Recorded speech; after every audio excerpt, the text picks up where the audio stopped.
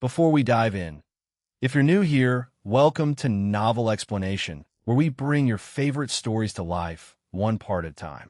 Hit subscribe and turn on the bell so you never miss what happens next.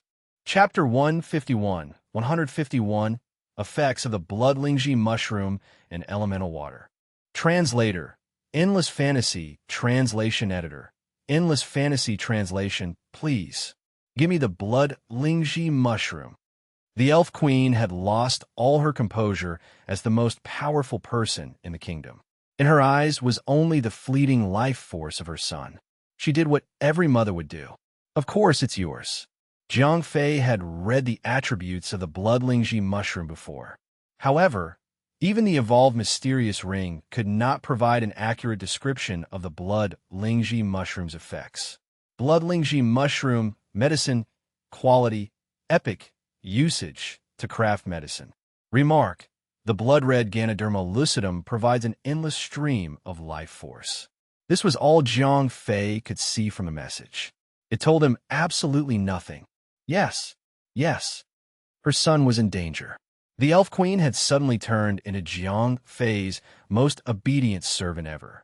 Forget about explaining the effects of the Blood-Lingji mushroom. She was willing to do much more than that. The Blood-Lingji mushroom and the elemental water are treasures of the same tier. The elemental water is used to fill the Dringer's body with magic power and even form a magic shield. The magic power is endless. The Elf Queen continued. The Blood-Lingji mushroom works similarly. It enhances the physical body. It allows the user to have a stronger physique and recover faster from wounds. That means a passive ability of faster health point recovery. Jiang Fei nodded his head. Having listened to the Elf Queen's explanation, Jiang Fei immediately understood why Isabella had asked him to collect the Blood-Lingji mushroom and the elemental water. She intended to recover her physical body and her magic power. The other ingredients would allow her soul to return to her body. All right, I have told you everything now. The Elf Queen was panicked. After all, her son could die anytime. The sooner she obtained the Blood-Lingji mushroom, the sooner her son could be saved. Hee, are you kidding me? I spent half a day begging you, and you would not even part with a single bottle of elemental water. Jiang Fei laughed nonchalantly. No. I'm not asking for the Blood-Lingji mushroom for free. Rewards, the Elf Queen said quickly. All right, Jiang Fei said with an odd aura. This, we do not have. The Elf Queen was worried about saving her son and did not notice that Jiang Fei was purposefully toying with her. This was his revenge for her earlier refusal of giving him the elemental water. Adventurer, your request is rather impossible. Celestial-grade equipment are the equipment of the gods. The queen had been blinded by her desperation to save her son. However, the other royal elves were not dumb. They knew all too well that Jiang Fei was seeking revenge. However, what could they do? This was an adventurer, and they could not truly kill him. The threat of a death sentence would not faze him. If anything, he might even kill himself and take the Blood-Lingji mushroom along with himself. The elf prince would accompany him in death. You do not have any celestial-grade equipment? Jiang Fei gave a side glance towards the elves of royalty. Great adventurer, we do not have that much elemental water. Even among the elves, it is exceedingly rare. We can only condense a single drop of it once a month. Each year, we can only acquire one bottle of it. Our elf champions use the elemental water to evolve. Therefore, we do not have a lot of it in storage. The Elf Queen revealed everything under those dire circumstances. 3 bottles? I am very reasonable. I would not ask for all of it. Out of the 3 bottles, I'm only asking for 2 bottles. 1 bottle for Wei Weian's life, and the other bottle for the Elf Prince's life. Jiang Fei laughed coldly as he spoke. All right. It is as you say. As the seconds went by, the Elf Queen was getting more and more anxious. It was as if she could see the god of death slowly stalking towards her son. The Elf Queen was no longer the shameless queen who would renege on her promise for the benefit of the elf race. She was now a mother who would save her son at all costs. Me first? What if you renege on your promise again? Do you think I am dumb? Stop talking nonsense and give me the elemental water first.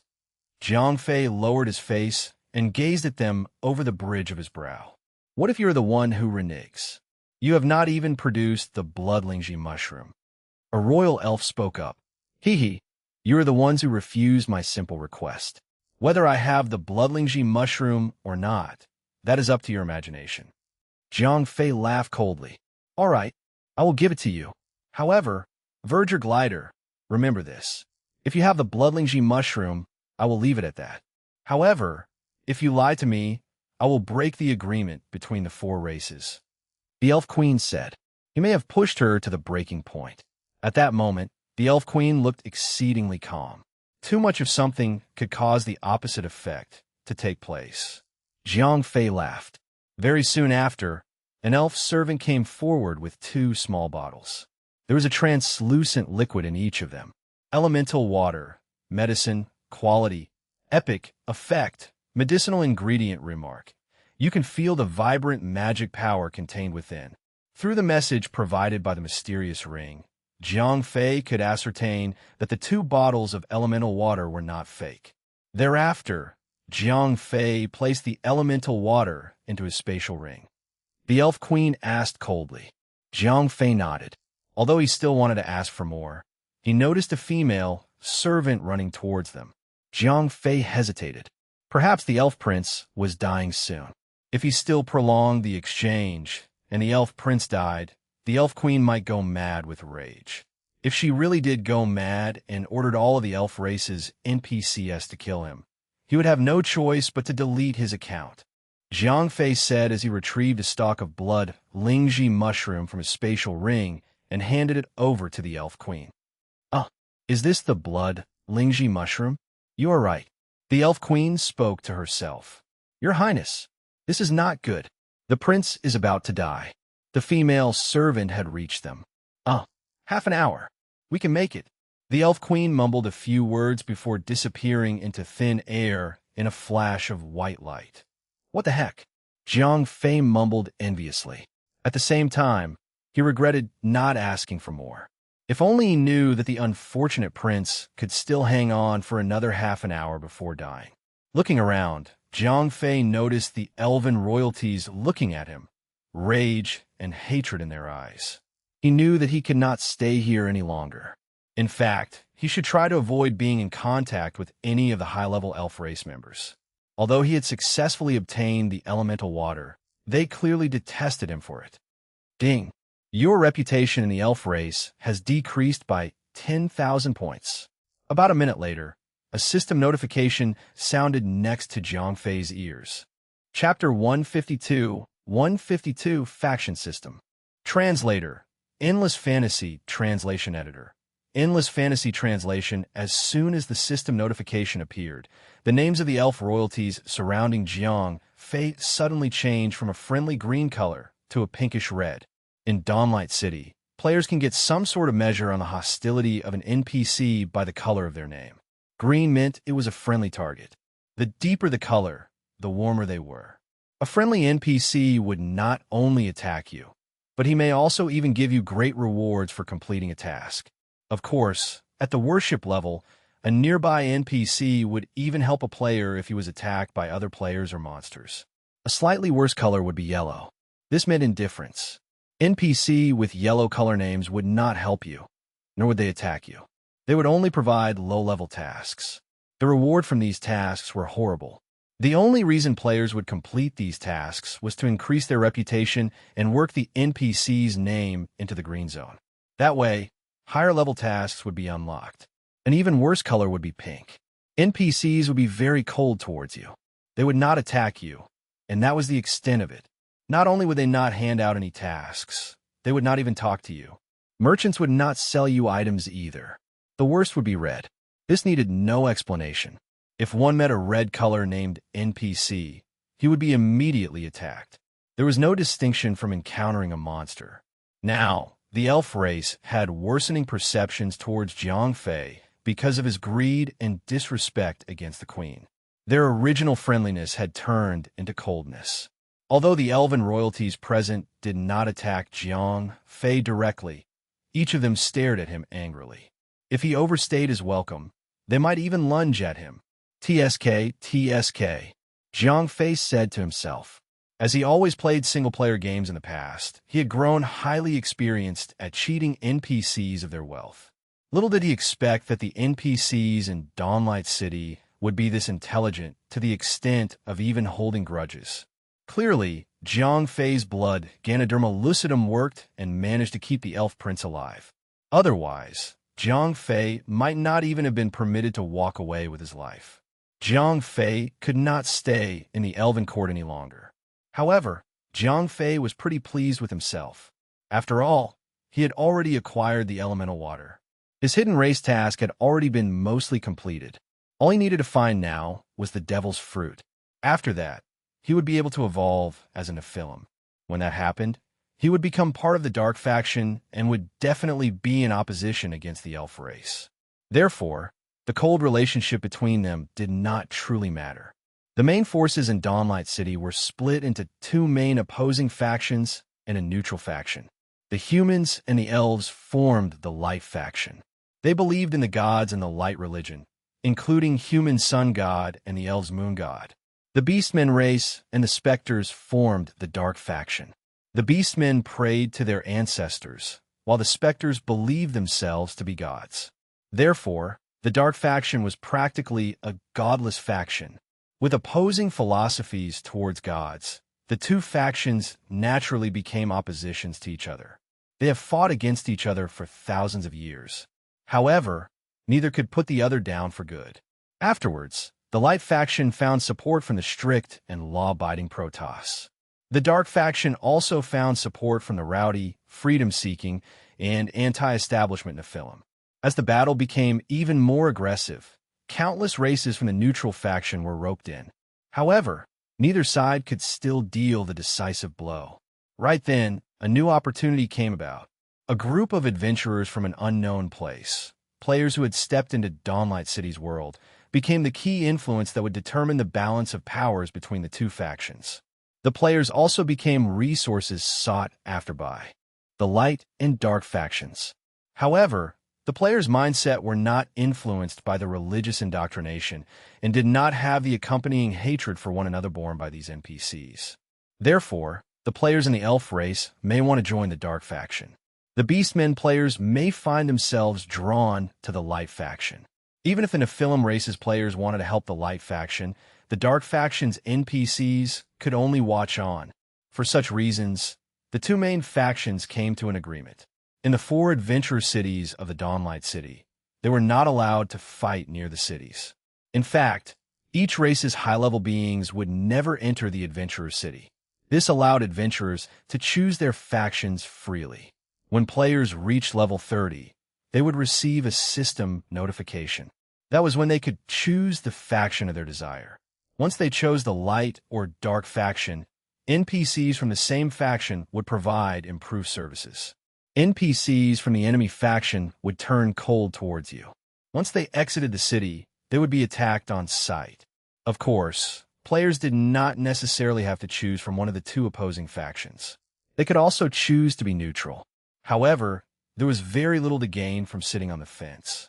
After selecting one's faction, players could no longer communicate with the opposing faction's NPCs. Even players of opposing races would no longer be able to buff each other up. At least, they could still talk to each other from the opposing faction. Therefore, the open faction system for adventurers after reaching level 30 was a huge selling point. It was greatly advertised in Dawnlight City's promotional video. Dawnlight City was a highly flexible game. The realities of loyalty and betrayal, regardless of it being a plot of spies or a great battle with magic, could be artfully represented in the game. This was the main attraction of Dawnlight City. However, the faction system was still out of reach for Jiang Fei, as he still could not find the devil's fruit. When Jiang Fei returned to Dawnlight City, he carried the elemental water and moved quickly towards the secret cave to meet Isabella. However, before Jiang Fei entered the cave, he removed the black dragon scale and placed it in his spatial ring. Clearly, Jiang Fei did not intend to return the treasure. The dragon guards on duty all recognized him. They did not say anything else and immediately led him deeper in. Isabella asked in an anticipatory tone. After all, Jiang Fei had looked very confident when he had left. Jiang Fei said as he handed a bottle of elemental water over to Isabella. Due to the Black Dragon Prince's existence, Jiang Fei could no longer continue to blackmail Isabella. In fact, with his reputation plummeting at the Elven Court, Jiang Fei had learned to tread lightly where it mattered. Ding, ding, ding. Blood of the Nephilim. Task item. Quality. Epic. Remark. This is an essential ingredient used when it comes to the evolution of a Nephilim.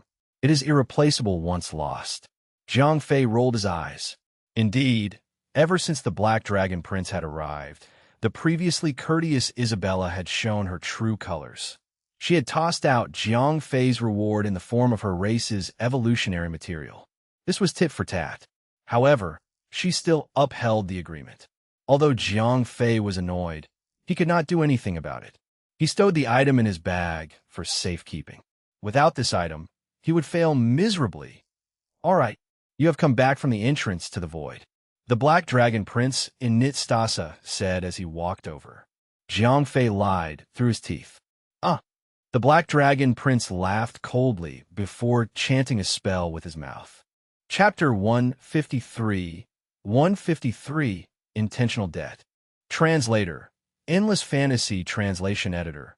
Endless Fantasy Translation. As the Black Dragon Prince chanted on, a golden light entered Jiang Fei's body. This was a summoning spell in the dragon language. As the Black Dragon Scale was part of Init scales, it would answer to his calls, no matter where it has been hidden. In fact, as the Black Dragon Scale was a task-based item, Jiang Fei could not possibly have given it to someone else or deposited it in the bank. Based on the Black Dragon Prince's guess, the Black Dragon Scale was either on Jiang Fei's body or hidden in his backpack. As long as he used the summoning spell at a close distance, the Dragon Scale would automatically return to him. After the chanting had been completed, Jiang Fei's body did not show any reaction. Init was dumbfounded. The only reason he had been willing to borrow the scale to Jiang Fei was because he could always summon it at any time. So much for that insurance. What was going on? See, you still don't believe me. Jiang Fei feigned annoyance. He knew that the cunning Black Dragon Prince was full of ideas. He must have had some way of retrieving the dragon scale. That was why Jiang Fei was not content with leaving it in his backpack and kept it in the spatial ring instead. The mysterious ring was an otherworldly existence. The spatial ring was like a safe box. Whatever that entered it would not fall out, even if Jiang Fei was knocked out. If that did not work here, Jiang Fei would have no choice but to concede misfortune. However, the mysterious ring did not let Jiang Fei down, despite the Black Dragon Prince attempting to summon it 3 times. The Black Dragon Scale lay quietly inside the spatial ring. The Black Dragon Prince frowned. Although the item was one of his scales, losing it would not affect his powers. However, it was his own scale and emanated pure, unhinged dragon might equivalent to his own person's aura. If someone found it and used it to threaten others in his name, it would affect his own reputation. Unlike the other pure-blood dragons, the Black Dragon race's 7th prince cared a lot about his good reputation. When he was convinced that Jiang Fei had lost his dragon scale, his brows curled into a deep furrow. Jiang Fei was guilty. Init stare was gnawing into his conscience by the passing minute, and he wanted to leave as soon as possible. All right, go ahead. Find us the devil's fruit as soon as you can, Isabella said. Right then, Isabella's perception towards Jiang Fei had improved significantly. She was no longer even bothered about Jiang Fei's past attempt at blackmailing her. After all, Jiang Fei had managed to locate more than half of the revival materials in just a few days. There was only one final ingredient missing before she could be revived. Isabella had never met any single person more capable than he was. Upon revival, she would convert this adventurer into an Nephilim. He would become her kin. It would be a waste to leave such a capable fellow as a mere follower. If Jiang Fei was loyal enough, he would be her close accomplice among Nephilim royalty. Therefore, In Isabella's eyes, Jiang Fei was already her future aide. Jiang Fei nodded and left the secret cave, as he was worried that the Black Dragon Prince was still observing him. Jiang Fei kept the Black Dragon scale concealed. Jiang Fei glanced at the time. It was almost time to log out. It had been a long day. First was the heroic dungeon, and then the entrance to the void for a rescue mission, and finally getting into trouble with the elf race's NPCs in the Elven Court. It was nothing like a quiet, peaceful day. At 6 o'clock in the morning, the game's servers went offline. Jiang Fei returned to reality once again. The enjoyable weekend had ended, and the much-dreaded Monday began. After breakfast, Jiang Fei headed for school. When Jiang Fei arrived at the classroom, the little fatty Zhao Feng came over and struck him with a question. He had arrived early today. From a moment, he stepped into the class to the moment. The man himself walked in. Zhao Feng's ears had been filled with Jiang Fei's name. Various accounts about Jiang Fei had described him as a demigod of sorts. After all, at the social event on Saturday, Jiang Fei had stolen the spotlight. Regardless of it being the hot jazz dance, or kicking the little fellow off the chairperson's stage, or even dragging 4 professional bodyguards in a marathon like a bunch of dogs, these events had earned him a lot of praise from the students who had the fortune of witnessing them. As not all students had participated in the social event, those who did see Jiang Fei's performance could not help but brag about what they saw to those who did not when everyone came to school on Monday. Gossip usually gets watered down as it is passed further down the line. In the end, any version would sound plausible. In the case of the jazz dance, nothing much could be added to it. Jiang Fei was certainly good at dancing and was now known as the school's #1 god of dancing. However, kicking Tokugawa and the running incident had devolved into entirely different tales. The most extreme one described Jiang Fei as knocking out the 4 bodyguards and then dragging them by their collars like a bunch of dead dogs. He had then pulled the 4 bodyguards by leashes and ran them 100 laps around the school field. Apparently, it all took him barely a minute. Of course, this made good table talk, but nobody would take it seriously. However, just because it was greatly exaggerated did not mean that people would not continue talking about it. Therefore, in the end, the entire school was talking about the most blown-up version of the incident. They described Jiang Fei as either the Superman or the Hulk. Jiang Fei rolled his eyes. Ever since he acquired the mysterious ring, he had been using the equipment and elixirs he brought out from the game. He had indeed been able to do a lot of things that he would not even dare attempt in the past. Thinking about this reminded Jiang Fei of his close shave with Mao Tian. A sudden wave of anger surged in his heart. Although he did not have any evidence, Jiang Fei was almost certain that the person behind the plot was Tokugawa Shinji. Just you wait. One day, I'll obtain the power. Tokugawa Shinji, you better hide in Japan, or else. Jiang Fei snorted coldly in his heart. He had decided that he would attend more lessons with Chun Shi when he had time. The lessons in the morning were as uninspiring as ever. Fortunately, Jiang Fei had gulped down 10 bottles of evolution blood. He had 10 points of increased intelligence and spirit. The lessons suddenly seemed much easier than before. Students, we will be carrying out a small test on Wednesday. When the class ended at noon, the teacher who taught the Cybertron lesson released a much-hated announcement. The only ones who would applaud such words would be the studious type. Hasn't it only been a few days since school started? Zhao Feng mumbled to Jiang Fei with a frown. Who cares? We'll cross the bridge when we get there. Jiang Fei shook his head. Although paying attention in class had been much easier for the past 2 days, he still could not really understand the teachings of this mathematics teacher. He was just as helpless as everyone else who had been blindsided. Chapter 154 Growth. Translator, Endless Fantasy Translation Editor. Endless Fantasy Translation, the day's classes finally ended.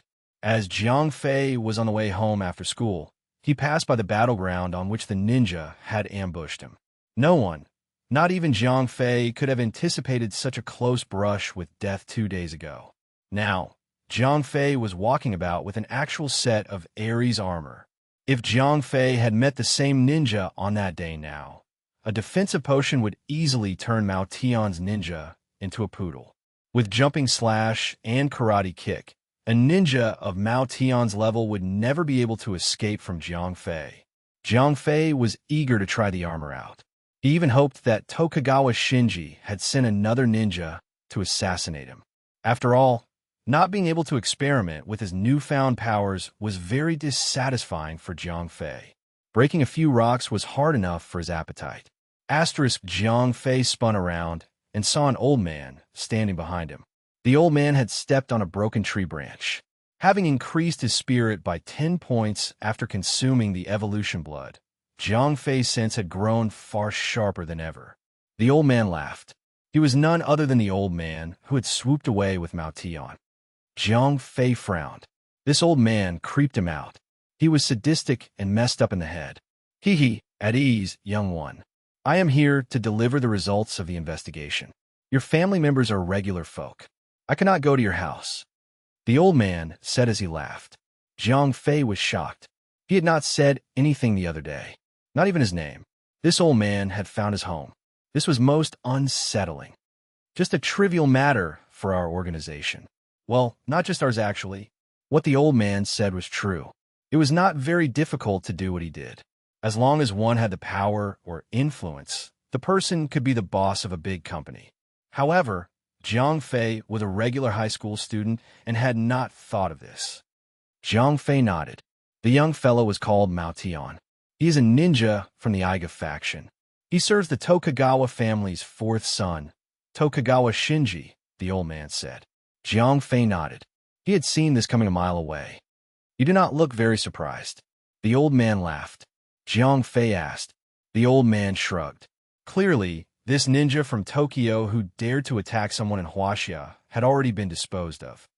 Okay, I understand. Jiang Fei nodded and prepared to head home. He was liking the old man lesser and lesser with each passing second. Sure. A word of advice, though. It is normal for a young man to be rash.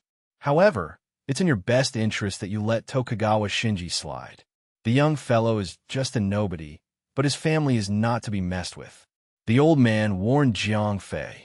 Jiang Fei did indeed have the idea of teaching Tokugawa Shinji a lesson. With the Ares armor, Jiang Fei's abilities had dramatically increased. He longed for a live target. But Jiang Fei was not ready to go all the way to Tokyo. He was not dumb. He was in his home ground when the ninja attacked him. If he went into enemy territory to do the opposite, things would not end well for him. Jiang Fei knew his place. He could not yet roam freely in Tokyo as he did not have invincible might. Naturally, he would not send himself to die. That's right, the old man added before he left. In the blink of an eye, he had vanished. Jiang Fei was surprised. The last time the old man left, he had merely climbed over a tall wall. Jiang Fei had not thought much of it. However, the old man had just displayed a shocking speed of movement. He was indeed a talented person. Jiang Fei had believed that with the Ares armor, he would be able to withstand the first attack from a would-be assassin. He could then drink the defensive potion. However, if the old man had been the one to attack him, he would have been finished. Damn it, Jiang Fei sighed. He was aware of his own shortcomings. Although Jiang Fei's equipment gave him great strength, his technique and combat awareness were no better. He needed actual training. After having eaten dinner, Jiang Fei laid on his bed. He thought about the conversation between him and the old man. Jiang Fei had decided in his heart that he needed to become stronger because he was not the only person in harm's way. The old man had easily discovered where he lived. Wouldn't this mean that Tokugawa Shinji, who knew Jiang Fei's name, could easily track down his family? Jiang Fei could use the defensive position and equipment to fight against the ninja. But what about his parents? How would they protect themselves? Damn ninjas. These folks sent out assassins as easily as it was to eat and drink. Although Tokugawa Shinji had returned to Tokyo, he still dwelled in the back of Jiang Fei's mind. This won't do. I need to get stronger quickly. Jiang Fei steeled himself. As a high school student from a well-off family, Jiang Fei had never often felt any pressure. He could talk about how examinations stressed him out, but it was nothing like this. His own life and the lives of those he loved were in danger. Jiang Fei suddenly started thinking like an adult. He never used to even consider many things, but he was suddenly very conscious of them.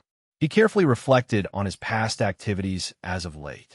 Now, Jiang Fei had to be very careful. Hardship always tempered steel. Such was the case for Jiang Fei. It was as if he had grown up into a real man in a single night. He was now a man with a goal in his mind.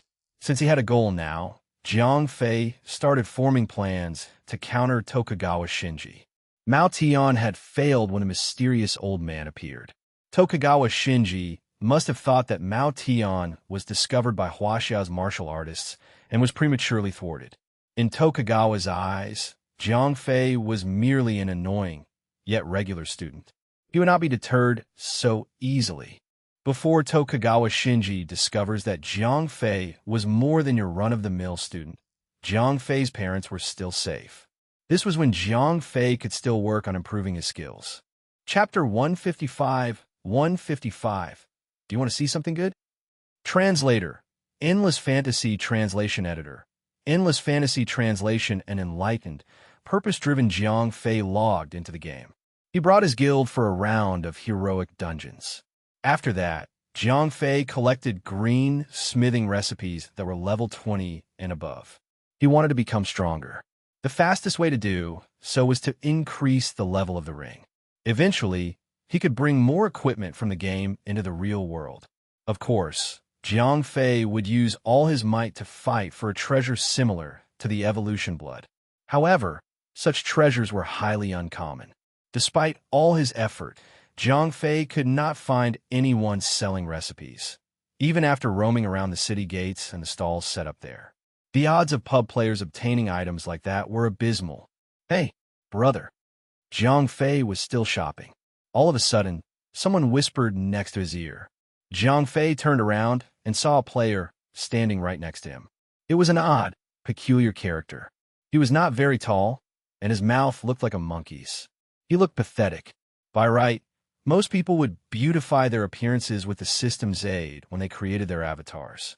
However, this fellow looked so helplessly ugly that not even the system's beautifying effects worked. This had been a deliberate act. Smart Tomato, Rodent Race, Thief, Level, 19 Health Point, 1624 Attack Power, 284 Remark, Guildless. Jiang Fei took a look at the person's attributes. He finally understood why this fellow looked so pathetic. Since he had chosen the rodent race, he looked like an anthropomorphic rat. No orc player would submit themselves to such a fate. It was bizarre, to say the least. Jiang Fei asked suspiciously. Hey, Smart Tomato asked, grinning deviously. Jiang Fei frowned. This person somehow looked familiar. Good stuff. Smart Tomato ignored his questions and continued pulling Jiang Fei toward a secluded area. The hell are you on about? Have we met before? Jiang Fei pulled away from the fellow.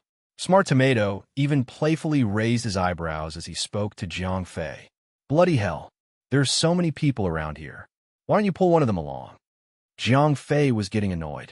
Well, it was not like he could blame him. There were indeed many people shopping around. However, none of them stood out like Jiang Fei. He was covered in a body of bedazzling, expensive-looking armor.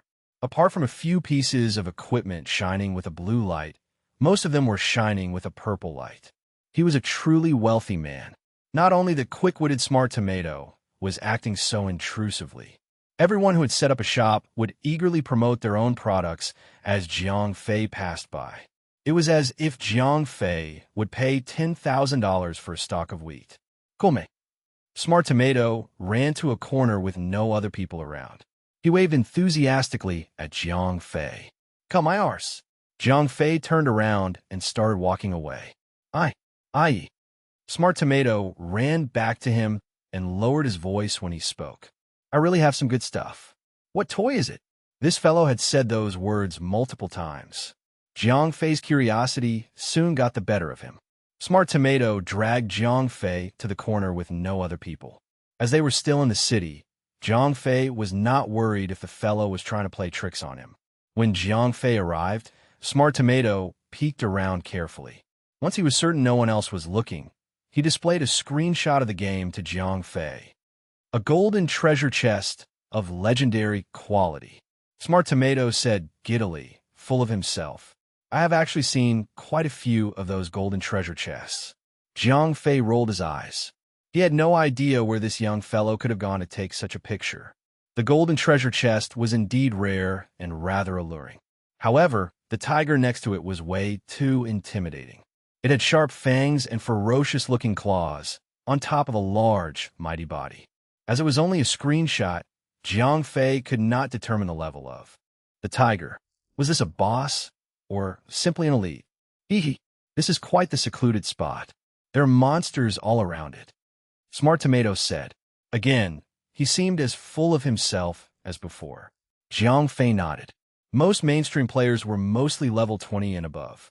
Even the frontliners were around level 23. This fellow was only level 19. He did not even have a complete set of equipment. He was basically half naked. At first, Jiang Fei could not understand why. Now, the pieces were falling into place. This fellow was most determined to approach the treasure chest. He had not give up, even after dying 4 times. I've got the route sorted out. The only problem left is that thing in front of the treasure chest. You look like you'd be able to fend it off for a while. What do you think? When we get there, you can distract the monster while I open the treasure chest. We can split the loot. Smart Tomato said, as he gave Jiang Fei a charitable look. Don't kid around now. Jiang Fei rolled his eyes and started walking away. What kind of joke is this? I fight the damn boss while you open the treasure chest. What if you ran off with the loot? Not to mention how dangerous the beast looked. What if I died? Forget about the experience points he had at this level. Jiang Fei's overall equipment was most definitely worth more than a legendary quality treasure chest. Did Smart Tomato really think he was dumb enough to take such a huge risk for this tiny gain? Don't leave, brother. Smart Tomato tugged at Jiang Fei. What is there to talk about? Go do it yourself. Jiang Fei glared at Smart Tomato. So? Smart Tomato asked helplessly. In truth, Jiang Fei was not the first person he had looked for. However, no one would fall for it so easily. Forget about the ratio of the split. Nobody would simply trust the other person to open the treasure chest. How about we do it this way? You will forget about whatever is inside the treasure chest. I will buy the treasure chest from you. Jiang Fei thought for a while before he spoke. After all, the legendary quality treasure chest was rather attractive to him. What about the monster? Smart Tomato asked. He was rather convinced. Although he did not know what was inside the treasure chest, it would be pointless if he cannot even have it in the first place. Moreover, someone else might discover the location of the treasure chest eventually. If that happened, he would have lost everything. Furthermore, 2,000 gold coins was not a small sum. Some guilds could not even gather this much money. For someone who relied on gaming to earn money for a living, it was a massive sum. Chapter 156, Golden Treasure Chest. Translator, Endless Fantasy Translation Editor. Endless Fantasy Translation IE. Okay, fine. 2,000 gold coins were equivalent to $20,000. Still a huge income for Smart Tomato, but he had a family to feed. For someone who relied on gaming as his bread and butter, the money would never be enough. All right, Jiang Fei had cleared a few unknown dungeons, earning himself a small fortune. Naturally, he would not think much of such a sum. All right, but how do I know that you have that much money? Although they had agreed on the price, Smart Tomato was still not convinced by Jiang Fei's promise. Jiang Fei laughed. Although the system protocol charges a small amount of administrative fees for such arrangements, it was very secure and the payout would be guaranteed. Smart Tomato nodded. The system protocol was indeed very secure. If Jiang Fei did not have enough money, the agreement would not be signed. Once the agreement was signed with Jiang Fei, the amount of gold coins promised by Jiang Fei would be temporarily frozen. As long as he brought Jiang Fei to the golden treasure chest area safely and the legendary quality treasure chest was truly within 100 meters, the system would automatically deduct those gold coins from Jiang Fei's account. Once they were done signing the agreement, Jiang Fei laughed cheerfully. However, right then, Smart Tomato stared at Jiang Fei with his eyes and mouth wide open. He looked as if he had just seen a ghost. You, Smart Tomato stuttered. Jiang Fei nodded. It is you after all. Truly. Smart Tomato still could not make sense of his own speech. Jiang Fei had gained a name in Dawnlight City. He was ranked #1 in terms of levels. The strongest tanker in Dawnlight City, the distributor of godly equipment and the mobile cash box. Such were just a handful of Jiang Fei's nicknames. Once he became aware of Jiang Fei's status, Smart Tomato stopped asking questions whatsoever.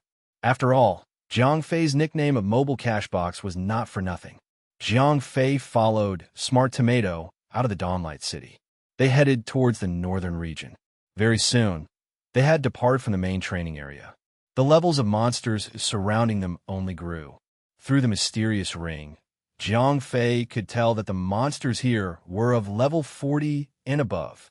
As they walked and talked, Jiang Fei got to know Smart Tomato better. He was quite the unique individual. Although he relied on gaming for survival, he took a different route from other class players who competed amongst each other and managed guilds. He played to explore and locate scattered treasure chests. Apart from that, he would roam around taverns, the city gate, or the dungeon entrances to hear out news about such treasures. Whenever it was appropriate, he would summarize the news and sell it to interested parties. It was not the most lucrative lifestyle, but he had freedom. After a few successful trades in the game, he had earned himself a fair bit of cash. Therefore, he did not have much care about leveling, equipment, or any of that. Otherwise, he would not have been willing to die 4 times in tracing the safe route. Jiang Fei had learned much due to Smart Tomato's own self-promotion. After all, Jiang Fei was a very wealthy man. If Smart Tomato discovered some secret location or an undiscovered dungeon, he could sell the information to Jiang Fei. This was why Smart Tomato had warmed up so much to Jiang Fei. Not long after, the two arrived at the location. It was far away, above a small hill. Jiang Fei could see the brightly shining golden treasure chest there. Of course, he could also see that the hill was filled with tigers. These tigers were normal monsters of level 45. Even if players formed a group of 100 people, they might narrowly make it through. However, some of the people would inevitably die. A massive tiger lay next to the treasure chest. The white tiger was nearly 4 to 5 meters long and was sprawled next to the treasure chest, napping. Roadblocking. Tiger King, Beast, Leader, level, 48 health point, 200,000 attack power, 4,000 skill. Mad Pounce, Tearing Bite, Clawing Attack, Tiger Roar, Sweeping Tail, Frenzy. Mad Pounce. Randomly pounces at an enemy target. Instantly clears the aggro meter. Tearing Bite. Immediately attacks the target, causing massive damage and inflicting bleeding effect. Clawing Attack. Immediately attacks the target, causing a minor pushback and interrupts spellcasting. Tiger Roar. Summons all nearby tiger monsters to assist in combat. Sweeping Tail. Swipes at opponents behind and on both sides of the tiger, causing significant damage. Frenzy. For every 10% of health points lost, it gains an additional 20% attack power. Jiang Fei took a look at the boss, and his jaw went slack. Based on the level of most players, they could push through the small monsters with brute force, but facing the boss was out of the question. He would never last against it. Moreover, his level is just ridiculously high. Players would not be able to deal any damage towards it. All right, you have completed your mission, Jiang Fei said as he validated the agreement in advance. The gold coins were instantly transferred into Smart Tomato's backpack. Huh? Don't you want me to bring you there? I know how to get around those normal tigers. As for the white tiger, that's a different story, Smart Tomato said. In his opinion, the most valuable piece of information he held was the safe route to reach the treasure chest. He had traded for it with his 4 repeated deaths. No need for that, Jiang Fei said with a laugh. All right then, Brother Fei. Can I add you as my friend? Since Jiang Fei no longer needed him, Smart Tomato knew what to do. He did not forget to establish a connection with the wealthy Jiang Fei. In the future, he would not need to worry about not being able to sell his information. After all, the wealthy folks from the 4 main guilds combined could not possibly be any more generous than Jiang Fei. Jiang Fei nodded. Naturally, It was a good thing to have such informants as friends. One smart tomato had left with a return scroll. Jiang Fei smiled to himself and retrieved the black dragon scale. Other people would risk their lives coming here, but Jiang Fei was different.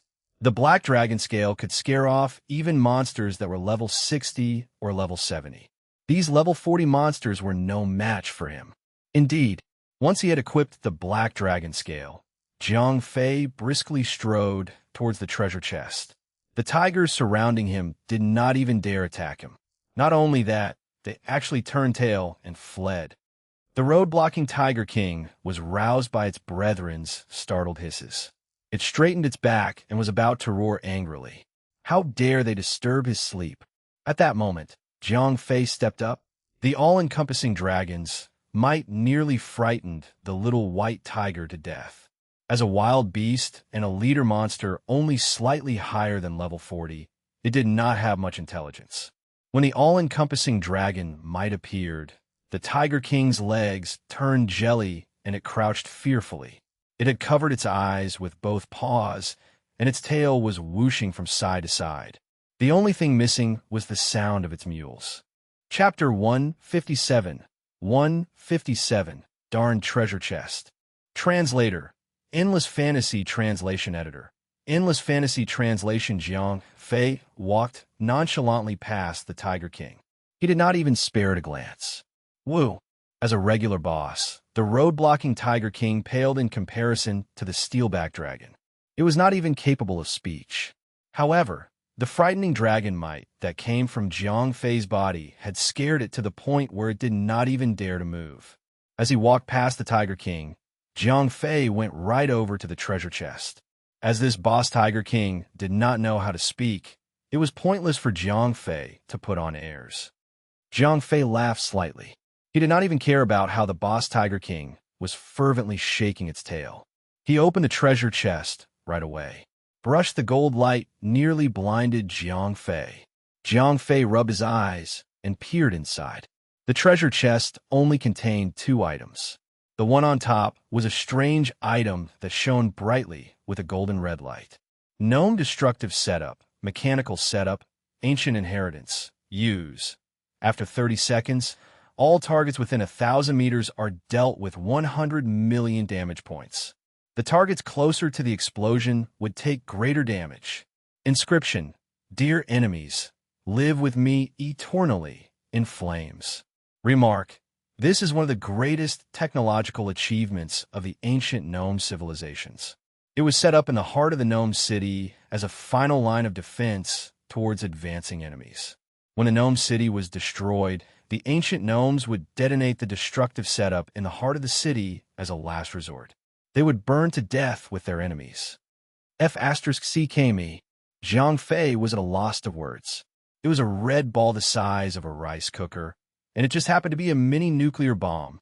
Based on the remarks and inscription, Jiang Fei could tell how amazing the ancient gnomes were. They were not only technologically ahead, they were also fearless in the face of war. However, the time of the ancient gnomes had already passed. Jiang Fei's encounter with the modern gnomes had been vastly different. They were a bunch of weak and timid cowards. Apart from bullying those weaker than them, they did not dare to attempt anything else. Even if they rediscovered their lost ancient technology, they would never regain their former glory. The destructive setup was indeed freakishly powerful. However, the thing was indiscriminate. It killed both friend and foe.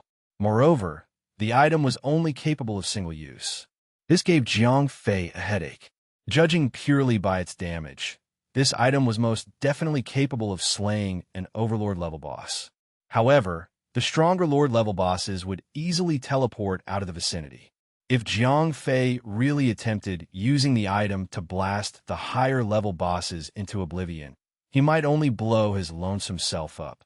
Even if Jiang Fei went all out, he could not possibly cover 1,000 meters in 30 seconds. After thinking about it for some time, he decided that this item would be the final resort needed to kill another person. When he finally sets up his guild's base, he would set the item up in the base. If a guild ever overwhelmed his defenses, he could blow everyone and everything up in sight. Once he soared the mini-nuclear bomb in the spatial ring. Jiang Fei turned his gaze to the second item. Spy's Eye, toy quality, excellent, use, summons an invisible eye. The eye is capable of flying at extreme speeds. You can see everything that the spy's eye sees. Cooldown is 5 minutes. Remark: the spy's eye cannot go further than 50 meters away from you, or it will disappear. Darn it. Jiang Fei had never been so frustrated before. This seemed like an amazing tool at first sight. However, a range of 50 meters rendered it absolutely useless. Another 10 meters, and a long-ranged attack could reach him. CKME. Jiang Fei tossed the spy's eye into the spatial ring. He was very disappointed. He had thought the legendary quality treasure chest might have contained some good treasures. In the end, it had only contained these two useless toys. To be honest, it was not the fault of the golden treasure chest. The gnome destructive setup was of a very high grade. It had even surpassed the legendary quality. However, ancient inheritances were like so. They would be great in a certain aspect, but their pitfalls were crippling. Due to the existence of the big bomb that exceeded the legendary quality, the second item in the treasure chest could only sum up as excellent quality to compensate. After all, the value of the items in the treasure chest had been claimed by the gnome destructive setup. Forget it. Jiang Fei shook his head and tore open the return scroll. He did not even bother looking at the road-blocking Tiger King, which was currently pretending to be a kitten. Once he returned to Dawnlight City, Jiang Fei took a look at the time. There were more than 10 hours left until he had to go offline. It was still early. The experience gained from killing normal monsters was far too little for him. That was when Chun-Shi came to mind. In the real world, Jiang Fei had to attend classes and had very limited time. There was next to little time when it came to honing his battling techniques. However, at night, he could use the game as a VR dojo. Jiang Fei was the type of person who did what he thought about doing spontaneously. Therefore, he immediately sent a voice message to Chun-Shi. Chun-Shi sounded exasperated. I am thinking of learning battle techniques from you in the game. Although Jiang Fei had his doubts about this, he still needed the opinion of an expert in this. Chun-Shi was silent for a while before continuing. How should I put it? Jiang Fei asked confusedly. Let's put it this way. In the game, you are a superhuman. Your real-world body is nothing like your game's avatar. Whatever you pick up in the game, you may not be able to replicate it in the real world. If you fought in a real battle, the training in the game might cause you to misjudge your own capabilities. Chun-Shi explained. Jiang Fei asked, well, if you can't pick up a fence here, you could work on your defense. No harm beating you up here, literally. Chun-Shi laughed and said, Jiang Fei's mouth widened. The last time they did this, Chun-Shi had spent half a day throwing him about. It's training after all.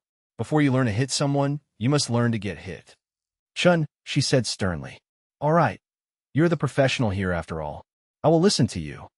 That steeled Jiang Fei's mind. After all, Tokugawa Shinji's threat hung like the sword of Damocles over his head. He had to buck up if he wanted to live. Chun-Shi sent him her coordinates. It was close to the Pride Vault, where Jiang Fei and Happy Drunk had once worked together on the field boss. Chapter 158. 158. Han Tianyu's True Abilities. Translator. Endless Fantasy Translation Editor. Endless Fantasy Translation. Jiang Fei was able to locate them very easily. As every player in the Aristocrats knew that Verdu Glider was a good brother of the Aristocrats' new boss, they respectfully escorted him to their location. Fei, I heard that you created your own guild. Also heard that it's more of a harem. When Jiang Fei had arrived, Han Tianyu jeered at him. He was well informed, as always. Jiang Fei felt a vein throbbing in his skull. What in the world is going on here? Han Tianyu seemed to have requested for someone to bring him a comfortable chair. There was even a small table next to the chair. To top that off was a bottle of expensive alcohol from an NPC's liquor shop. The master was languishing on the comfortable chair, leisurely sipping alcohol. Do you see it now? Only Chun-Shi would be this blunt. The F***CK is going on here. Jiang Fei could not stop himself.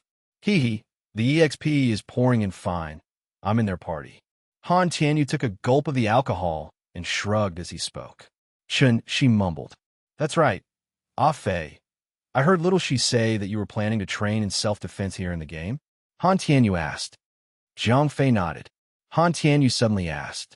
Although he was only a few years older than Jiang Fei, he had far more experience in life as a military arms dealer.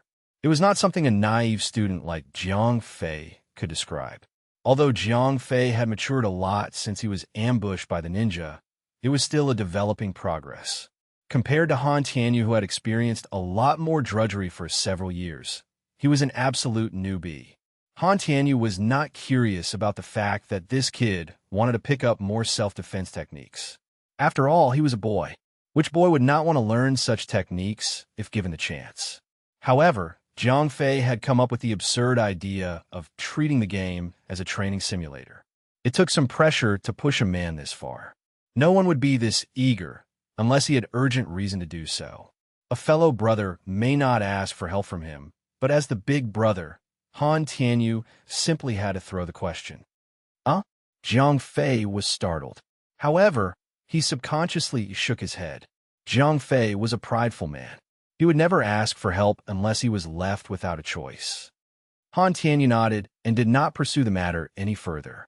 However, he turned his head around to glance at Along. Along nodded and walked out of sight.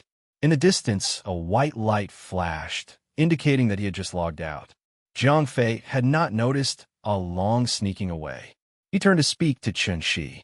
Little Shi, you think that this could be half done. Simple. Stand like a statue, get hit, get up again.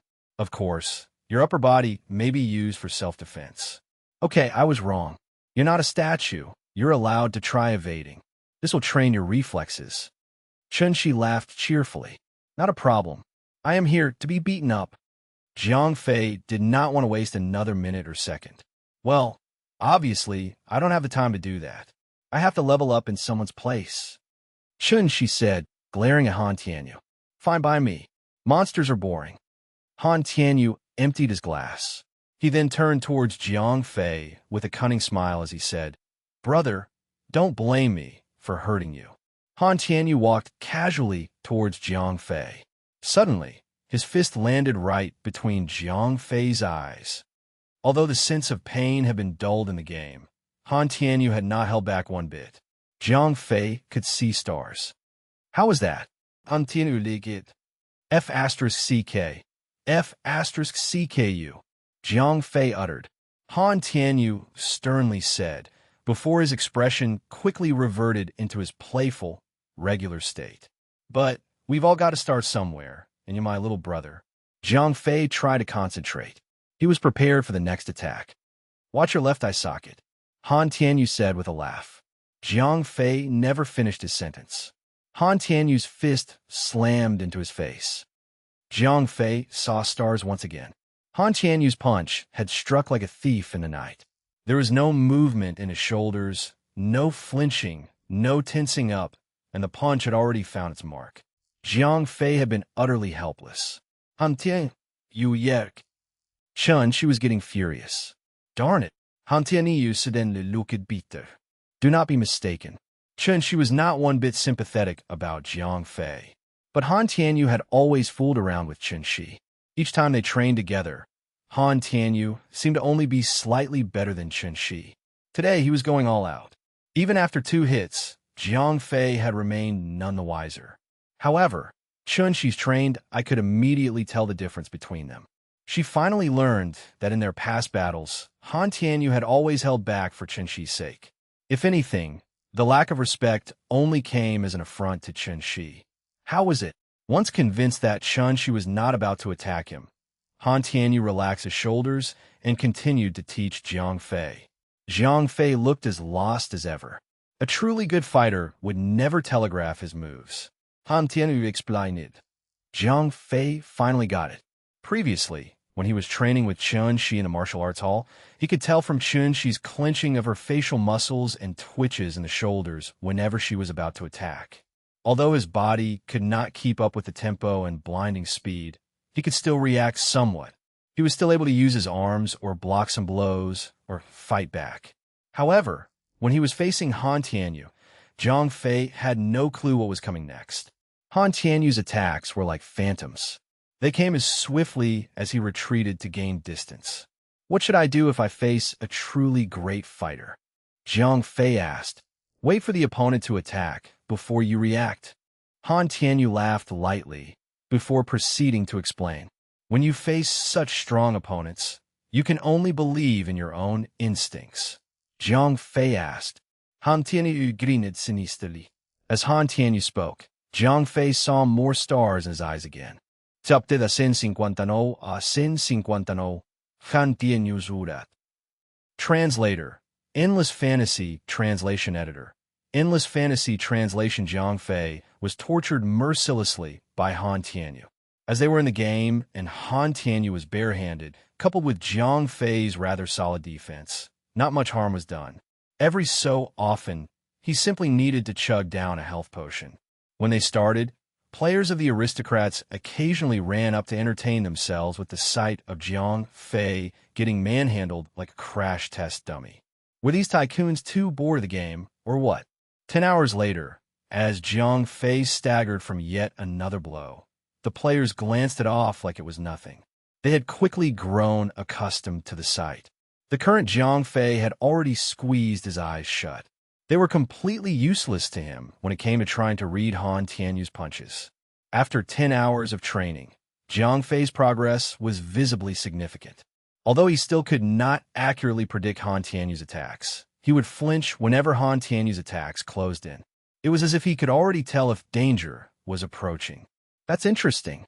Han Tianyu likid. Zhang Fei asked. I can't tell for sure. Well, if you're beaten up by me for 10 hours a day, you would be able to roughly predict the direction of the attacks in about half a month. However, blocking it would be a matter of your reflexes. Han Tianyu said. This question had been hanging on the tip of Zhang Fei's tongue. He had considered Chun Shi to be tremendously strong, for lack of a better word. After all, if the Japanese ninja had ambushed him at Chun Shi's speed, Zhang Fei might have been dead before even reaching for his potion. However, now that he had seen Han Tianyu's skills, Zhang Fei finally understood the meaning of true power.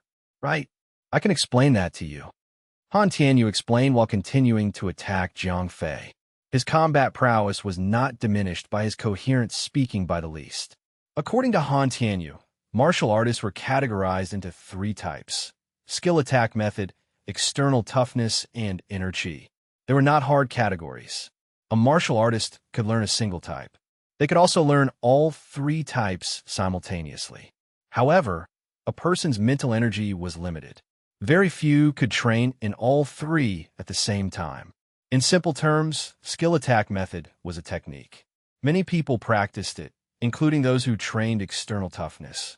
Only very few who focused mainly on inner chi would not train in it.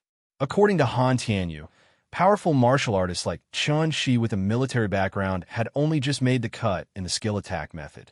After all, martial arts classes in the military was open to everyone, regardless of their talents.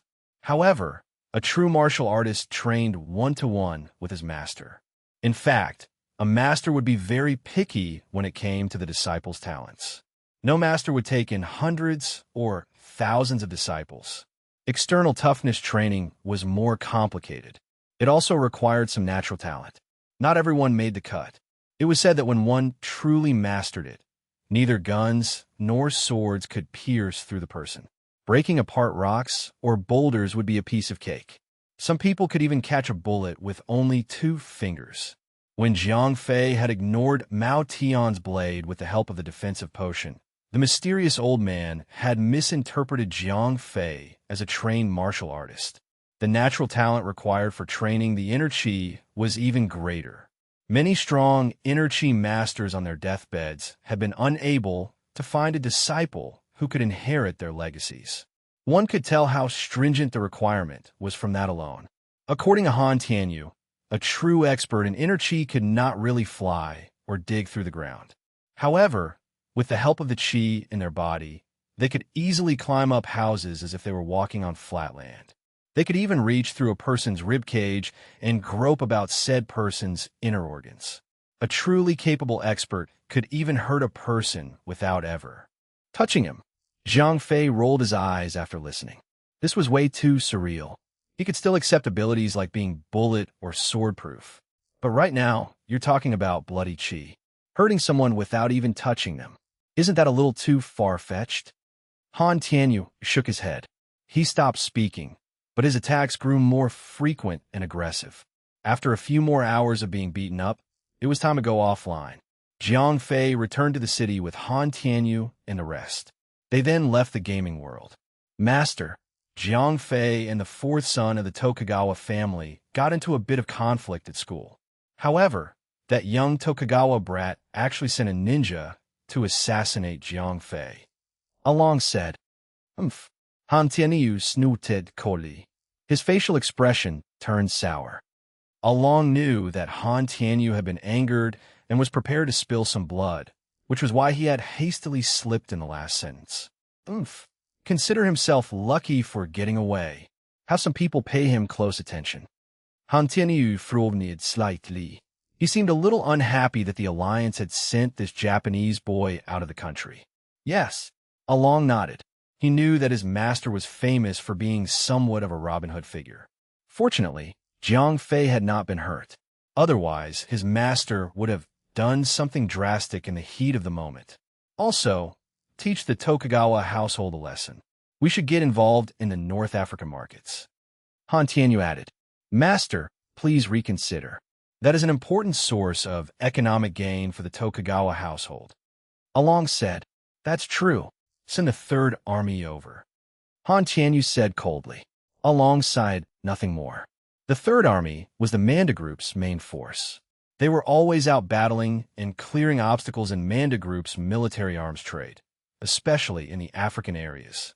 Since he is moving them there, it seemed that the master was determined to teach the Tokugawa household a memorable lesson. Zhang Fei did not know that Han Tianyu had made these arrangements. On his way home, Zhang Fei kept having flashbacks of what Han Tianyu said. He had thought that after wearing his improved equipment, the only difference between him and the experts would be their technique and experience. However, if what Han Tianyu said was true, even with a full set of equipment that could withstand guns and blades, he was still not invincible. After all, those so-called inner chi experts were capable of attacking his inner organs without direct contact. Mere armor would not stand in the way of that. Chapter 160 Cheating. Translator, Endless Fantasy Translation Editor. Endless Fantasy Translation. Zhang Fei had originally thought that Han Tianyu was merely trying to scare him off. However, when he remembered the mysterious old man vanishing right before his eyes, he realized that the speed had been far beyond his own imagination. Based on Han Tianyu's words, Zhang Fei believed that the old man could very well be a so-called inner chi expert. With that kind of speed, he must have had the help of chi. Zhang Fei could not focus on class for the rest of the day. Martial artists were constantly flitting about in his mind. It was an entirely new, foreign world, a world that existed at the same time and space as the regular, docile world. Only a handful of people walked in both worlds.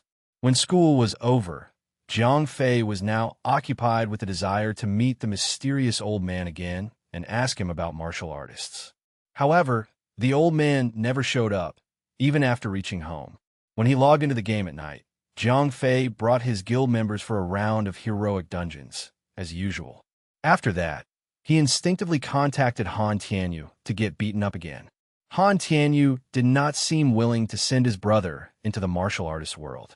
Therefore, he only glazed over some explanations to Zhang Fei and never repeated them again. As there was plenty of time in the day left, Zhang Fei was beaten up for nearly 20 hours straight. However, the rewards were very apparent. Zhang Fei could now identify the direction of attack based on Han Tianyu's motions, which were accompanied by gusts of wind. However, he still could not evade their blinding fast speed. His other sense had also been sharpened. Perhaps it was due to Zhang Fei's natural talent, or it might be because his spirit energy had risen by 10 points after drinking the evolution blood. Zhang Fei's senses had indeed exceeded those of an average person. Therefore, in a short span of time, The training had allowed him to improve by a great deal. When it was 6 o'clock in the morning, Jiang Fei left the game more exhausted than ever. Once he was back in the real world, he no longer had the superhuman abilities of his character, but his senses still remained. If Jiang Fei bumped into a ninja like Mao Tian, he might be able to stand his ground. He would not have to suffer the first attack before dodging the next. Just as Jiang Fei was feeling proud of himself, the mathematics teacher threw him a metaphorical curveball. The contents of the mathematics lesson was indeed an examination. Jiang Fei was stunned when he saw the examination questions. Even the multiple-choice questions were difficult for him. The harder questions in the latter sections gave him an even bigger headache. It had not even been a month since school started, and such a difficult examination was a little too much. Clearly, the mathematics teacher had wanted to show Jiang Fei and the rest who the boss was, so that they would pay attention in the future. Jiang Fei lifted his gaze to look around. Apart from Chun Bo, Sun Mingming, and a few other studious types, everyone else looked bitter. Fatty Zhao Feng, who sat behind Jiang Fei, was frowning deeply. He had not filled in a single blank. Jiang Fei sighed and started answering the questions. Like most of the students, Jiang Fei only answered questions he knew the answers to. However, he was not exactly the studious type. Although paying attention in classes recently had been much easier, thanks to the evolution blood, it only helped when it came to social sciences, which required a lot of memorizing. For subjects like mathematics, which required actual comprehension of the content, Jiang Fei was still in deep waters. He could barely answer half the paper. 1/3 of the assigned duration had passed. Jiang Fei realized that there was no other question he could attempt. After calculating his marks, he found out that even if he did not make a single mistake for all the answered questions, he would not be able to reach 60 marks. This was a fail, according to the mathematics teacher's bad temper. He would definitely be humiliated publicly. Jiang Fei leaned back, frustrated. All of a sudden, a thought crossed his mind. That's right, Jiang Fei thought, as he put his left hand in the pocket to communicate with the spatial ring. Spy's eye, toy quality, excellent. Use, summons an invisible eye. The eye can fly extremely fast. You can see everything that the spy's eye sees. Cooldown time is 5 minutes. Remark, the spy's eye cannot go further than 50 meters away from you, or it will disappear. This item was not very useful in the game. However, it was a treasure in the real world. Regardless of whether it was used to follow someone or to investigate a matter, it was a godsend. If it fell into the hands of a pervert man, this item would be quickly worn out. However, Jiang Fei's intentions were pure, and that was to cheat in the examination. He pinched at the spy's eye gently. A small invisible ball appeared in front of Jiang Fei's eyes.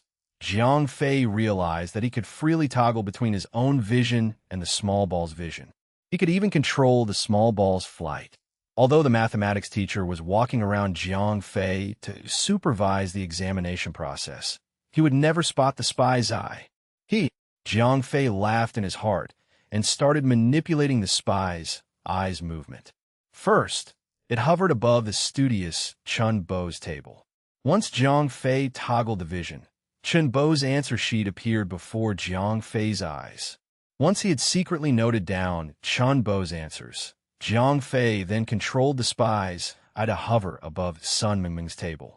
Jiang Fei now had a much better idea of how to answer the questions after comparing the answers of 2 of the studious geniuses. Once he toggled back to his own vision, Jiang Fei started writing. Since it was an act of copying, it would take no time. The sound of his pencil tip rubbing against the answer sheet immediately attracted the attention of a few students around him.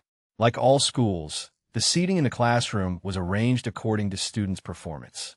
The good students would sit in front, while the poorer students would be placed at the back.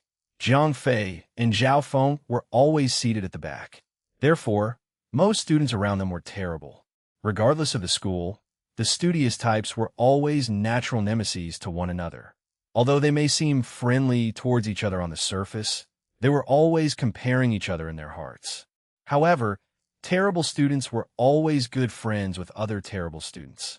Therefore, Jiang Fei and the students around him were a pretty tight-knit group.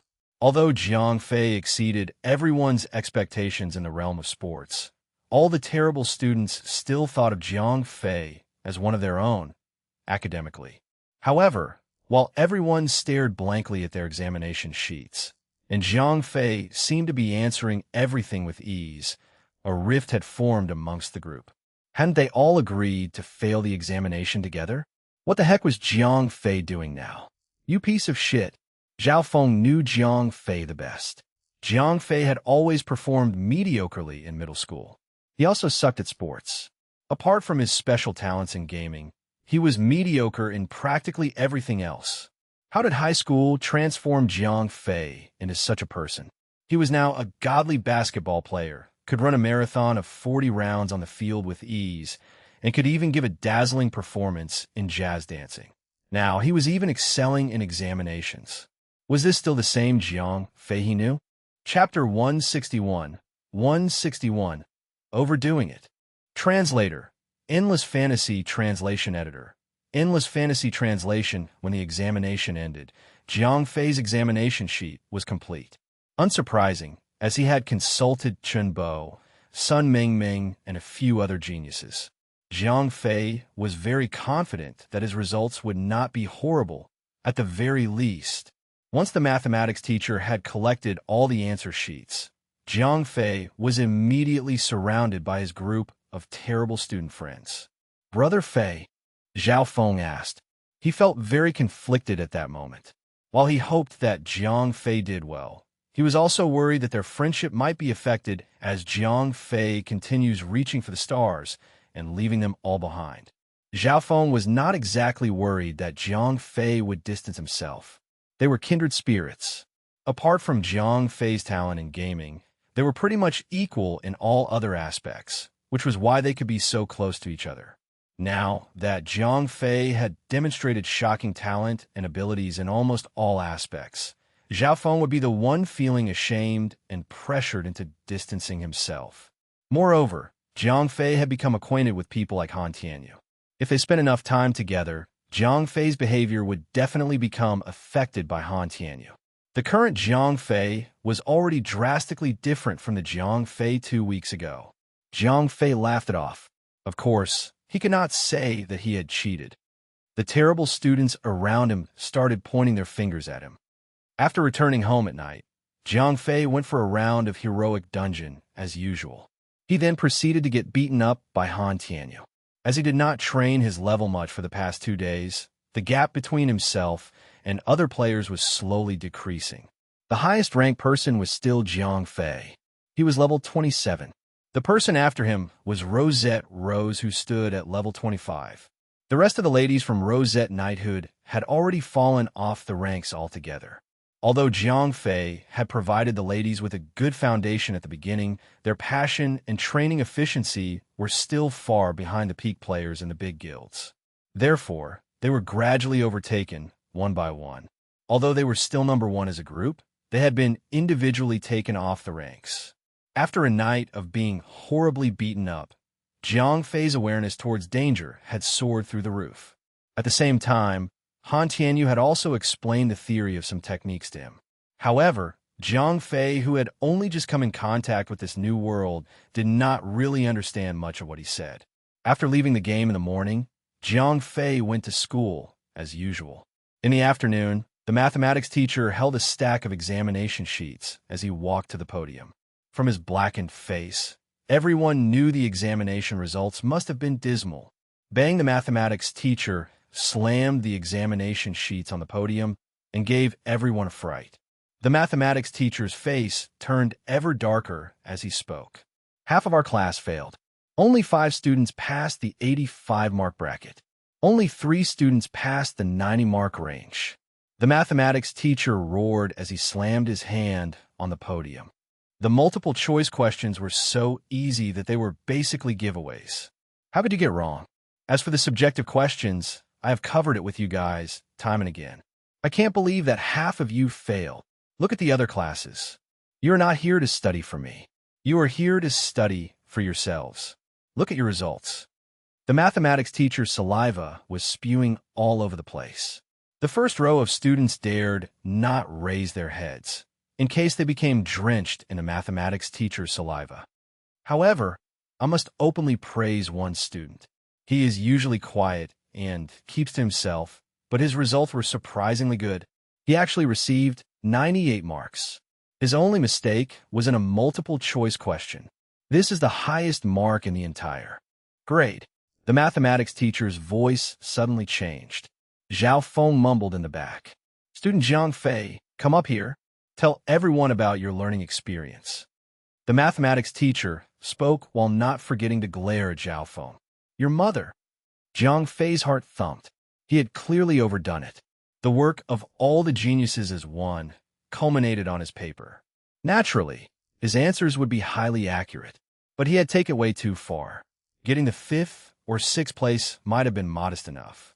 However, he had gotten himself into trouble by snatching the 1st place in the entire grade. It made him sprout up like Jack's beanstalk. Not only did it earn the teacher's attention, it had earned the ire of all the studious geniuses. Unwillingly, Zhang Fei stepped onto the podium. The mathematics teacher clearly thought that Zhang Fei was the ideal role model for everyone else. Zhang Fei could only muster those few words after a long while. He had copied his way out. In fact, he had never paid close attention in his life when it came to studying. The only time he had diligently put his mind into something was when it came to getting beaten up. How would he know the sea crest of mathematics? That's right. Student Zhang Fei said it very well. You must all pay close attention in class. Your thoughts are always straying in class. How could you possibly get good results? The mathematics teacher was completely unaware of Zhang Fei's circumstances and therefore continued to encourage him to speak. Zhang Fei was forced to say a bunch of meaningless words. That's right. You must take your homework seriously. The mathematics teacher said as he nodded hastily. Zhang Fei really could not think of anything else to say. All right, great. The mathematics teacher nodded in a pleased manner. His goal was not to get Zhang Fei to speak, but to use him as a role model to encourage the other students. Zhang Fei returned to his seat under the angry gazes of the studious geniuses. F***ck my life. Zhang Fei said helplessly to himself. Zhao Feng asked in hushed tones. Although he had only thought that Zhang Fei was pranking him yesterday, Zhang Fei actually got 1st place in their entire grade. This was like a fairy tale. F***king hell no. I was too careless. Zhang Fei was too dejected to think straight. Zhao Feng asked, disbelief in his eyes. Clearly, he had misunderstood Zhang Fei's words. He thought Zhang Fei had forgotten to pretend to be mediocre. Chapter 162. 162? You just don't have the talent for it. Translator. Endless Fantasy Translation Editor. Endless Fantasy Translation. Over the next few days, Zhang Fei continued to attend classes by the day and play the game by night. In school, Zhang Fei was now viewed as a godly genius who had only excelled in sports, but was now also academically gifted. Zhang Fei had already garnered enough hatred towards himself. He knew that even if he tried to keep it discreet now, he would only be looked down upon by the other studious geniuses. He soon got used to his reputation and started cheating in each examination. It was 1st place after 1st place. Although Zhang Fei remained just as inept as ever, his examination results were top-notch. Now that Zhang Fei had an eidetic memory, social sciences were a piece of cake. He only needed to memorize some facts for his examinations. Although he was still having trouble comprehending the other scientific subjects, he could still copy his way through the examinations. With the spy's eye, he could see all the geniuses' answers. As long as he went through the process of elimination, he would eventually figure out the right answer. With such an approach, he would not ace each time. However, Zhang Fei still could not answer questions raised by teachers in the classroom, especially when it came to scientific subjects. In order to promote the new genius, Zhang Fei, as long as a question could not be answered, the teachers would immediately ask Zhang Fei to answer it. There was no way Zhang Fei could cheat when questions were asked in the classroom. However, Zhang Fei had a way to circumvent this. If the teacher asked him a question, He would simply say that he did not know the answer, no matter how simple the question was. That way, everyone would simply think that he was deliberately making a stand against the teachers. Although teachers were not too impressed, they could not do anything about it. Geniuses had a natural immunity when it came to disciplinary actions. The teachers would always turn a blind eye to their mistakes. For example, if two students were involved in a fight, the genius would never be punished, while the terrible student would always get into trouble. In fact, the teachers in school still could not wrap their mind around Jiang Fei's status. Ever since the armed helicopter had entered the school compound, the teachers dared not make a move on Jiang Fei. The teachers gradually learned that they should not even bother asking him any questions. Time passed very quickly. Soon, half a month had gone by. Jiang Fei used most of his time getting beaten up. His only clear a heroic dungeon each day. Eventually, he lost his position in the ranking system. Although he was still in the top ranks, he had slipped to the bottom of the list. Currently, the number one player on the list was Cold Feather He, Chun Shi. One should not underestimate her for being a lady.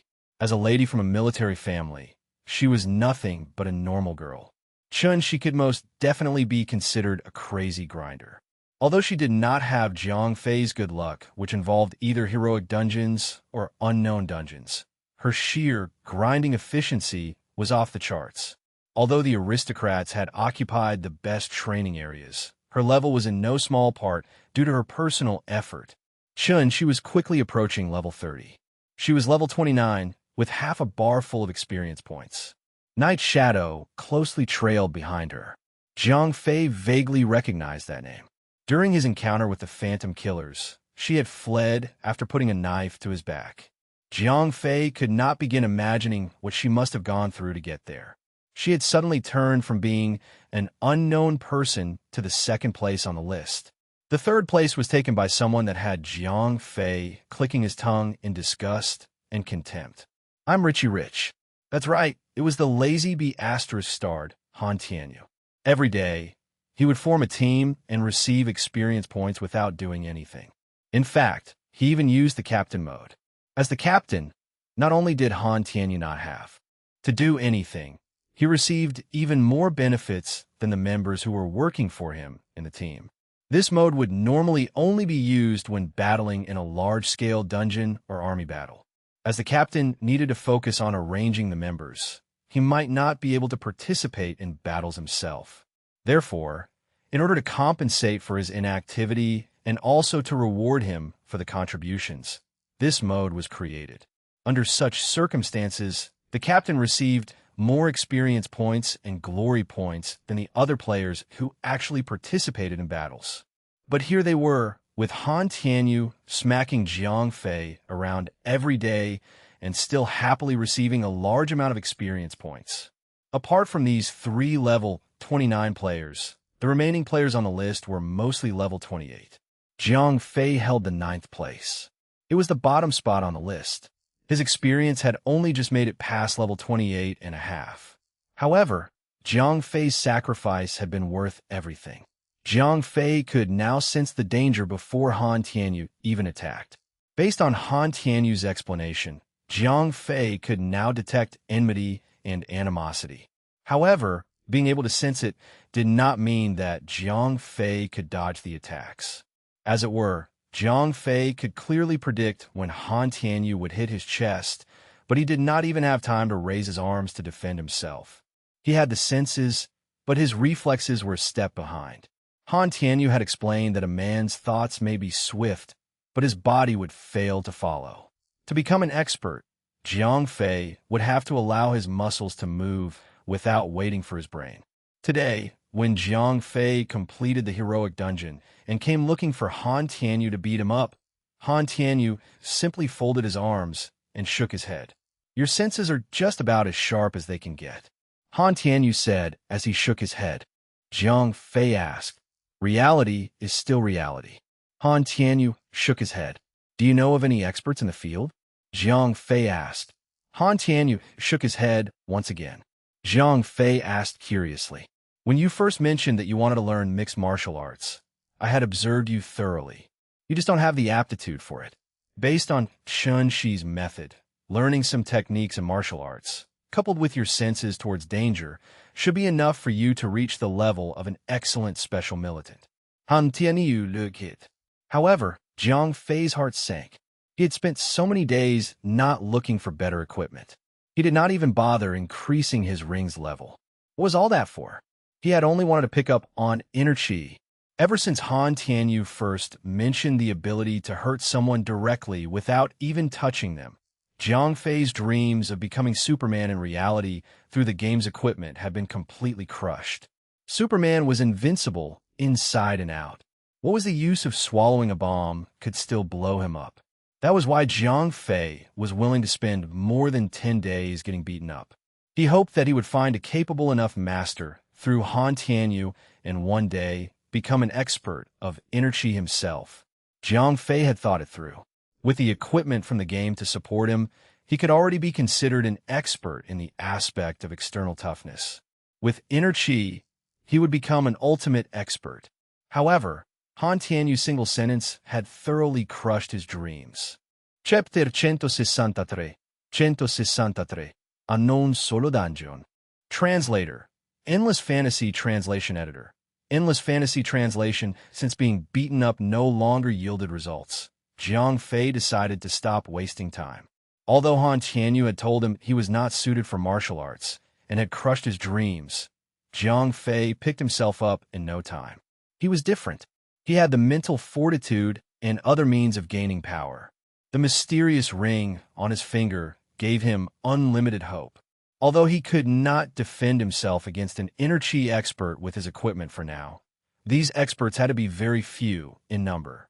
Moreover, Jiang Fei's mysterious ring was capable of leveling up. Who knows what it could do in the future? If Jiang Fei's body was not up for it, the ring could fill in the gaps. If his body could not level up, the ring could. Therefore, locating green smithing recipes that were level 20 and above became Jiang Fei's new objective. However, the drop rate of recipes in the game was pathetically low. Up until now, he had not even discovered a single dungeon above level 20. Equipment recipes above level 20 were all but unheard of. Moreover, ever since Jiang Fei and Han Tianyu's relationship became known, Magic Thieves and the other two main guilds had started distancing themselves from Jiang Fei. All their acquired recipes were handed over to their in-house blacksmiths. Although Jiang Fei had a very high success rate, Jiang Fei was already as good as an unofficial member of the aristocrats. If they gave Jiang Fei the recipes, it would be equivalent to helping their enemy. The aristocrats had gained a massive lead after they had established their guild base. If Jiang Fei had the financial backing and had access to large volumes of high-quality equipment recipes, the other guilds would have no place left in the Dawnlight City. After half a month, the aristocrats now stood head and shoulders above the other three main guilds. It was now the hegemon in Dawnlight City. The aristocrats' guild base was nearly complete. Han Tianyu's arrival had boosted the development speed of the guild base with his sheer wealth. All his needs were met with a single word: buy, buy, buy. To boost the aristocrats' position, Han Tianyu invested money in the real world to purchase 8 large gaming studios. All sorts of materials were collected continuously to supplement the building of the aristocrats. Nothing could stem or halt its progress. Apart from that, upon completion of the guild base, the aristocrats had become a middle-grade guild. The member limit had increased to 10,000 members. Originally, Happy Drunk had wanted to use advertisements to attract players. From a new pool of players, they would slowly cultivate the ones who had the abilities and were also loyal to become team leaders and group leaders. However, Han Tianyu felt that this was a waste of time. In fact, the cultivated group leaders would not be professional enough. The tycoon had directly bought over 12 gaming organizations and recruited the over 300 professional gamers. Overnight, the leadership framework had been completed for each level of group leaders. Han Tianyu's meddling was indeed a good thing, as these players had signed contracts in the real world and were also paid salaries for their professional leadership. They were much more loyal and reliable than the leaders who would have been cultivated in the game. After all, these professional gamers knew who their big boss was in real life. Even if they had the guts, they would not dare to betray the military arms dealer. However, Happy Drunk was not happy about it. Hee, I play the game for the sake of entertainment and happiness. Why bother with all that trouble? A problem that can be solved with money is not a problem after all.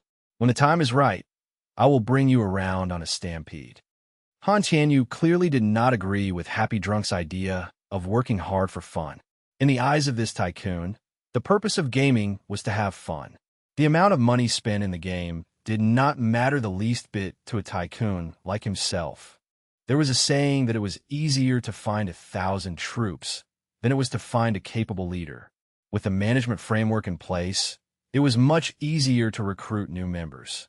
After all, they had the bragging rights as the #1 guild in Dawnlight City. Random advertisements had attracted members overnight and transformed the aristocrats from a low-grade guild with 20,000 members to a middle-grade guild with 100,000 members. The aristocrats' ridiculously unreasonable methods had upset the other 3 big guilds. They no longer dared to be associated with Jiang Fei, the master of equipment. They were afraid of indirectly helping the aristocrats. With the 3 big guilds no longer supplying Jiang Fei with recipes, Jiang Fei was supposed to have nowhere to turn to but the aristocrats. However, Han Tianyu had clearly misunderstood Jiang Fei. He thought that Jiang Fei did not like to craft equipment and had, therefore, told Happy Drunk not to bother Jiang Fei unless it was urgent. Happy Drunk was not Jiang Fei's brother, after all. He also viewed the aristocrats as his own baby. Since Han Tianyu had asked him not to trouble Jiang Fei, he would obey, even if he found any recipes. Therefore, Happy Drunk started cultivating his own blacksmith. He no longer bothered Jiang Fei. While the other guilds did not want to inadvertently help their enemy, Jiang Fei did not want to cause anyone trouble. Therefore, the 2 main powers in Dawnlight City had stopped providing recipes or ingredients to Jiang Fei. Jiang Fei would never ask for help unless he absolutely needed it. If someone else did not approach him with recipes to trade for his equipment, he would simply assume that nobody had found anything. He would not initiate the conversation. Therefore, the double layers of misunderstandings led to Jiang Fei not having access to any green recipes of level 20 and above. Jiang Fei did have blue recipes. However, their appetite for valuable material went through the roof. He knew exactly how much the mysterious ring needed to consume. The last time he fed the ring, he had been shocked beyond reason. He never dared feed it with any more blue equipment ever since. Having shopped around yet again, Jiang Fei still failed to find any crafting or treasure recipes. After all, the possibility of pub players acquiring recipes was pathetic. The sound of a system notification could be heard. It notified Jiang Fei that a voice message had been received. Jiang Fei saw that it was a message from the bandit, Smart Tomato, whom he had met not long ago. As soon as the voice message was accepted, Smart Tomato's warm greeting could be heard. "How are you?" Jiang Fei asked. Smart Tomato laughed. "Oh," Jiang Fei asked. Smart Tomato did not beat around the bush and got straight to the point. Jiang Fei's eyes flew wide open. What perfect timing. He had been worried about green recipe shortage. An unknown dungeon was the perfect solution. "What do you think?" Smart Tomato asked tentatively. Although the rewards from an unknown dungeon were great, these dungeons were hell. Regular folk may be able to learn of their locations, and that would be it. This was especially the case for a level 25 dungeon. Players would only dare make an attempt once they have reached level 30 and unlocked the second class. If Jiang Fei did not buy it, it might no longer be Smart Tomato's secret in the next few days. Chapter 164, Exploring the Crypt. Translator, Endless Fantasy Translation Editor. Endless Fantasy Translation. Jiang Fei and Smart Tomato talked for a bit. Finally, they agreed on 3,000 gold coins. That was nearly all of Jiang Fei's money. Nevertheless, he was not bothered about it. If he wanted money, he only needed to craft a few pieces of equipment and sell them in the city. Lots of gold coins would come his way. After they signed the agreement, Smart Tomato brought Jiang Fei through a winding path and into a swampy area where few traveled. Although there were monsters in the vicinity, it was ill-suited for training. The monsters were few but powerful. Most importantly, these monsters were either crocodiles or fish types. They only dropped some cooking ingredients at most. One would have to sacrifice money for potions to train here, and even then, the experience points would hardly be worth it. As they progressed along a small, barely visible path next to the swamp, Jiang Fei felt something was amiss. Why did Smart Tomato bring him to such a miserable swamp? This place was so barren that birds would not even poop here. He actually discovered an unknown dungeon here. When Jiang Fei asked, Smart Tomato finally started speaking. Smart Tomato relied on playing games to feed his family. However, conventional ways of earning gold would not suffice. There was a saying that one would not get rich without the aid of external wealth. Therefore, he had paid extra attention to treasure chests in the wilderness. However, the treasure chests appeared in random locations. Most of the treasure chests in popular training grounds would have already been discovered by other players. He would have no chance. Hence, Smart Tomato had shifted his attention to places where other players would not go. After walking for nearly an hour, Jiang Fei had to ask. Smart Tomato answered. After some time, Jiang Fei saw the entrance to the unknown dungeon. It was a vast underground cave. The animus, sinister entrance of the cave sent chills running down his spine. Smart Tomato said. Jiang Fei asked. Yes, Smart Tomato said and laughed sheepishly. Jiang Fei nodded and walked to the side of the entrance. Ding! You are about to enter a level 25 solo secret dungeon, Swamp Crypt. After the notification sound rang and Jiang Fei had confirmed the validity of the unknown dungeon, the gold coins were automatically transferred by the system into Smart Tomato's backpack. That's it. Jiang Fei nodded his head. After all, the solo secret dungeon would not allow a two-man show. Yes, Smart Tomato had already gotten the money. He had no reason to stay any longer. He immediately tore a return scroll apart. Come on, Jiang Fei mumbled to himself and leaped into the dark underground cave. Swipe as a white light flashed before his eyes. His vision refreshed, and he found himself in the unknown dungeon. Rustling indeed, as Smart Tomato had said. A group of small monsters had surrounded him before he could even react. The little critters were already piling up on him before he could even identify them. -1, -1, -1. The entire place became flooded with numbers. No less than 200 little monsters were attacking Jiang Fei at a time. It was no wonder that Smart Tomato was instantly killed. -213, -213, -213. One should not underestimate Jiang Fei. While they barely itched, his passive damage reflect was the opposite. Something unexpected had happened. After a chain of painful outcries, the little monsters were all killed by the reflect damage. The heck are these creatures? Jiang Fei was stunned. He gave it some thought. The corpses around him did not appear to be very large. They were only about the size of fist. Red ants. If these ants moved individually, players would not even take notice of them. However, the tightly grouped corpses had surrounded him in a single layer. It was difficult not to notice a living mass limbs all bunched up together. King devs. Jiang Fei mumbled to himself. He felt his hairs standing up on end. These ants were awful. Not only did they not drop anything, each of them gave minimal experience points. For players of Jiang Fei's level, killing hundreds of these monsters yielded nearly no experience. As he walked on, Jiang Fei was finally able to observe the status of the ants. Swamp Worker Ant, Beast, Normal, Level, 22 health points, 100 attack power, 225 skills.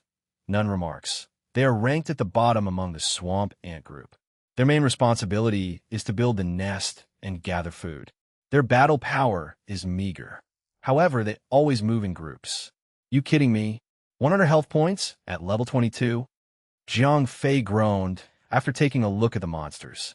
After all, most level 22 monsters would have health points that exceeded the thousands.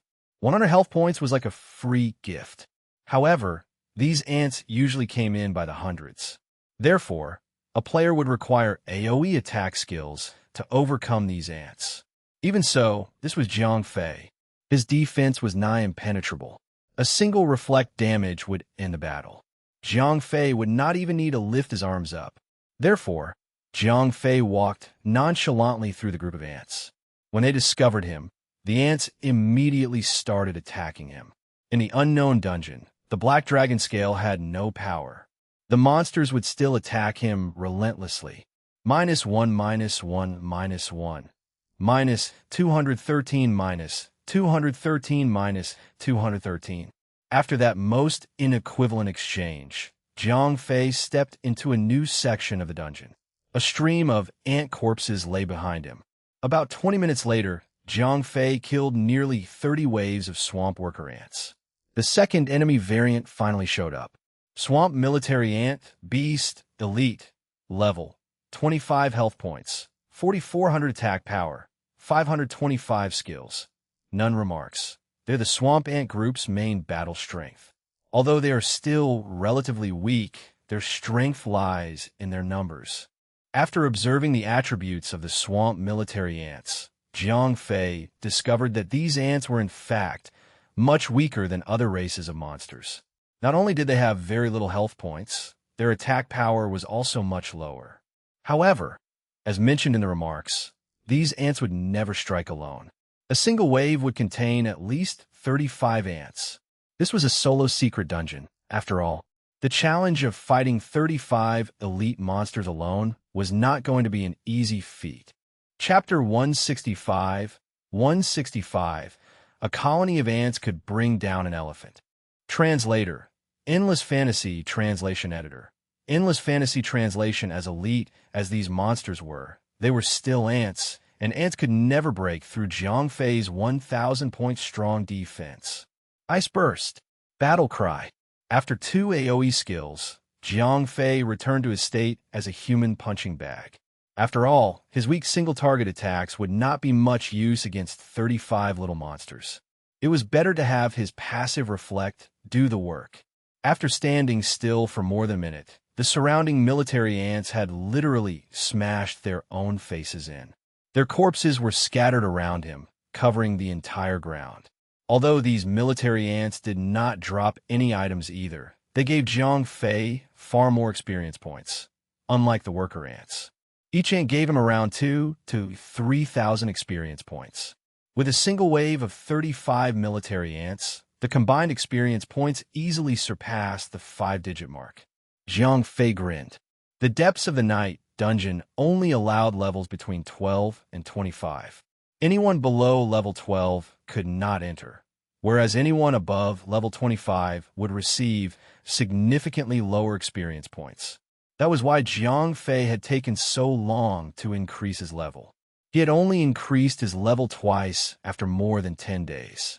As he strode away from the circle of corpses, Jiang Fei continued further into the tunnel. It was a long path, but it was also straightforward. Jiang Fei did not have to worry about getting lost. He kept pushing. The place was infested with ants. He would bump into a wave of little monsters after almost every 10 steps. However, the worker ants still took up the majority of his encounter's crowd. He would only meet a single wave of military ants after every 5 minutes or so. The path seemed endless. Jiang Fei had walked for nearly an hour, and the path still showed no signs of changing. If not for the excellent experience points from the military ants, Jiang Fei would already have been bored to death. After another half an hour, Jiang Fei's experience bar had filled up by nearly 4/5. Finally, he saw a glimpse of light somewhere further away. The exit was closing in.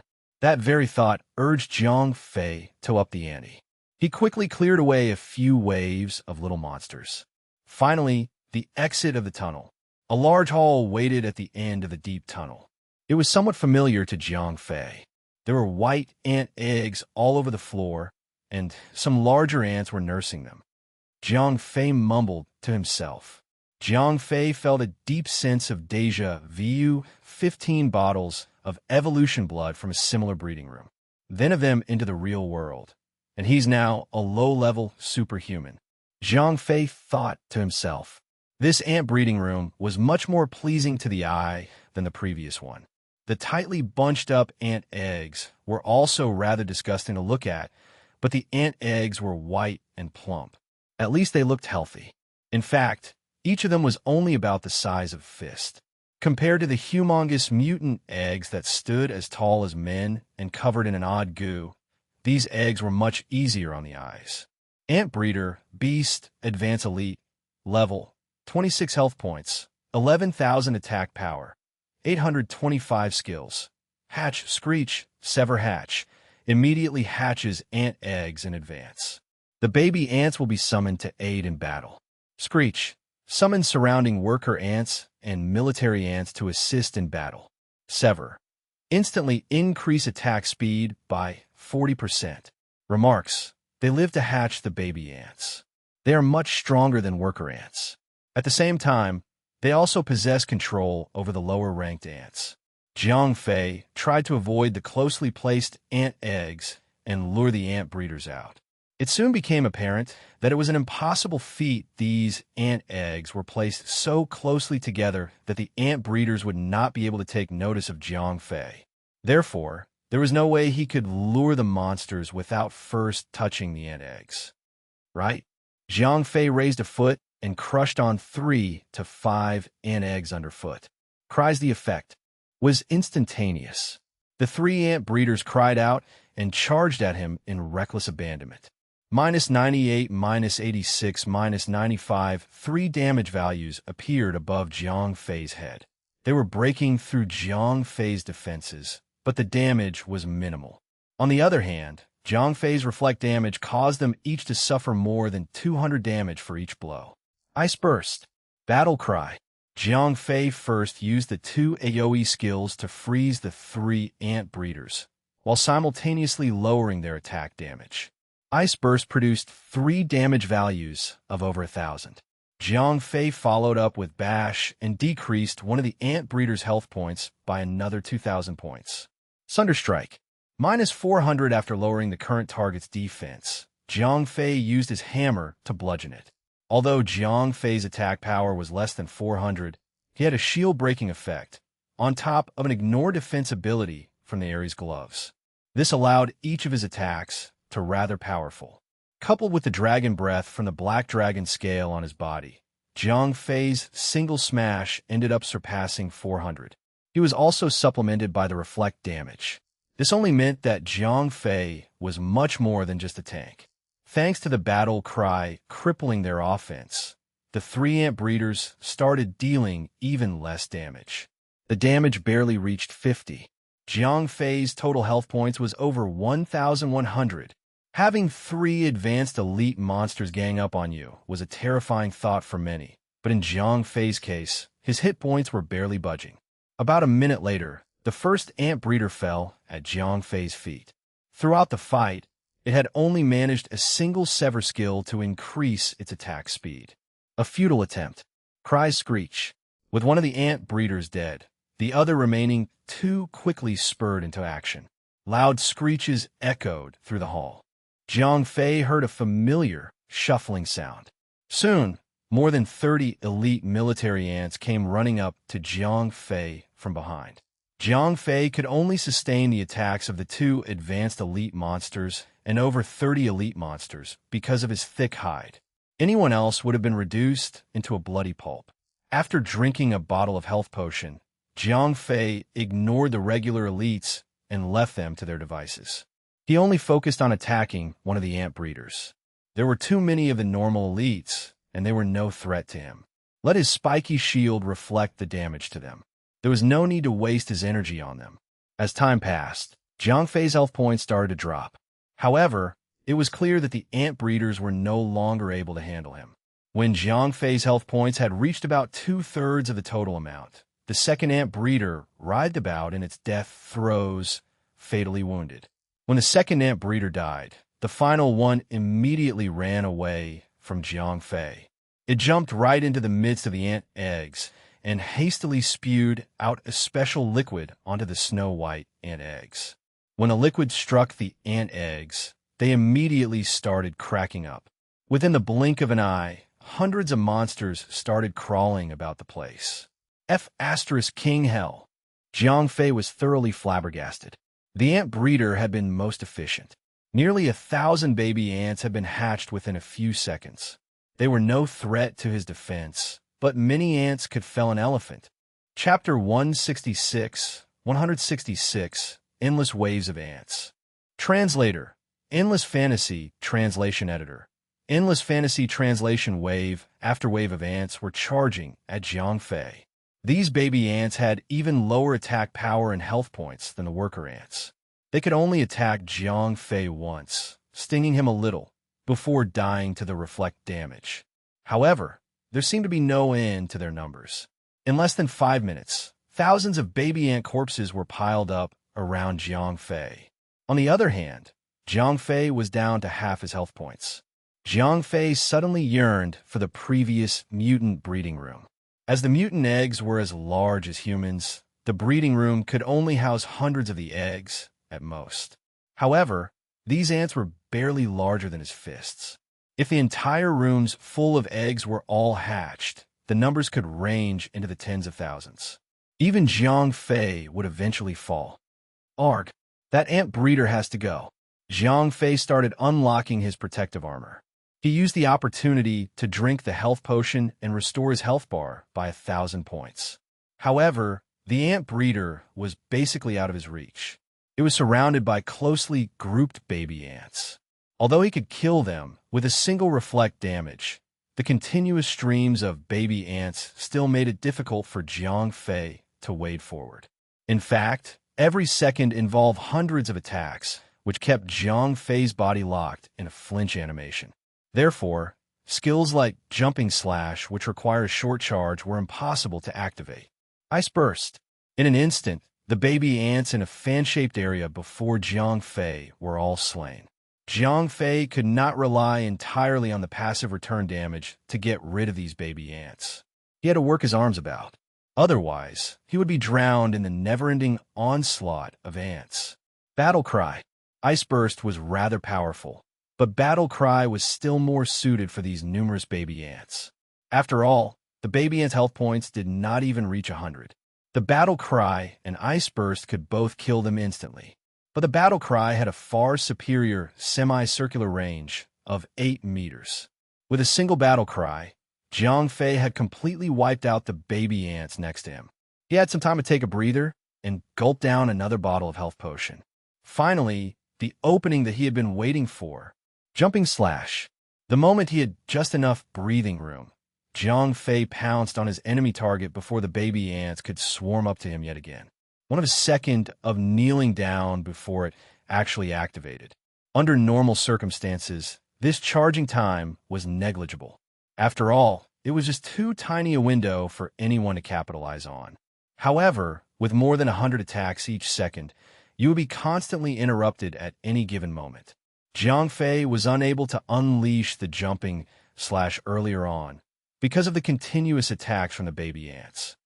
In an instant, Jiang Fei had leaped away from the baby ants surrounding him and landed right next to the ant breeder. Ice Burst, Sunderstrike, Bash. The moment he was close enough, Jiang Fei unleashed all of his offensive skills. He instantly hacked down the health points of the ant breeder by more than a third. Sadly, that was the extent of his charge. A large number of baby ants surrounded him once again. The ant breeder immediately ran away from Jiang Fei's area of attack and continued to hatch ant eggs elsewhere. Jiang Fei frowned. Now, the distance between him and the ant breeder had increased yet again. The cooldown time of Jumping Slash was only 1 minute, but the cooldown time of Battle Cry was 3 minutes. Based on how the situation was turning out, it would take another 2 cycles of that skill combination before the ant breeder could be eliminated. However, his health points would not last that long. However, without Jumping Slash, Jiang Fei had no means of approaching the ant breeder. As he helplessly stared at the ant breeder in the distance, Jiang Fei was suddenly struck by a fresh, new idea. Jiang Fei had an idea. Ice Burst. Changing his direction, Jiang Fei started blowing out frosty energy towards the ant breeder. However, the ant breeder was 10 meters away from him. The ice burst's area of effect could not reach the ant breeder. Intercept. Suddenly, Jiang Fei activated a skill that one would rarely see him using. It was also capable of instantly closing the gap, but the cooldown was only 1 minute. However, Intercept also had its limitations. It could literally be intercepted and interrupted by any obstacles in between Jiang Fei and his target. The obstacle could even take the shape of the terrain, where any difference in height had the danger of tripping him up.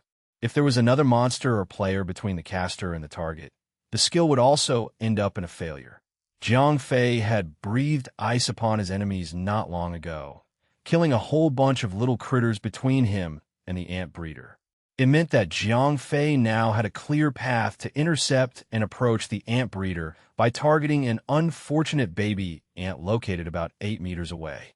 All right, Jiang Fei measured the distance between himself and the ant breeder, a distance of approximately 7 meters. His next plan was to combine Ice Burst with Intercept and send himself flying towards the ant breeder. After all, the ant breeder was only a monster and was not very bright. If Jiang Fei did not attack it, it would not continue running away. Therefore, even if Jiang Fei was only 7 meters away, it continued to hatch baby ants at the same spot. F***CK every second meant hundreds of attacks. That meant that he was losing hundreds of health points every second. As Jiang Fei emptied bottle after bottle of potions, 1 minute seemed like an eternity. Ice Burst. Intercept. It was finally time. However, Jiang Fei barely had over 1,000 health points left. Bash. Sunderstrike. After another round of attacks, Jiang Fei was surrounded by the baby ants. The ant breeder had escaped once again. A golden light flashed as Jiang Fei's emptied health points activated the divine blacksmith's blazing hammer, which denied him death once. Battle cry.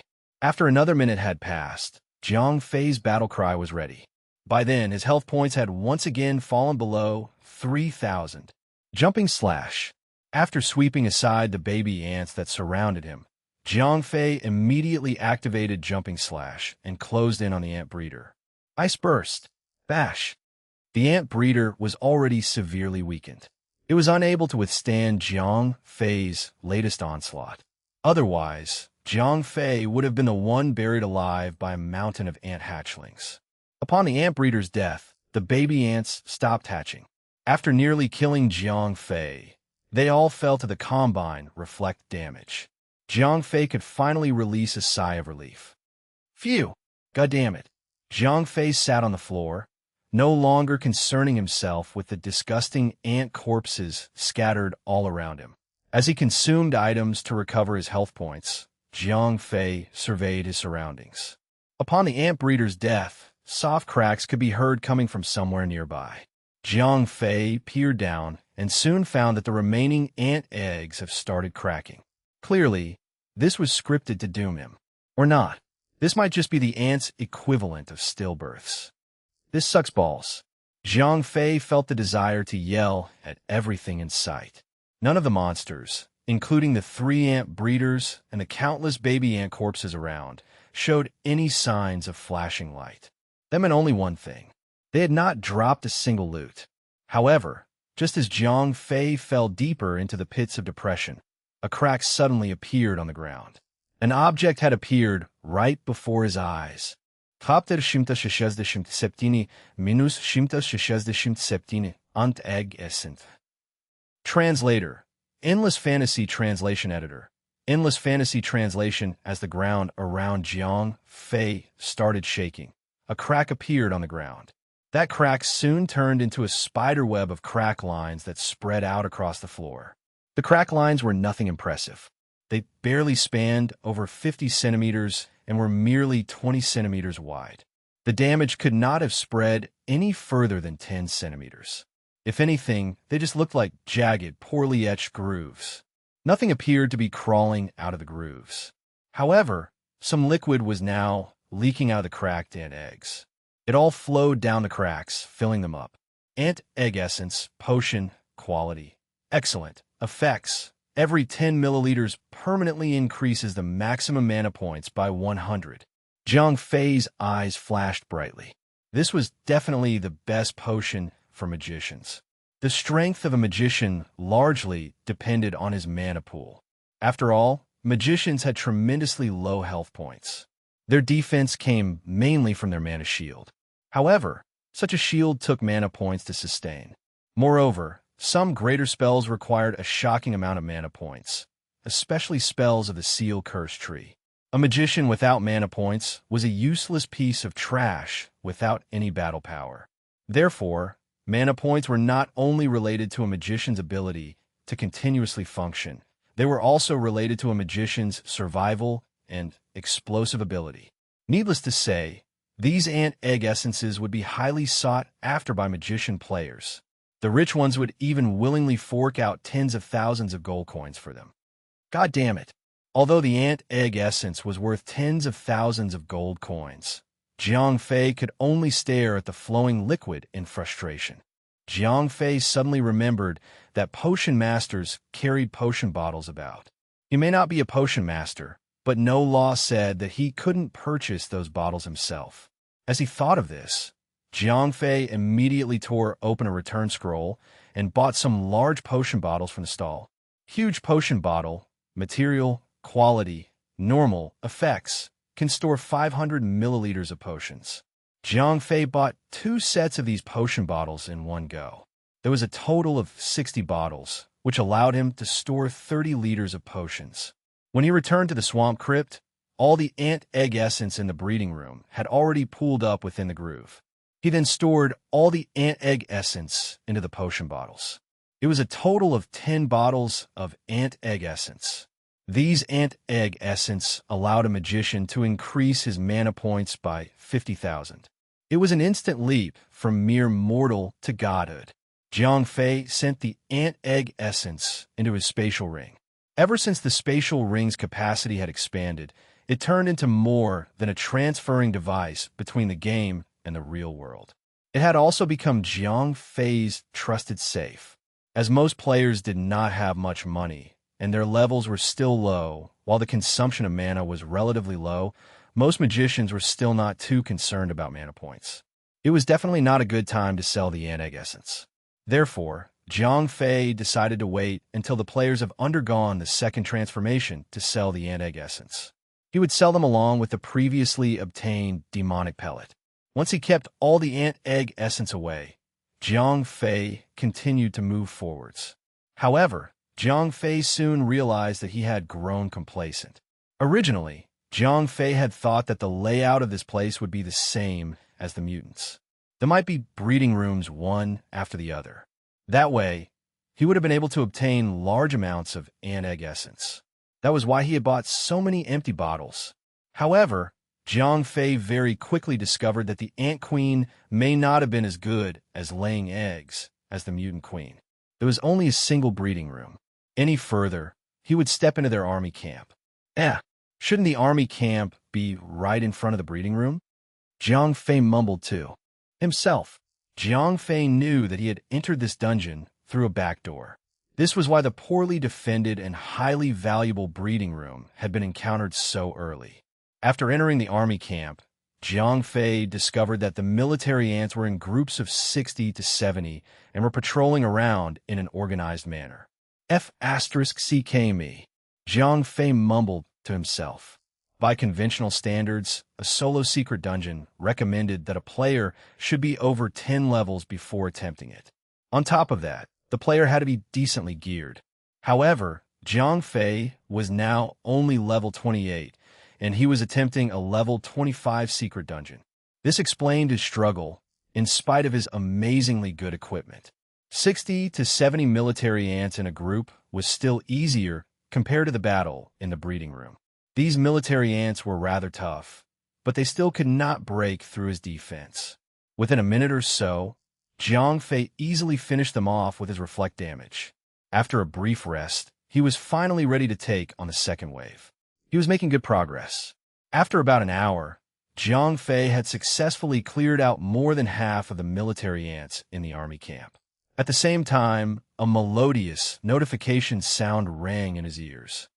Ding! Congratulations to player Verger Glider for reaching level 29. All attributes +1. Jiang Fei could not help but smile from the corner of his mouth.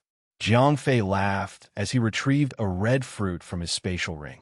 Low-quality possum apple, potion, quality, epic, use, increases your level by 1 immediately. Remarks: only effective for players below level 30. This was a treasure that Jiang Fei had cheated from the gnomes.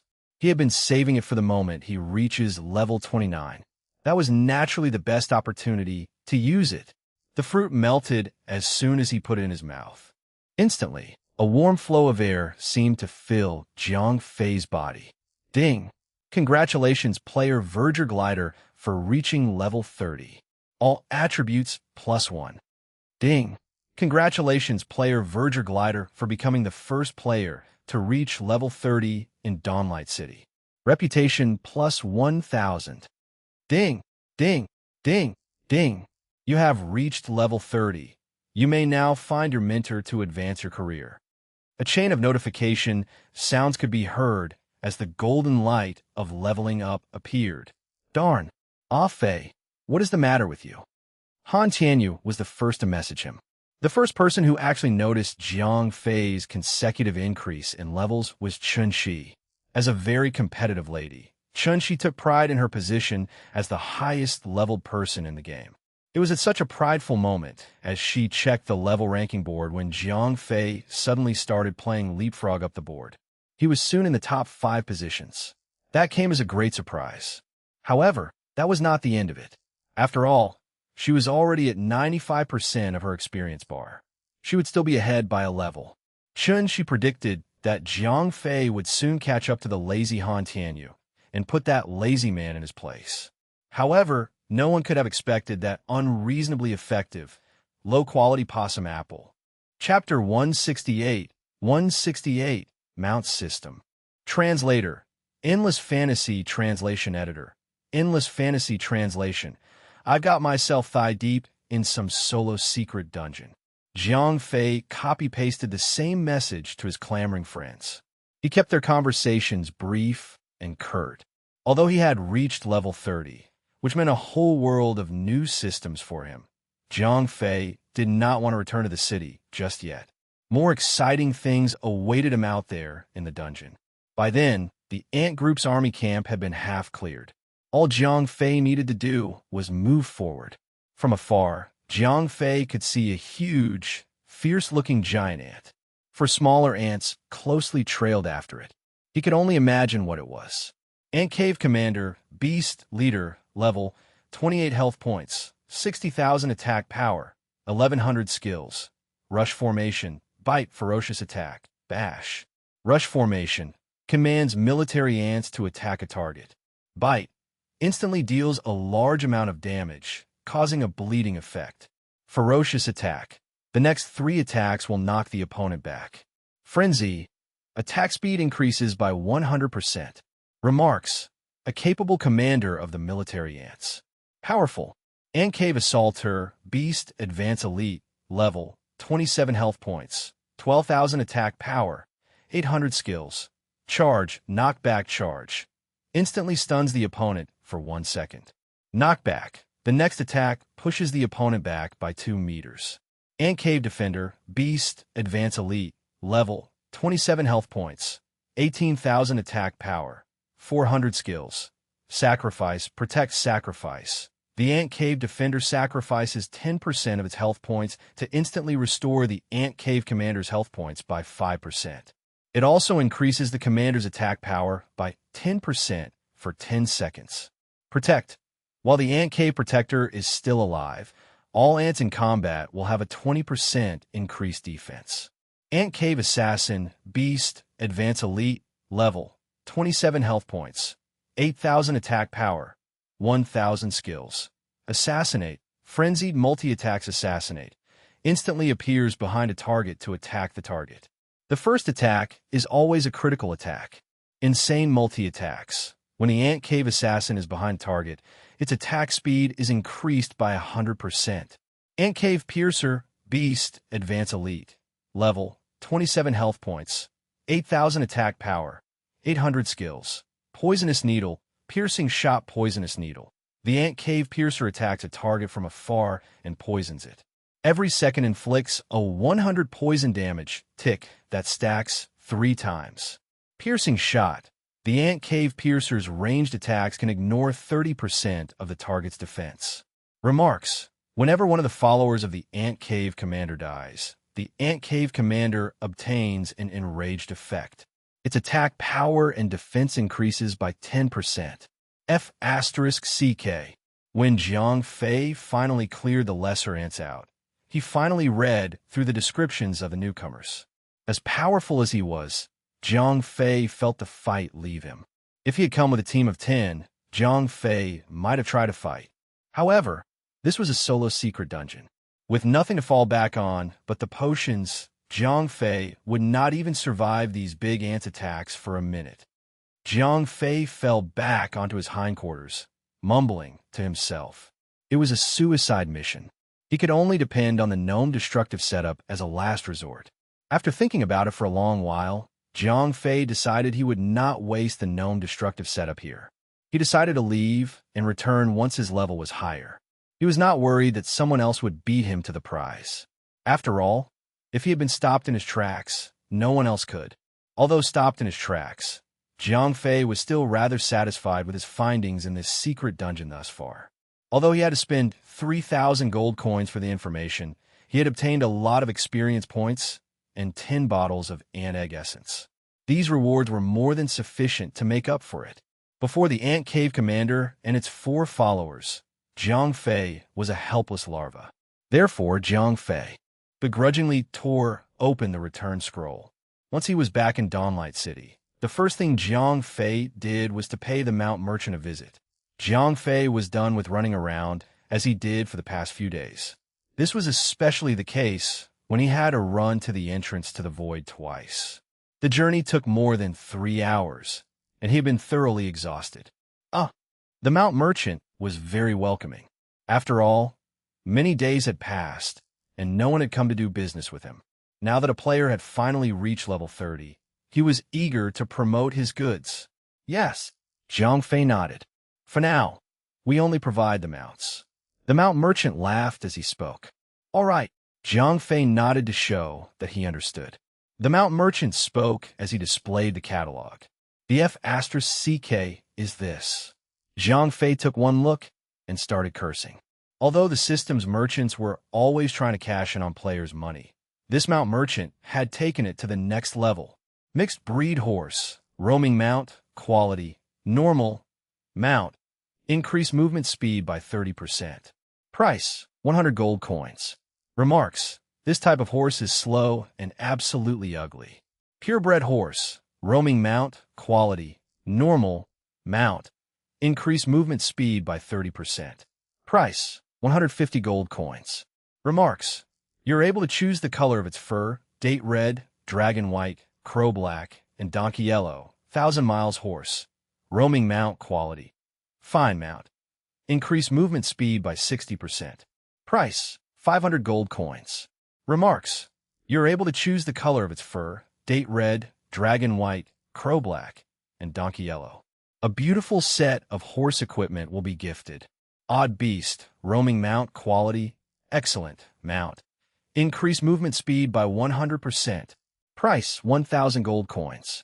Remarks, you're able to choose the type, chocobo, skeletal battle horse, royal army horse, rapid dragon, ground dragon, mountain wolf, and snow leopard. A beautiful set of horse equipment and a fine set of horse armor will be gifted. Although the merchant only sold mounts and the highest quality was only excellent, the prices were exorbitant. Although regular players had gotten slightly richer, they would only have some gold coins in batches of 10s. Even the worst mount would cost them a few days of savings. If it were a lady or someone who cared a lot about appearances, they would need to save up for a few more days just for something with a nicer coat of fur.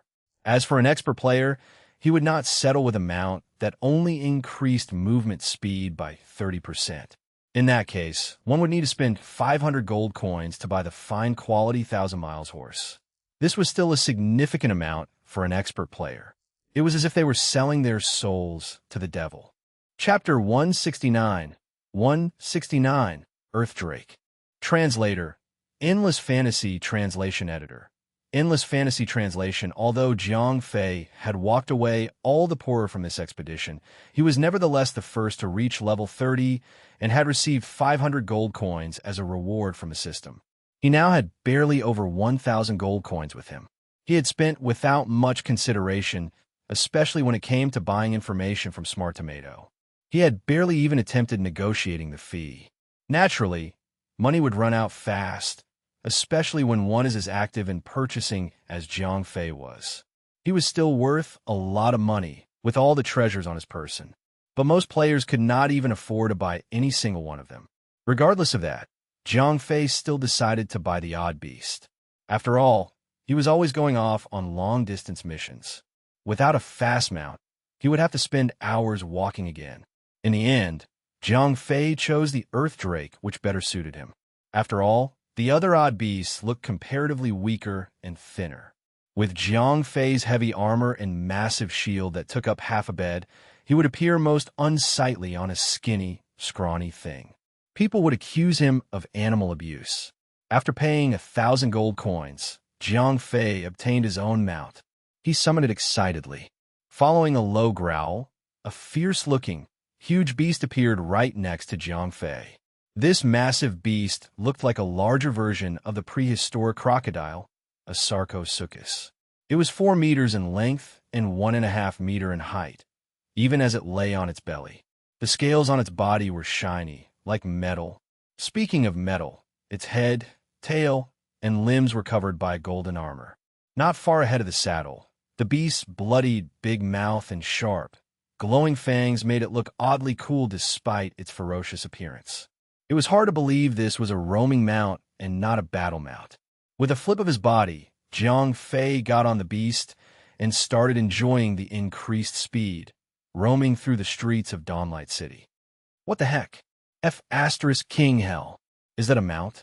That's way too cool. Stop dreaming. You goddamned buzzkill. As Jiang Wei made his way through, heads turned. As the first player to own a mount in Dawnlight City, Jiang Fei had already attracted enough attention. On top of that, he had picked a colossal, over-the-top beast.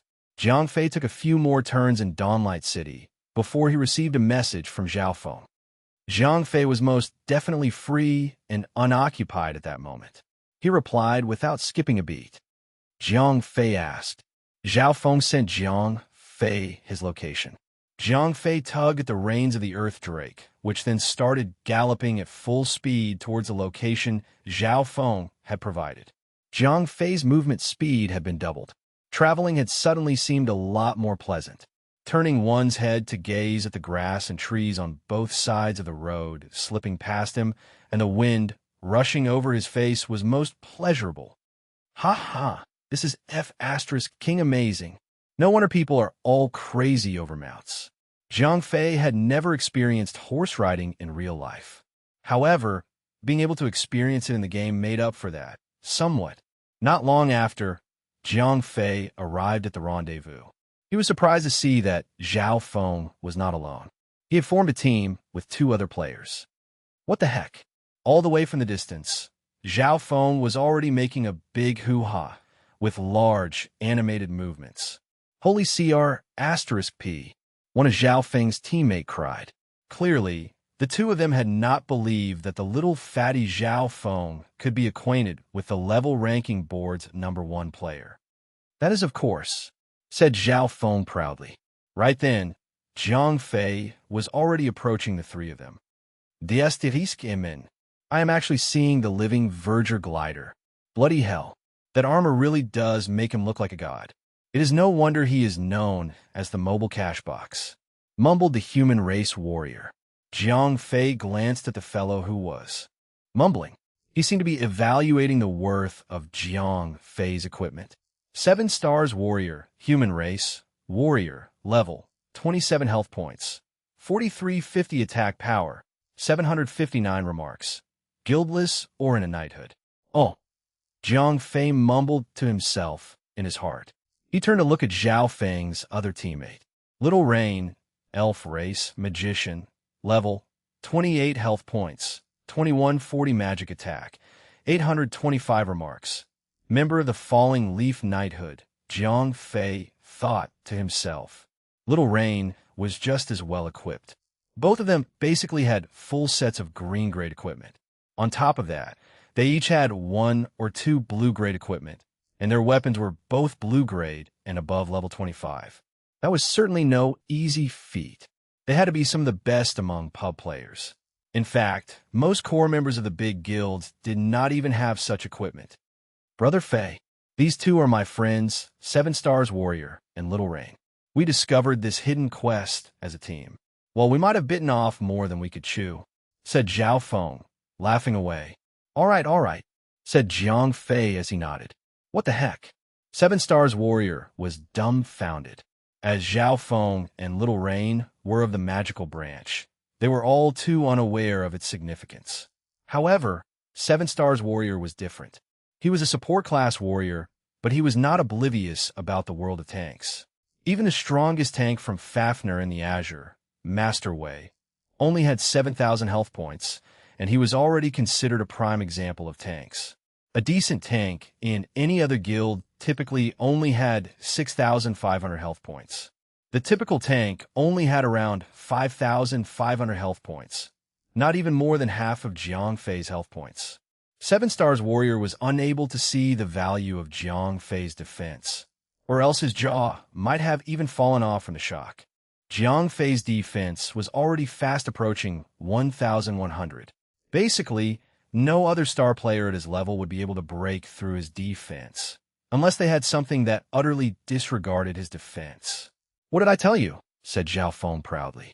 With a ridiculously powerful tank like Jiang Fei, coupled with the confidence 7 Stars Warrior and Little Rain had when it came to the support game, the party was all smiles. This was, after all, a team's hidden quest. Even if they did not receive anything significant, the sheer volume of common materials that they quest could potentially offer them would make their day. Said Jiang Fei to Zhao Feng. All right, just up ahead. Gave it a shot. Proved too much for us. But the monsters are lumbering, slow beasts, so we could outrun them fairly easily. Explained Zhao Feng. Oh, asked Jiang Fei. Oh, don't worry about it, said Zhao Feng proudly. Chapter 170, 170. A Silhouette Framed in Bloodlight. Translator. Endless Fantasy Translation Editor. Endless Fantasy Translation. Since Zhao Feng appeared to be so confident of himself, Jiang Fei did not pursue the matter. He followed Zhao Feng and 2 others into the clearing of a small forest.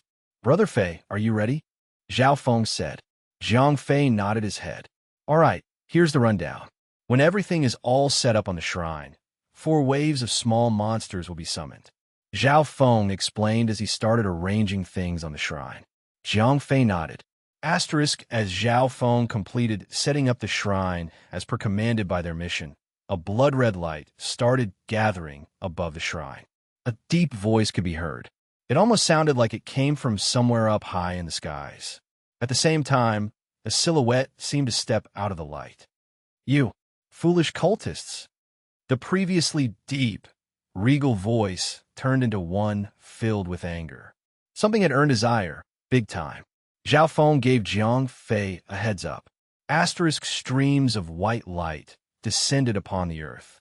8 small monsters suddenly appeared in front of Jiang Fei and the group. As soon as the small monsters appeared, they moved in to eliminate the intruders. Awanda Hunter, humanoid, elite, level, 25 health points, 6,000 attack power, 525 skill. Smash, swipe. Smash. The next attack will cause an additional 50% damage. Swipe. Immediately inflicts 100% damage to enemies within a fan-shaped radius in front of the attacker. Jiang Fei quickly checked the attributes of the 8 elite monsters. These elite monsters were not very much of a threat. To Jiang Fei, they were insects that would not even threaten his massive defense. Ice Burst. Minus 1,103. Minus 1,098. Minus 1,211. With a burst of frosty energy, Jiang Fei grabbed the aggro of all the small monsters, not even giving them an opportunity to scatter. Bash. Minus 15. Critical hit. minus 625, minus 608. A single bash took off half the hit points of the monster to Jiang Fei's immediately front. His party members quickly finished it off, as they could not even break through Jiang Fei's defense. 7 little monsters attacking Jiang Fei gave him no more than an inch.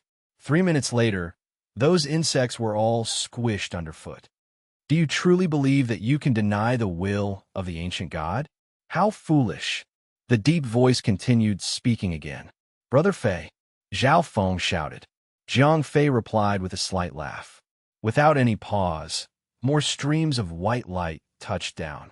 Over 30 giant pythons made their appearance. Bloody Python, Beast, Elite, Level, 25 health points, 5,500 attack power, for 85 skill. None, although these blood pythons were ranked lower than the Awanda hunters regarding attributes. 30 of them had spawned at a time. Jiang Fei was curious to know how Zhao Feng and the others had actually been able to make it to the boss without him. Battle Cry, minus 100. Ice Burst, minus 1,103. Minus 1,097. Minus 2,005. Critical hit.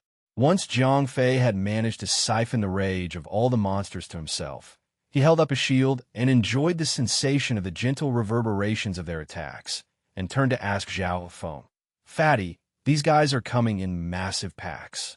It was not only the 3 of us earlier. We came in a group of 10. However, when we finally cleared the waves with great difficulty, the boss just had to pop up and stomp us. Zhao Feng explained. Jiang Fei asked as he continued to kill the monsters. When the boss appeared, all efforts to heal each other up became moot. No, even worse. Instead of recovering our health points, healing started damaging ourselves. The very act of healing nearly caused the death of our tank. In fact, the more players got involved in the battle, the stronger the boss became. Having set up his fire art formation, Zhao Feng sent a volley of magical missiles to finish off some stragglers, as he continued explaining the details to Jiang Fei. Jiang Fei said, nodding his head, that solved the mystery of how these 3 were able to defeat the elite army of monsters. So, they had a full team prior to this. With Zhao Feng's fire arts formation, the group seared through the monsters. Very soon, more than 30 elite monsters lay strewn across the ground. Jiang Fei had lost less than 1,000 health points, which he easily recovered with a bottle of potion. Darn cult members! That distant and deep voice was beginning to turn sharp and loud. Obviously, the entity had been angered by the party's persistence.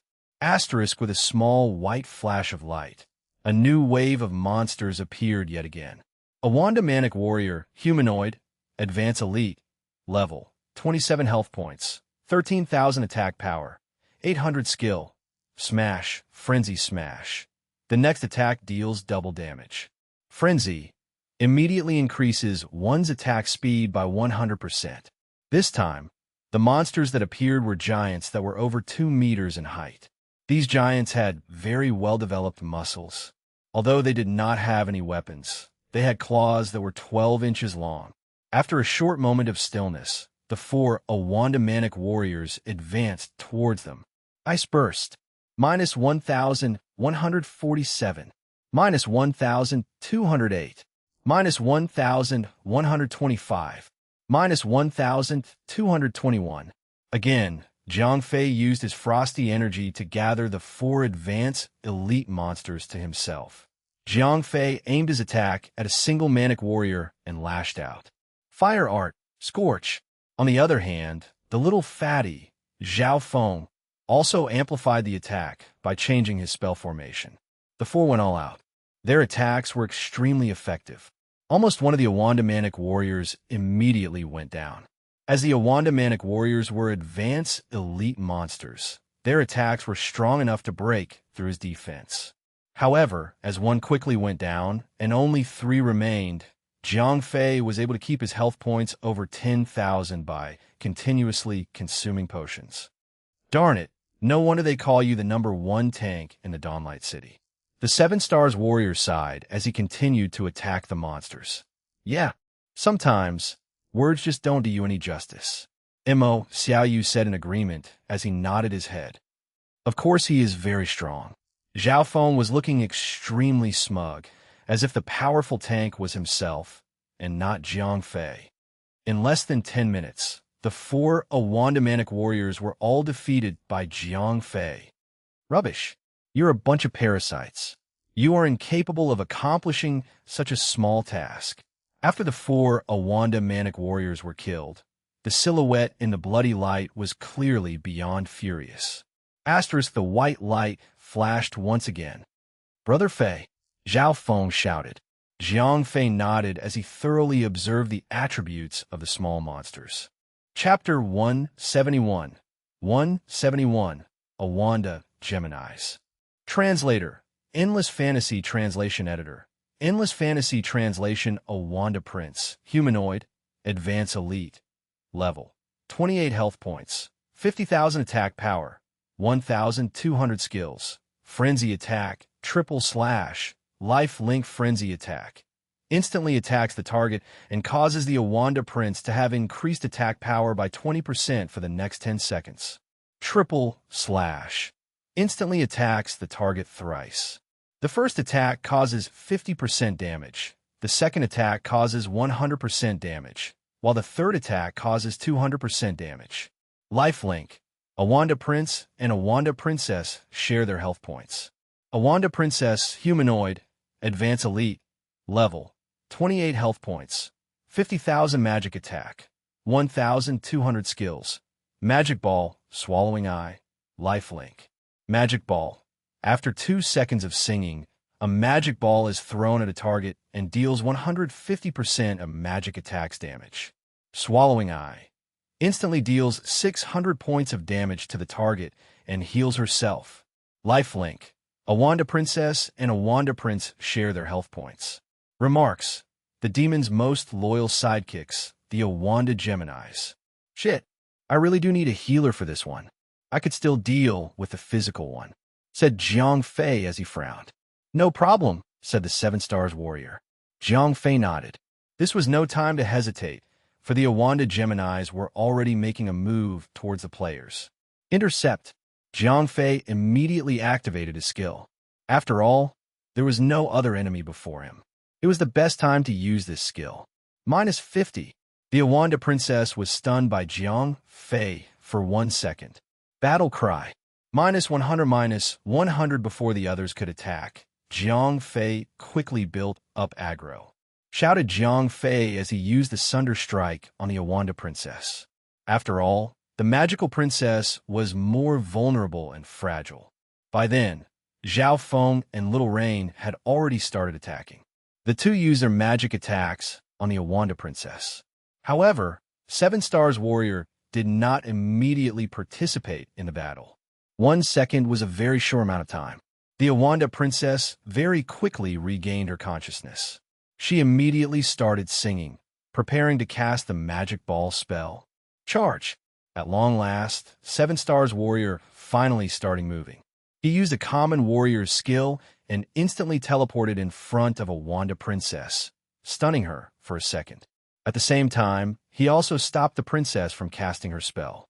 After 1 second, Awanda Princess still did not give up and continued to sing again. Ice Burst. -1,125 -1,225. Jiang Fei let out a cold breath and froze both the prince and the princess. Naturally, the princess was unable to cast her spell. Bash. -1,217. Critical hit. -610 -594 mana burn. -4,852. -2,426. Before the Awanda Prince could use triple slash, Jiang Fei struck his significant other with a solid blow. Mana burn was particularly effective against these advanced elite monsters, as they had plenty of mana points. The other party members leaped aboard and started pounding the daylights out of her. Although the Awanda Princess had been rendered helpless, the Awanda Prince was not going easy on them. The prince swung a massive sword about, dealing some serious damage to Jiang Fei. -627. -635. -618. -748. -756. After the critical hit, the Awanda Prince's attack power increased significantly. Minus 375, minus 743, minus 1,389. Although Jiang Fei was a truly tough nut to crack, the Awanda Prince was still slowly but surely beating him into submission. Jiang Fei called out. Coupled with the prince's fierce attacks and the princess' occasional activation of the swallowing eye that dealt 600 damage, Jiang Fei found himself losing the battle of attrition. The other three nodded. However, the Awanda Geminis had a total of 500,000 health points. It was not going to be a quick battle, even with 4 of them attacking together. By then, Jiang Fei was doing all he could to increase his damage output. It was supposed to be Little Rain's turn to interrupt the spell. However, Jiang Fei had just saved her a cycle of cooldowns. Jiang Fei focused his gaze on the singing Awanda Princess. Just as she was about to complete the singing, Jiang Fei fiercely raised his shield before himself. Demon's Harborage. A stream of light appeared before Jiang Fei's shield. As the magic ball came into contact with the light shield, it immediately shot back at her. Minus 1,754. A huge number appeared above the Awanda Princess head. The Asteriskemen. Little Rain and 7 Stars Warrior were at an utter loss of words. Don't just stand there, keep attacking. Jiang Fei jolted them back to their senses. As the battle progressed, Jiang Fei's health points gradually decreased. Jiang Fei started turning to emergency skills. Armored Bulwark ended up absorbing nearly 3,000 damage for Jiang Fei. Claret Aegis was activated by Jiang Fei when the prince was about to hit him on the 3rd attack of the triple slash. It significantly reduced the damage dealt by the prince. That's it. When the Awanda Gemini's health points were less than 5,000, Jiang Fei still had over 3,000 health points. It was a close call, but he still had more trump cards up his sleeves. Master. As the two cried out in pain, the Awanda Geminis fell to the ground. The party quickly executed the coup de grace, shouted Zhao Feng. It was an absolutely unnecessary reminder. The 4 of them immediately sat on the ground and started eating and drinking items to recover their health points and mana points. Useless rubbish. The deaths of the Awanda Geminis had clearly upset the shadow figure in the red light. As he roared, cries of pain could be heard. He's wiping out his followers. Zhao Feng had seen this before. How about the big boss man himself? Asked Jiang Fei as they continued making their preparations. Said Zhao Feng. The Asteriskemen. Jiang Fei's eyes flew wide open. Brother Fei, are you out of your mind? Zhao Feng rolled his eyes at Jiang Fei. Bullsh asterisk T. Jiang Fei glared at Zhao Feng. A boss is a boss. Well, this one's a clone, though. Explained Zhao Feng. Jiang Fei nodded. In Dawnlight City, several high-ranking monsters who could not leave certain maps. However, they could use items to summon a shadow figure or a clone to influence the external world.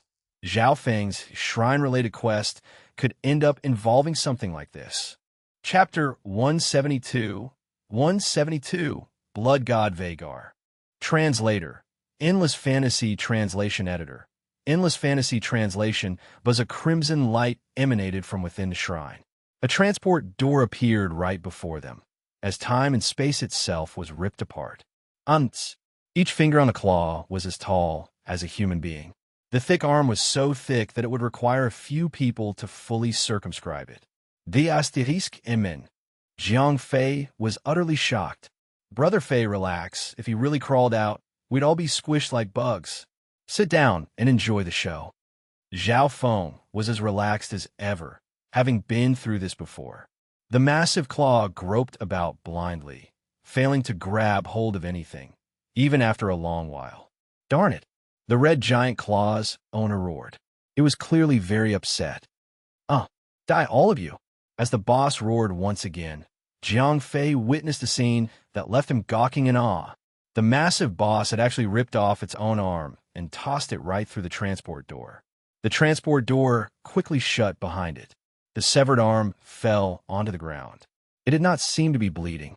On the contrary, it started writhing about. Brother Fei, get ready for battle. explained Zhao Feng. Zhang Fei nodded and focused his gaze on the moving arm.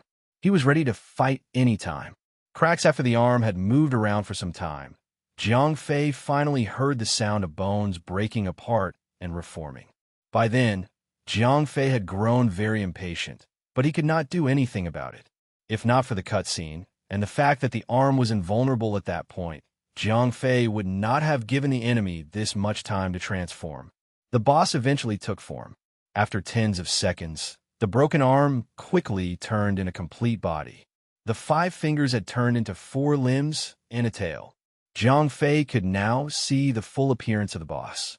It was somewhat serpentine in nature. Although it had the body of a snake, it had legs and arms. There was even a pair of bony wings behind its back.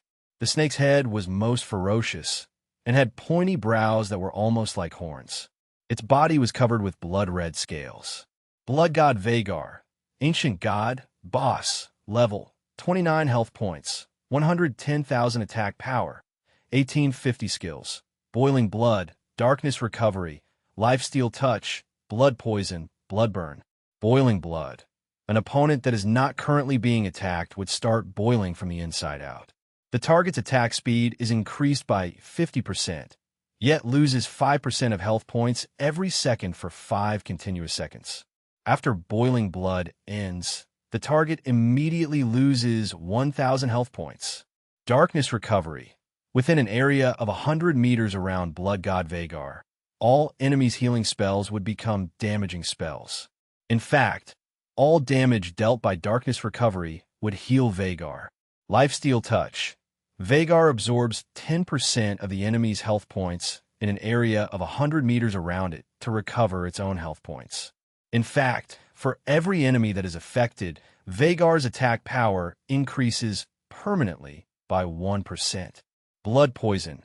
Vagar's attack can poison the target and cause the opponent to lose 1% of his health points every second. Blood Burn. Vagar burns 5% of its health points to create a bloody region. All enemies within the bloody region will receive 100 damage every second. These damages heal Vagar. Remarks. This is the transformed body of a part of the ancient god Vagar. 0.001% of the actual monster. Are you for real? Zhang Fei had no words. He was almost shell-shocked. These ancient gods were not called gods for nothing, after all. One could only imagine a force 10,000 times this strong. In Zhang Fei's case, he did not even want to think about it. All right, said Zhang Fei. Although there was no way they could fight against the true blood god, they had a shot at this pale imitation. Having read through the list of skills, Zhang Fei knew why Zhao Feng had arranged a party like so. With Darkness Recovery, all healing skills were useless. Not only would they be unable to recover health points, but they would also end up killing their own tank while restoring the boss health. With the skills of Lifesteal Touch and Blood Burn, the boss was an absolute nightmare. Because of these two skills, the team that fought the SS wave needed to be small in numbers but great in strength. Just as Zhang Fei was about to start attacking the monster, Zhao Feng suddenly stopped him, asked Zhang Fei. Said Zhao Feng. Swiftly thereafter, the little fatty started humming an elaborate song. The singing required to cast this spell was as long as 2 minutes.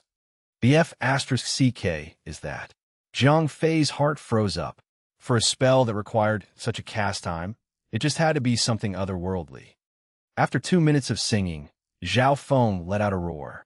Blood-red light emanated from his body and engulfed the other party members. Blood conversion formation.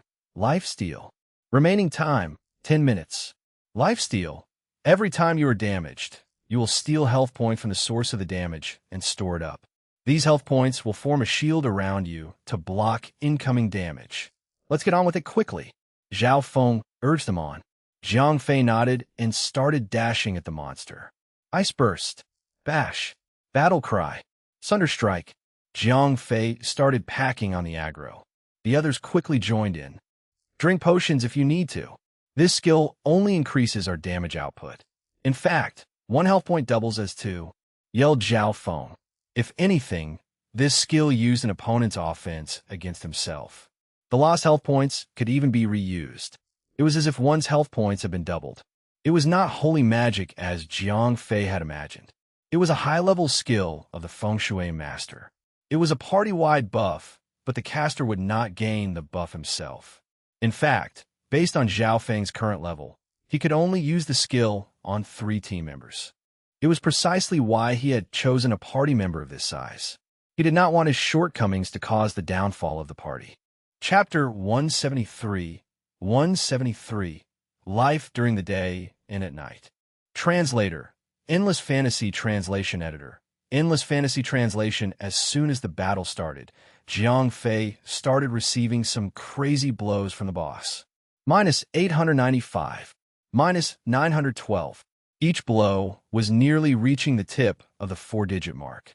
In spite of Jiang Fei's potion fest, his health points were slowly losing the battle. Fortunately, Zhao Feng's blood conversion formation was more than just helpful. It took 2 attacks from the boss to inflict 1 attack's worth of damage upon Jiang Fei. Due to the blood conversion formation, attacking Jiang Fei meant that the boss was also attacking itself. It started losing health points very rapidly. Shuffles a crimson beam of light shot into 7 Stars Warrior's body. The warrior's body quickly turned blood red. Boiling blood. A target that is currently not being attacked would start boiling inside out. The target's attack speed is increased by 50%, yet loses 5% of health points every second for 5 continuous seconds. After boiling blood ends, the target immediately loses 1,000 health points. Shouted Zhao Feng.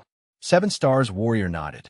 Due to the blood conversion formation, he was losing slightly below 200 health points every second on average. Potions helped circumvent its effects almost completely. However, the increased attack speed from boiling blood allowed 7 Stars Warrior to deal much more significant damage. Although he would receive 1,000 damage by the end of boiling blood, the explosion would not cause instant death, for he would not already be too weakened by then. Other than boiling blood, the boss simply lacked any hard-hitting skills to land the finishing blow. 7 Stars Warrior was not in any immediate danger. Potions would be enough to keep him relatively unscathed.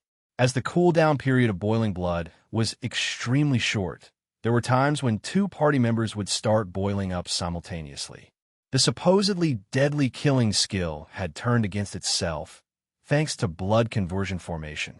Boiling blood did not cripple the party in any manner whatsoever. On the contrary, it amplified their damage output. Therefore, the 3 did not feel much pressure. The only person who could be concerned was Jiang Fei. The boss was statistically a beast among its kind. On top of the blood poison's 1% damage every second, Jiang Fei was losing his health points very quickly. Even drinking potions would not last him very long. By the time it was down to 80% of its health points, Jiang Fei had already lost half of his. Armored Bulwark. Jiang Fei had no choice but to protect himself. He had hoped to recover some of his health points. Just as Jiang Fei activated the Armored Bulwark, the boss too activated skill. For beams of red light suddenly reached out and came into contact with Jiang Fei and the other 3. The beams actually remained connected to the boss. Lifesteal Touch. Vagar absorbs 10% of the enemy's health points in an area of 100 meters around it to recover its own health points. In fact, for every enemy that is affected, Vagar's attack power increases permanently by 1%. All of a sudden, Jiang Fei lost more than 1,000 health points. Although his armored bulwark was still present, this skill could only block physical attacks. Jiang Fei was not the only one affected. Zhao Feng and the other 2 also lost 10% of their health points. However, other than 7 Stars Warrior who had lost 400 health points, Zhao Feng and Little Rain only lost 200 health points due to their low maximum health points as magicians. Rightfully, the boss should have been able to recover some of its health points using this skill. But thanks to Zhao Feng's blood conversion formation, the skill did not give him any recovery whatsoever. Nevertheless, the boss had still gained a 4% boost in attack power. If this were a team of 10, the boss would have increased its attack power by 10%. The battle continued. Every few seconds, the boss would activate Boiling Blood and subsequently increase Zhao Feng's and the other two's attack speed. For every 20% of health points it lost, it would activate the Lifesteal Touch and increase its attack power by 4%. When the SS wave had lost 40% of its health points, Jiang Fei's health points were quickly approaching zero. Although there was Zhao Feng's blood conversion formation, Jiang Fei just could not keep up. Blood pool. It was time to roll out the big guns. Having fought for ages, the blood pool had now accumulated a lot of health points. As his health points neared zero, Jiang Fei activated the skill. In one instant, Jiang Fei's health points was fully restored. The boss health points gradually reached 40%. Right then, Jiang Fei had lost half of his health points again. Although he was supported by the blood conversion formation and potions, the boss had increased its attack power by 20% after activating Lifesteal Touch 3 times. Now, Jiang Fei was losing health points even faster than ever. When the boss health points reached 30%, it automatically sacrificed 5% of its health points to activate its ultimate skill. Blood Burn. Veigar burns 5% of its health points to create a bloody region. All enemies within the bloody region will receive 100 damage every second. These damages heal Veigar. Although the lifesteal effect was nullified by the blood conversion formation, the bloodless effect made things worse for Jiang Fei. Under the effects of the blood conversion formation, Zhao Feng and the other two could still withstand the 150 damage on average for each second that passed. After a bottle of middle-grade health potion, 50 damage per second was almost completely nullified. However, Jiang Fei was not doing too well. His health points plummeted. Now that there was an additional 50 damage every second, Jiang Fei's health points were nearing the end. Just as the SS wave's health points were about to reach 20%, Jiang Fei's health points had become zero. A bright, golden light appeared as his divine blacksmith's blazing hammer activated the Undying Aegis. That was his final trump card. Having recovered 50% of his health points, Jiang Fei was now on his last legs. The boss still had 20% of its health points remaining. He still had one lifesteal touch to go before defeating it. Shuffle's 4 beams of red lights once again linked itself up to the party. Yet again, Jiang Fei lost another 1,000 health points. They were just barely over 4,000 at this rate.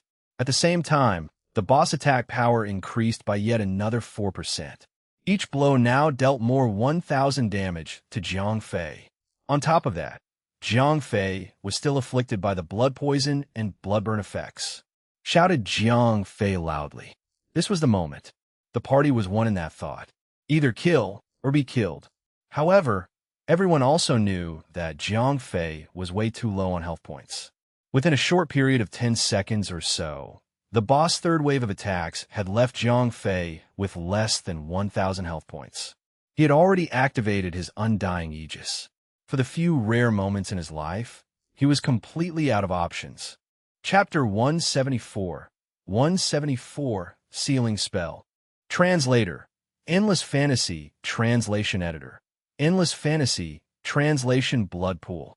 As inadequate the freshly expended blood pool was, Jiang Fei could only resort to hanging onto it for dear life.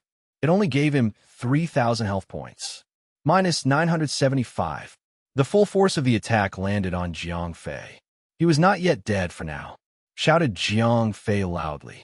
He activated the only available skill at that moment. Claret Aegis. Sunder Attack. Killing Blow. Pyroblast. Flame Blast. At that moment, the main attackers, 7 Stars Warrior and Little Rain, threw everything out the window. Jiang Fei watched his health points continue its descent. His potions were barely helping. It took 20 seconds before he was right in front of death's door yet again. On the other hand, the boss only had 3% of its health points remaining. The battle was won. That much was certain. Whether Jiang Fei would live to see it was another question. Blood God Veigar's claw swung towards Jiang Fei as he raised his shield in defense. Clang, a deafening sound could be heard as the claw slammed into the shield. At that decisive moment, Jiang Fei had activated the special effects of his shield. It was a 5% chance of completely nullifying any physical attack to his immediate front. Although 5% was a very low probability, Jiang Fei's luck once again stood out. It had allowed him to block the lethal strike at the crucial moment. Magic Missile, Fireball, Brave Strike. The rebound was swiftly followed by strikes from Zhao Feng and the other two. They instantly emptied out the remaining health points. This is impossible. I cannot. Blood God Vagar defiantly sank to the ground. Ding!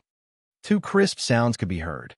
7 Stars Warrior and Little Rain had leveled up. Jiang Fei sighed in relief as the Titan finally collapsed. He took an additional potion for safe measure. After all, blood poison was still in effect. The asterisk Eren. Zhao Feng fell back onto his bottom. The battle had been most precarious. Even number 1 tank had almost fallen. He also happened to be number 1 on the level ranking boards. If he had died and lost 1 level, that would have been a grave loss. Zhao Feng would never live with himself for being the cause of it. You said it. 7 Stars Warrior nodded. Still, that wasn't bad at all. Little Rain was elated. Although it was only a clone, it was still of the Lord rank. Brother Fei. Zhao Feng suddenly burst back to life. The fallen boss corpse had started sparkling very brightly. Clearly, there was loot to be gained. This was a Lord rank boss. Clone or not, it was still a Lord's clone. The rewards had to be good. Jiang Fei nodded. This Blood God's clone was also the highest level boss Jiang Fei had ever killed. Of course, he would be keen to see the fruits of his labors. Brush as Jiang Fei rolled the SS Wave's corpse over. A bright golden light seeped into everyone's eyes. The asterisk Eren. 7 Stars Warrior and Little Rain were both pub players. Until now, their greatest achievement had been clearing the depths of the night, which was of the elite difficulty. Therefore, epic quality equipment was completely foreign to them, let alone legendary. Bloody Hell's Gate, spatial item, quality, legendary. Use. Opens the gate to Bloody Hell. Ha ha ha. Ants, you simply had a stroke of luck. That is nothing. A shrill, piercing laughter could be heard from the golden item that was barely the size of a fist in Jiang Fei's hand. The sound sent chills down everyone's spine. F***CK this shit. After Jiang Fei shared the attributes of the item, Zhao Feng and the other two rolled their eyes simultaneously. This item was as good as trash at the moment. Obviously, it would only open a portal that led to Vagar's true body in Bloody Hell. What chance did the players at their current levels have? If the clone was already this much trouble, one could only imagine how powerful an ancient god was. Magnify its power by 10,000 times, and a single blood burn could wipe out an entire battlefield. Even if thousands of players at their current level tried to swarm him, they would not even get close. Brother Fei, you should keep this toy to yourself. 7 Stars Warrior laughed coyly. The hell? Wouldn't it take up space in my bag as well? Jiang Fei rolled his eyes as he tossed the Bloody Hell's Gate into his backpack. It would remain there for a very long time. Nobody could kill a god so easily. Zhao Feng hurried him along. The first item may be tremendously high in rank, but it was absolutely useless. The euphoria was quickly fading away. Seal Curse Spell, Burning Skies, Skill Book, Quality, Legendary. Use. Teaches you the Seal Curse Spell of Burning Skies requirement. Magician class Burning Skies. Summons the flames from the underground. Within 1,000 meters, one can choose any spot as the heart of the spell. In a radius of 100 meters, all enemies will be dealt with damage 10 times of your magic attack. In fact, the targets will be set ablaze, taking 5% of their health points as damage every second. The effect lasts for 30 seconds. Chanting time is 5 minutes. Mana cost is 60,000. Whoa! Jiang Fei's eyes flew wide open like everyone else. Its high level aside, a Seal Curse spell was incredibly valuable. A Seal Curse spell was capable of instantly killing someone in a large area. Jiang Fei may be equipped with ridiculously powerful skills, but this Seal Curse spell took it a level up. Little Rain felt extremely uncomfortable. He was the only person who could learn the Seal Curse spell in the small team. But that item was a national-level treasure. He did not have the courage to speak up. Just learn it. Jiang Fei gave Little Rain a look. It was his right. They had fought for the items together. However, if Little Rain decided to sell it for money, it was only fair if the proceedings were split evenly. Little Rain did not hesitate one bit. As valuable as the Seal Curse spell was, he could be a highly sought-after asset for major guilds if he learned it himself. One should never sell the spell unless he truly needed the money. Jiang Fei nodded and immediately tossed the item over to Little Rain. In a flash of white light, the skill had been learned. Little Rain was now the first player to have acquired a Seal Curse spell. Even so, there was no immediate jump in his power. After all, the skill required 60,000 mana points to cast. However, Little Rain's mana points were barely over 4,000. That was over 1/10 the amount. Zhao Feng asked once again. After all, the Seal Curse spell was worth a fortune. If that was the key item, they were in trouble. Holy F***CK. Now this is a boss, said Jiang Fei as he rose up, an item that shone with rainbow colors in his hands. Chapter 175, 175, Battle God's Command. Translator, Endless Fantasy Translation Editor. Endless Fantasy Translation. A strange, jade card, emanating the colors of a rainbow, sat in Jiang Fei's hand. Battle God's Command. Quest item. Use. Points you toward the Battle God's Palace, claiming the Battle God's legacy. Class limitation, Warrior, Rider. Locked after use. Asked Zhao Feng. Jiang Fei's eyes were also filled with a look of disbelief. Zhao Feng was still unable to get it. Explained Jiang Fei. Can. By then, 7 Stars Warrior's eyes had frozen up in a permanently dilated state. When Little Rain had obtained the Seal Curse spell, he was already green in envy. He could not believe that, in the blink of an eye, luck was now on his side. A hidden class transition item. This was almost as great as the Seal Curse spell. Hidden classes overpowered regular classes' progression of the same field. It turned regular classes into his playthings. Naturally, it would also be incredibly difficult to obtain. It was also not something that could be achieved with hard work, like the rare classes. Finding the class alone was just the beginning of the nightmare. One could only dream of coming across a corresponding class tutor. It all depended on luck. Jiang Fei was a prime example. These hidden class tutors never stayed long in the same place. Finding them was not something that could be done with money. However, the opportunity was now right before his eyes. 7 Stars Warrior could easily grasp for it. Jiang Fei laughed lightly before flinging it over to 7 Stars Warrior. He was all right with giving away a Seal Curse spell, let alone a class transition item. In Jiang Fei's eyes, they had fought against the boss as a team. It was only natural to split the rewards up based on each of their needs. He was not one to allow greed to blind him. 7 Stars Warrior looked at Jiang Fei thankfully. Although he was the only person who could use the item, and it was rightfully his to have, many team leaders would pull rank for their advantage when something this valuable appeared. That was especially the case when such priceless treasure surfaced. Such a man was a one-of-a-kind. What a boss. What a lord. Everything it drops is gold. Zhao Feng asked eagerly. After all, everyone else had already acquired a reward, except for himself. Although the transport portal Jiang Fei had acquired was rather useless, it was still a worthy memorabilia. Zhao Feng, on the other hand, had yet to acquire anything to call his own. Yeah. Jiang Fei nodded as he retrieved yet another item. Blood metal, decoration, quality, epic, magic attack, plus 100 intelligence, plus 10 spirit, plus 10 equip. You will acquire the passive skill of the Blood Halo. All friendly targets within a 40-meter radius will recover 1% of their health points every second. Required level, 25. Jiang Fei tossed the decorative item to Zhao Feng. Although any equipment with a light halo was worth a lot of money, it paled in comparison to the Seal Curse spell and class transition card. Zhao Feng accepted the decorative item with a sigh. He was clearly disappointed. Come now, be happy. This really complements your support class. Jiang Fei laughed. as he consoled Zhao Feng. "Forget it. I'm just unlucky." Zhao Feng nodded. He knew that the spell book and the class transition items did not come easy. Having this two in the presence of each other from the same boss was already a huge blessing. It would be a dream come true if everyone could get something of similar quality, said Jiang Fei as he retrieved an item. 5 items from a boss was most definitely very unusual.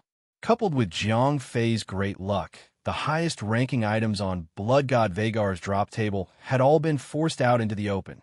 Vagar's blood, God's blood, quality, epic, effects, unknown. Remarks: although this was only Vagar's clone, every part of his body came from Blood God Vagar's original body. You can feel the destructive power in this drop of divine blood. Asked Zhao Feng. Guessed Jiang Fei as he shook his head, said 7 stars. Warrior, standing at a corner. Yeah. Little Rain nodded his head. They were slightly embarrassed. After all, this success was all thanks to their chance meeting with Zhao Feng. The main contributors had been Jiang Fei and Zhao Feng.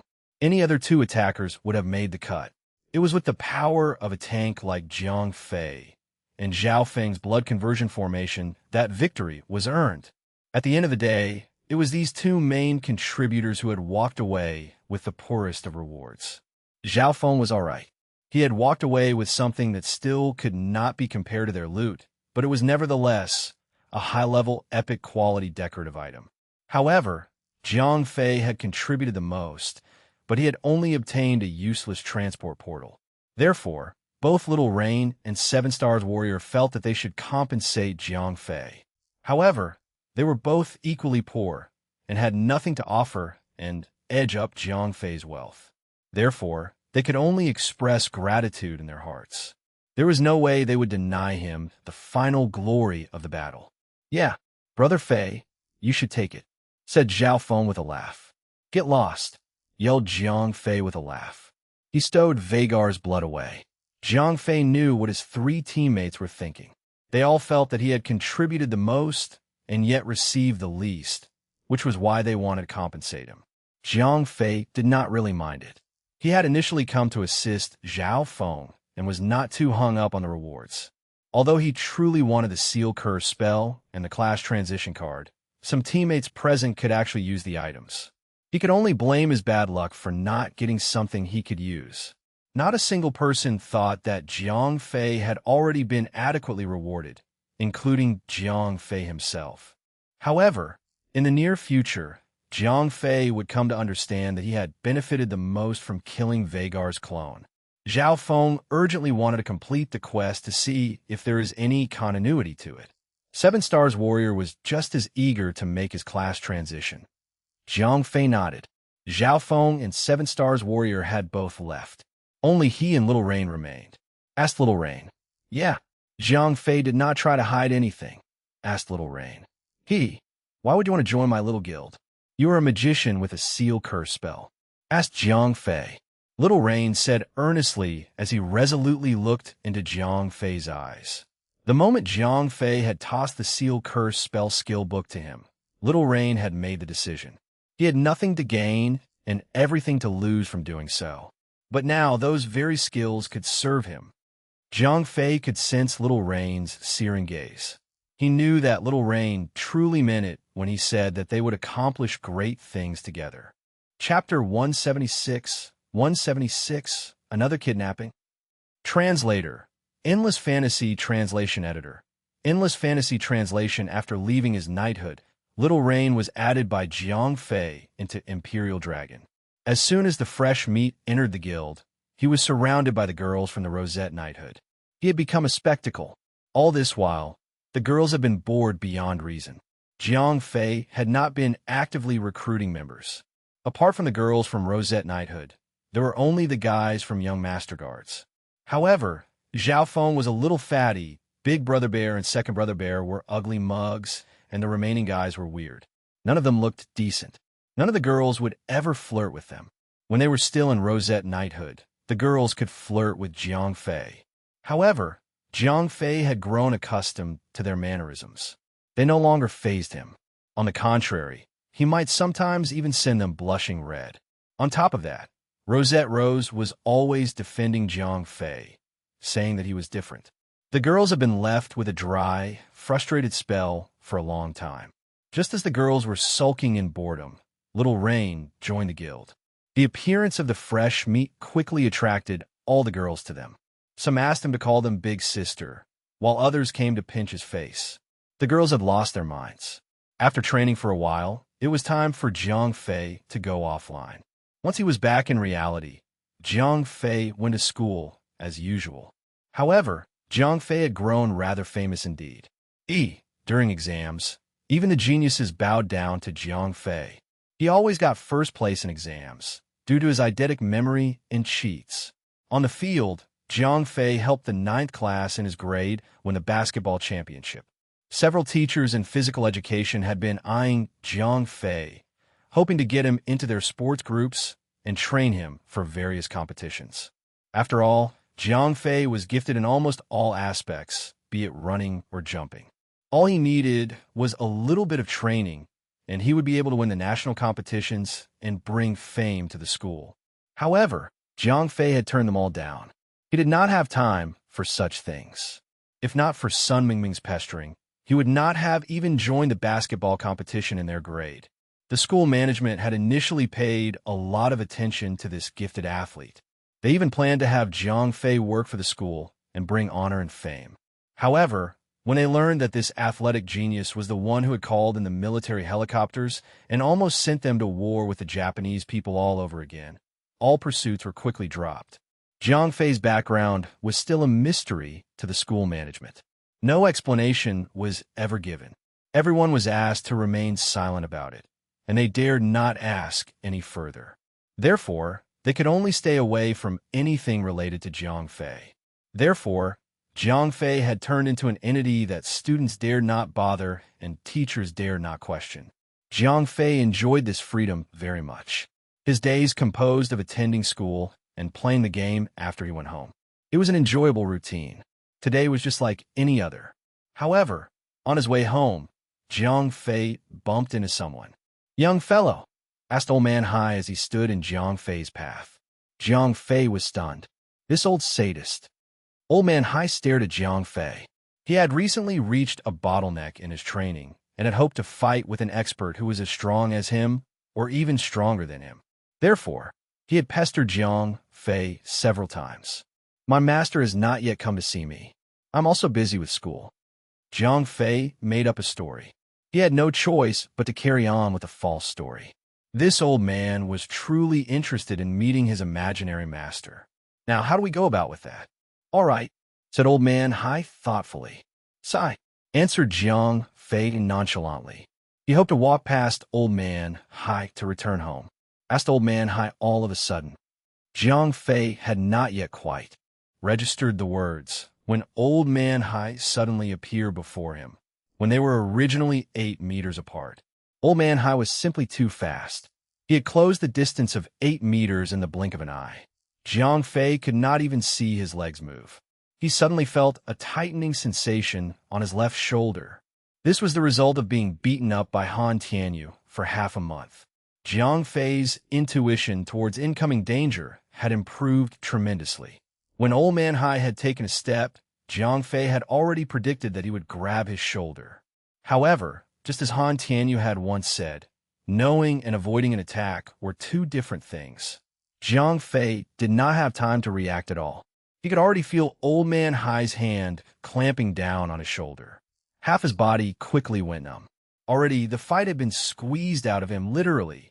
"Young fellow, don't be afraid. I am just a little too impatient." Old Man Hai smiled at Jiang Fei as he bared his yellowing teeth. F***ck me. Jiang Fei felt like crying right then. How could he conjure up a master to save him now? However, if he spilled the truth to the old man now, the old pervert might be angered and break off his teeth. He could not muster any courage to do that. "It's all right. Stop sulking. I will have little you ask for a leave of absence on your behalf. Your parents would not be too worried either," said Old Man Hai as he laughed. F***ck. F***ck me. Jiang Fei's heart turned cold. He had originally planned to ask Han Tianyu to save him. In the end, this old pervert was actually capable or ordering Han Tianyu to do things for him. He must be somebody huge. If the imaginary master does not turn up, what would happen to him? As Jiang Fei's mind raced about, old man Hai wasted no time. He tucked Jiang Fei under his arm and bent his knees. Suddenly, it felt like they were flying parallel to the ground. Jiang Fei could sense that the scenery and objects around him were moving backwards, rapidly. It was akin to the sensation of sitting in Han Tianyu's race car as they cruised on the road. Wait, this was even faster than a race car. Your mother! Jiang Fei was secretly shocked. In just slightly more than half an hour, Old Man Hai had traveled up to 100 kilometers with a man in his hands. They had moved from the town to the suburbs and then to the mountainous area. Hey! Jiang Fei had switched to a far politer tone when talking to the old man now. Not only was this old fellow crazy, but his abilities were also just as crazy. Therefore, it was better if Jiang Fei did not upset him. Chapter 177 177 The Hidden Dragon Village. Translator, Endless Fantasy Translation Editor. Endless Fantasy Translation, Old Man Hai said mysteriously. He did not tell Jing Fei where the destination was. He just kept moving forward with Jiang Fei in his arms. After approximately half an hour, Old Man Hai finally stopped moving. He put Jiang Fei down. As soon as Old Man Hai's hand left Jiang Fei's body, the numbing sensation immediately disappeared. Jiang Fei had recovered his ability to control his body. Asked Jiang Fei as he looked around at the surrounding environment. This was a small mountain. Not far away, he could see a row of houses made of rocks. Piles of wood were next to the houses. As he followed Old Man Hai, Jiang Fei noticed that corns and grains were being hung to dry in front of these houses. There was even smoked meat and poultry like chickens and ducks. This was an ancient-looking mountainous village.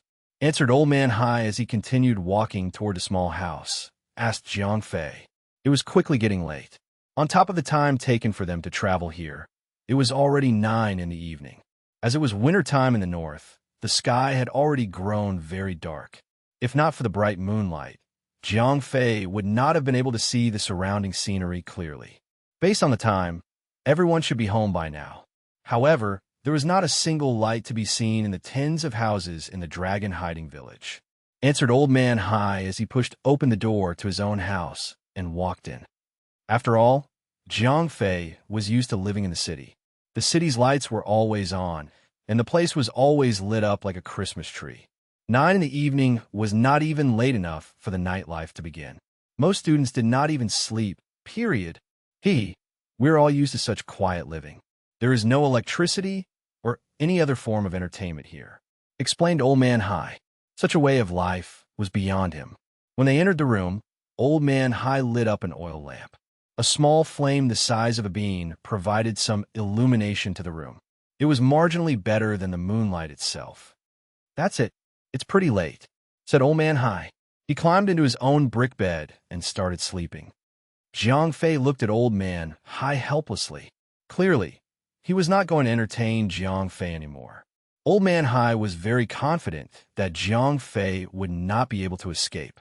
Based on his speed, he would die of fatigue before making it out of the mountains. Sigh. Jiang Fei knew that there was no way he could escape. Naturally, he also laid on the brick bed and tried to sleep for a while. That was when the cool seeped into his bones. The cold had not been as apparent when he was standing upright. Although it was early into winter, the weather was already bone-chilling. The houses in the city had already started using heaters. However, Old Man Hai's house did even house a single fire. Forget about high-tech heaters. In spite of his thick clothing, Jiang Fei still felt extremely cold. After laying down for a while, Jiang Fei could not take it anymore. He stood up and started pacing around the room to get warm. Young fellow, asked Old Man Hai as he rolled his eyes and glanced at Jiang Fei. Sleep? It's so cold. How could I sleep? Complained Jiang Fei. From Old Man Hai's tone, one could tell that he was very surprised. Nonsense. Jiang Fei rolled his eyes. Hadn't your master taught you the ability to withstand both hotness and coldness? Asked Old Man Hai oddly. Jiang Fei was speechless. How would he have known that the steel cloak's prerequisite was to withstand both hotness and coldness? In fact, he did not even know what the steel cloak ability was.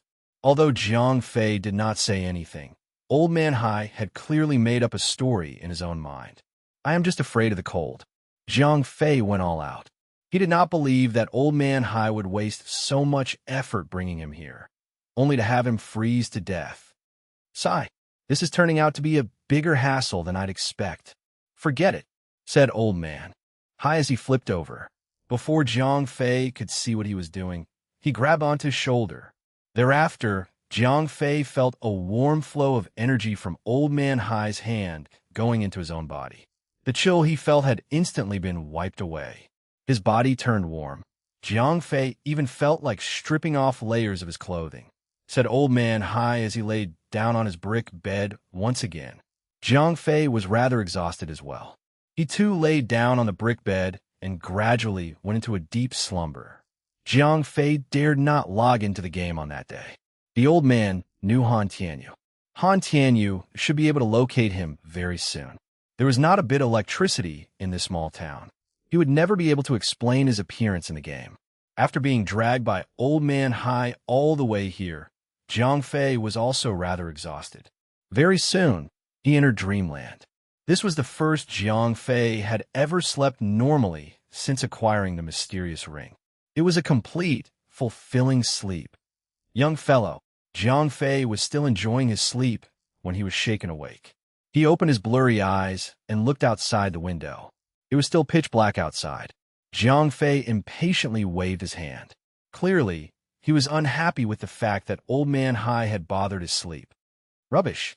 It is already 5 in the morning. How has your master been teaching you? Old Man Hai gave Jiang Fei a single tug and sent him flying. F***ck me. Jiang Fei had once heard of such a lifestyle through rumors and whispers about the rumored martial arts world. He had thought that they were simply fairy tales. But Old Man Hai was actually showing every indication of it being actually true. Chapter 178, Martial Arts Genius. Translator, Endless Fantasy Translation Editor. Endless Fantasy Translation. Jiang Fei followed Old Man Hai down a path. As they passed through a small patch of trees, they could hear strong winds pass through their ears. Some shouts were occasionally heard. The sun was barely up, but many people were already out here training. Jiang Fei could vaguely see silhouettes of people leaping about in the forest. However, he recalled Old Man Hai's warning and paid heed to not stare intrusively. At most, he stole them a glance or two. All right, Old Man Hai had brought Jiang Fei to a clearing in the forest. Asked Jiang Fei. Nonsense. Of course, we are going to train. How did your master teach you? Old Man Hai rolled his eyes at Jiang Fei. Answered Jiang Fei in a mumble. He had not yet started training. He knew nothing about training. The only thing he was familiar with was the reactive ability he had gained from being beaten up consecutively by Chun Shi and Han Tianyu. He had no idea how to actively train. Why aren't you training? As Jiang Fei stood there without moving, Old Man Hai clearly misunderstood him. Right then, Jiang Fei could only continue lying. He had no choice but to maintain the guise as long as possible. Hee, your master is such a miser, said Old Man Hai as he laughed. He did not say anything else thereafter. Asked Jiang Fei after a moment of hesitation. What's the matter? Asked Old Man Hai as he laughed and glanced at Jiang Fei. It's still all right, answered Jiang Fei. Forget it, you should just focus on external toughness. Although Old Man Hai did not say it explicitly, he clearly thought the same as Han Tianyu. Oh, Jiang Fei nodded dejectedly. It seemed like he truly was not gifted for it, said Old Man Hai suddenly. Jiang Fei was stunned. He knew nothing about fist techniques. The only thing he could remember was the army training, which he had also nearly forgotten entirely. If he displayed that now, wouldn't he just be embarrassing himself? What's there to be secretive about? Old Man Hai's intentions were apparent. He meant to observe Jiang Fei and teach him. These were the benefits that he had promised earlier. Old Man Hai had kidnapped Jiang Fei to fight with his made-up master. He had no evil intentions. To make it up to Jiang Fei, he had promised to reward him by teaching him something. Zhang Fei could no longer keep up with the lies. You don't know? Old Man Hai still thought that Zhang Fei was finding an excuse not to train. I really don't know. Zhang Fei had no choice but to bring up the made-up master once again. Old Man Hai was stunned. However, he recalled the day when Zhang Fei had blown him away. He looked just like any other gangster on the streets, and was nothing like a martial artist. He had merely thought Zhang Fei was venting his frustration. Now he knew that this young man truly knew nothing about martial arts. Mumbled Old Man Hai. He had never heard of such a training regiment. He had taught him the steel cloak technique to such an extent, but not a single offensive technique. Was he using external toughness as a way to enforce his meditative qigong? Forget it, asked Old Man Hai after giving it some thought. Zhang Fei immediately nodded. This Old Man Hai was most definitely an expert among the experts. Anything he taught had to be effective. Only a fool would reject the offer. I have no idea when your master will be coming to see us. Old Man Hai nodded. Hee, don't you worry. I have all the time in the world, mumbled Zhang Fei under his breath. All right, I'm not going to say much, said Old Man Hai, as he started a live demonstration. There were a total of 12 styles in the branch of the fist, with 36 transformations. It was one of the better sets that Old Man Hai had learned during his youth. Based on Old Man Hai's predictions, Zhang Fei's master must be very capable indeed, for him to acquire such mastery over the external toughness at such an early age. If he only taught Zhang Fei some regular fist techniques, he would certainly be made fun of by the boy's master. Therefore, Old Man Hai had picked out such a set with careful thought. Old Man Hai soon provided Zhang Fei a very flamboyant show of his fist techniques. Zhang Fei could barely blink his eyes. Luckily, Zhang Fei had improved his intelligence and spirit. Otherwise, he would not have been able to keep up with Old Man Hai's speed, let alone remember his techniques. Of course, Old Man Hai had intentionally slowed down, or else Zhang Fei would only be seeing a flashing figure before him, and not the actual techniques. Once he was done, Old Man Hai still seemed as energetic as ever. He approached Zhang Fei and asked with a smile, "What do you think?" Although Zhang Fei did not have much knowledge, he understood that this set of fist techniques was much stronger than Shan Shi's catch and grapple techniques, asked Old Man Hai. Answered Zhang Fei with an embarrassing laugh. Old Man Hai was shocked. How could Zhang Fei have remembered more than half of that? Could he have seen this set of fist techniques before? That was impossible. This was a unique creation. Nobody else could have known. Zhang Fei thought that Old Man Hai was calling him out for being dumb. Who could have known that it was his eidetic memory that sent chills running down that old man's spine? Old Man Hai clearly did not believe Zhang Fei. Zhang Fei was eager to try it out himself. After all, he had witnessed such an amazing display of prowess. He too wanted to make an attempt. In the end, Zhang Fei realized how difficult it was once he started moving. Remembering and executing the moves were two completely different things. Although he had excellent physical qualities and decent dexterity, he did not have any foundation in fist techniques whatsoever. Although he could carry out the poses like some Chinese opera show, they only imitated the appearance and none of the power. Even so, it was enough to make Old Man Hai blink repeatedly. Was Zhang Fei even human? He had truly remembered more than half of the fist technique by just observing it once. He must be some kind of martial arts genius. As for Zhang Fei's ridiculous display of fist techniques, Old Man Hai did not think much of it. As he had not provided any verbal cues, being able to remember this much through observing alone was already a great accomplishment.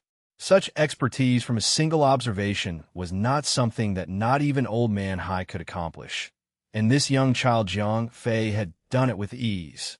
If you know someone who'd love this story, send them this video. Sharing is honestly the biggest help you can give a small channel like this. Now let's get back to it. Chapter 179. 179. Fist Training. Translator. Endless Fantasy Translation Editor. Endless Fantasy Translation. Kidnapping Zhang Fei was already a reward in itself. On top of that, Zhang Fei had displayed such raw natural talent, further impressing him. Old Man Hai started correcting Zhang Fei's movements, quickly noticing that Jiang Fei was a very fast learner. He was not sure if Jiang Fei was naturally gifted at learning martial arts, or if it was some other reason.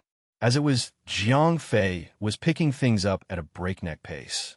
By the time the sun was over their heads, Jiang Fei was already capable of recreating the techniques to perfection. Of course, recreating them on the outside was just as far as he went. He could pose and use them as some demonstration in performance arts. However, they were no good in an actual battle. They did not even have the power of the practical, military techniques that Chun Shi had taught Jiang Fei. All right, young man, you're a real fast learner. You got the basics pat down. Next, I will teach you the verbal cues, said Old Man Hai as he laughed. Jiang Fei had already become an unpolished gem in Old Man Hai's eyes. If not for Jiang Fei's insistence that he had a master, Old Man Hai would have taken him in as his own disciple. Jiang Fei had grown very enthusiastic indeed. He could not believe that he had benefited from this misfortune. This sadistic old man was not all that terrifying as he believed. On the contrary, he was very kind and willing to teach the younger generation of disciples. The old man soon established a chain of verbal cues that Jiang Fei was soon chanting as he went through the steps. It was an easy feat for his memory. Despite being able to recite it all word for word, he could not quite comprehend every single bit. These verbal cues used ancient Chinese and involved philosophy and concepts like yin and yang. For the uninitiated like Jiang Fei, it was like attempting to learn a foreign language. "Old man, what do these words all mean?" said Jiang Fei as he laughed apologetically. All right, Old Man Hai had gotten to know more about Jiang Fei. Therefore, he was not too surprised when Jiang Fei said he could not understand the verbal cues. As each line was interpreted into layman terms, Jiang Fei's grasp of the fist techniques gradually improved. He quickly progressed into a new level of mastery. Jiang Fei now understood when he should exert force and when he should pull back. He also knew how to use his energy to extend the impact of his fist's might and how to work on his breath to smoothen the transition of techniques.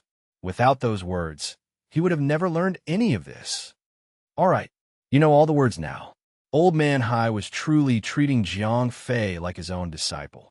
Armed with his newfound understanding, Jiang Fei was eager to make another attempt. It was time to put himself to the test. When he stood at the center of the stone ring, Jiang Fei gently shut his eyes and repeated the verbal cues in his heart. Something clicked inside. His eyes flashed open, producing supernatural light. After crossing one forearm over the other with his fists clenched, he started the cycle. He now moved with at least 10 times the fluidity and grace compared to before. He was now far more certain of himself.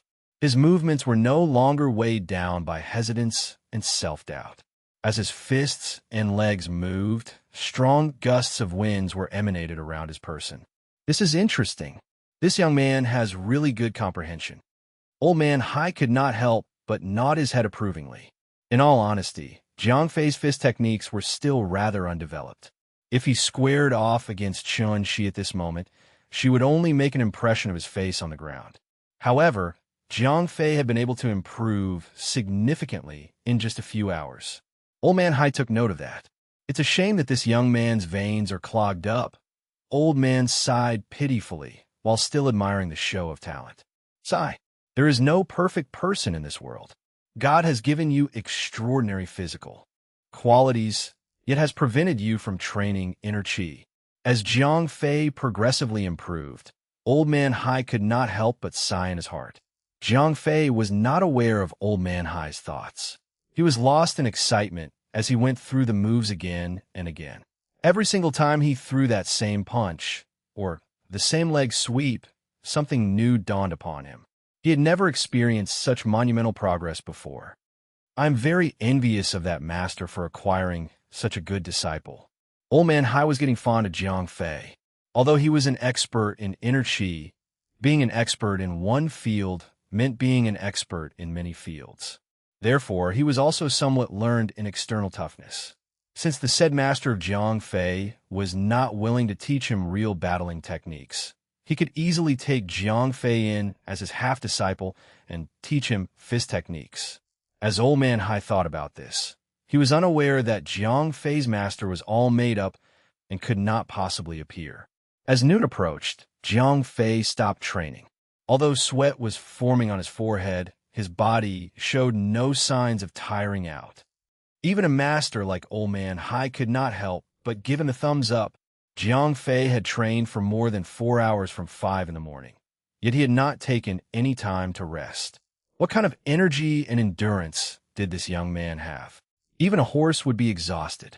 For hours of continuous fist training was nothing like a slow jog.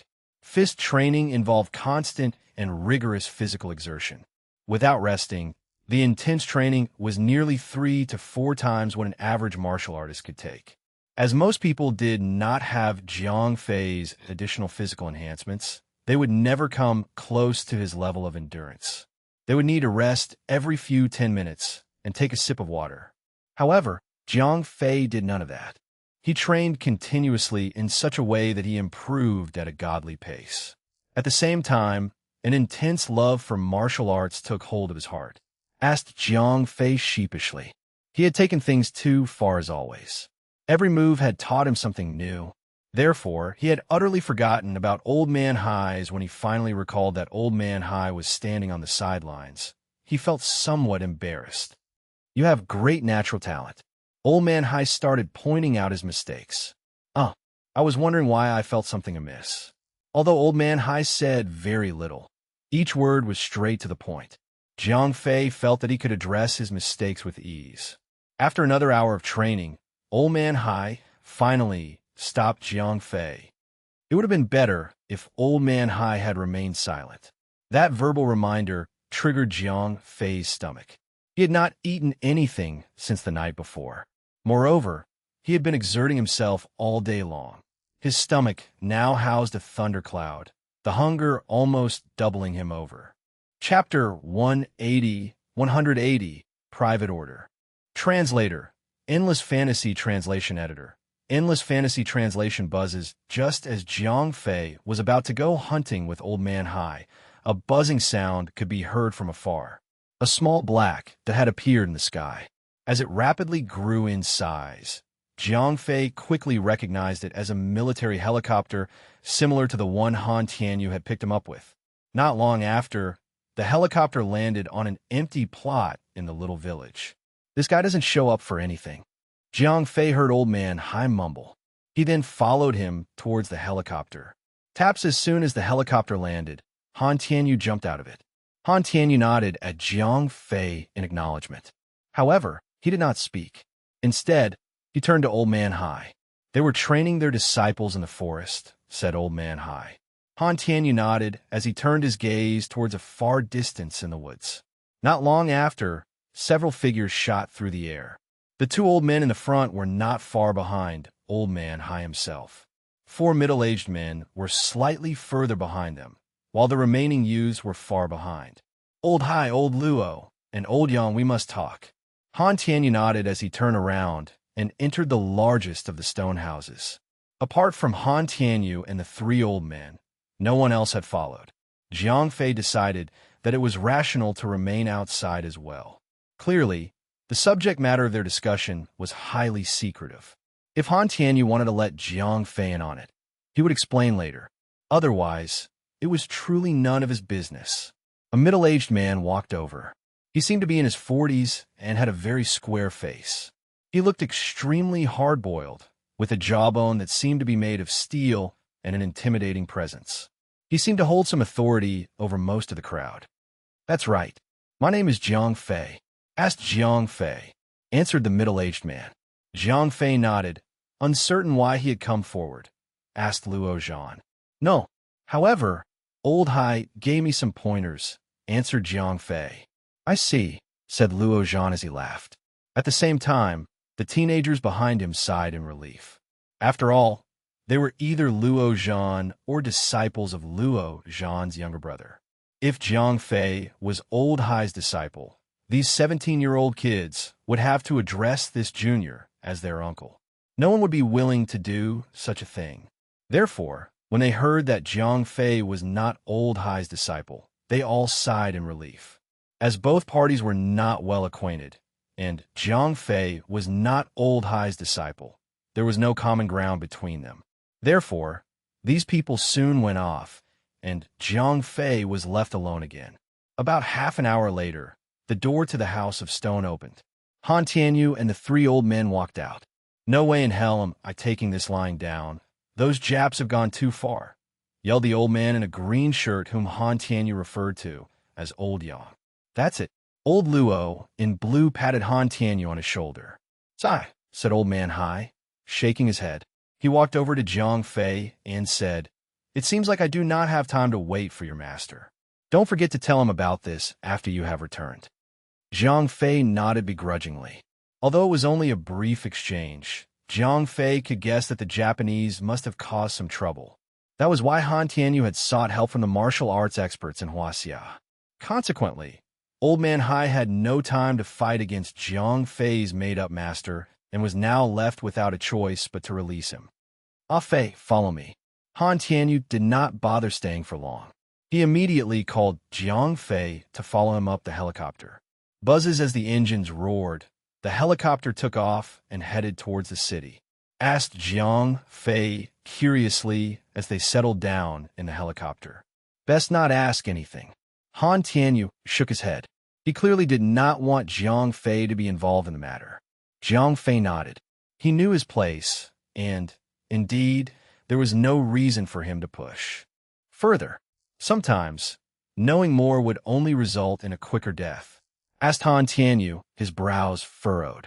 "What's the matter?" Asked Jiang Fei. "No, that batch has already been distributed to the soldiers overseas." The effects were fantastic. In the two most recent clashes, not only did we suffer 0 casualties, we did not even have any wounded. Said Han Tianyu. Asked Jiang Fei. "This is a private order for myself. I will buy each bottle for $50,000. Said Han Tianyu. "You want them?" Asked Jiang Fei. Han Tianyu nodded before explaining. "You know that our Manda group is highly active in battle. Recently, I have set my eyes on a market in northern Africa. However, that is where the Japanese have their forces concentrated. To expand my market, I decided to send in Manda Group's best and rid the land of those Japs. But I did not expect the Japanese to concentrate all their power in that area. They put up a fierce resistance that resulted in severe losses." Han Tianyu did not mention that his motive of snatching the Japanese's business was to avenge Jiang Fei. He had only said he was doing this to fight for the market. "All right, you'll have them in 3 days. However, the price remains the same," said Jiang Fei. "No way. That was the military's offer.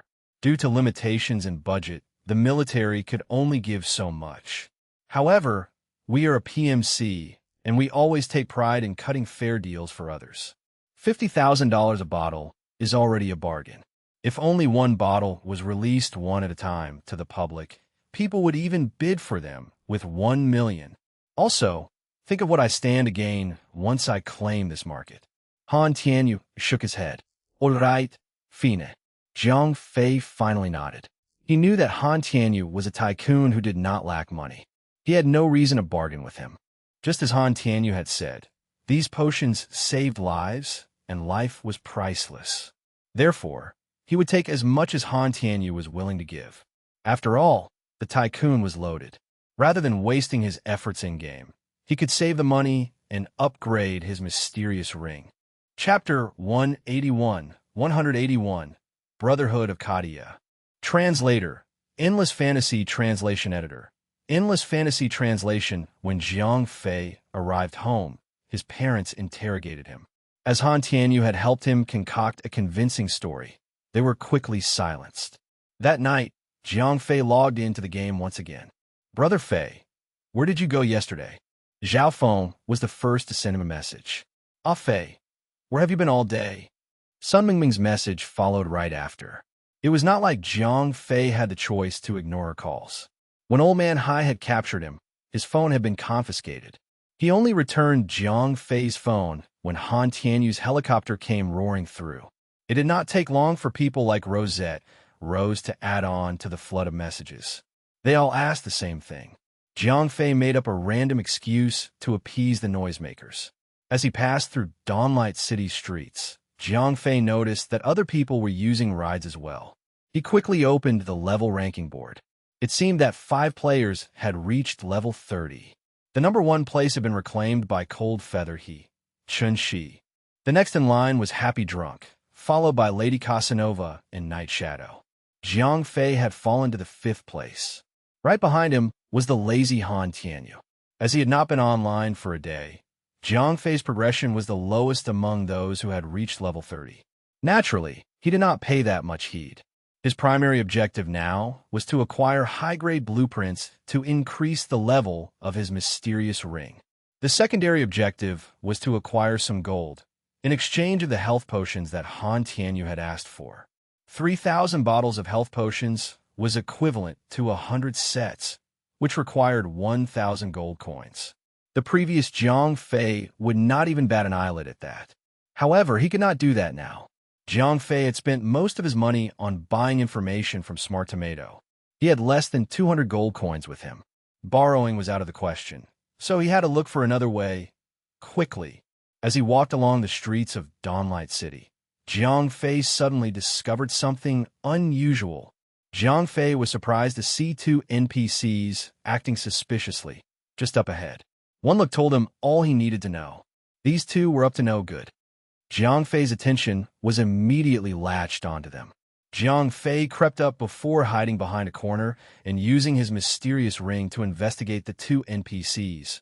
Bordeaux, humanoid, hotel staff, level, 15 health points, 2,000 attack power, 100 skills, none.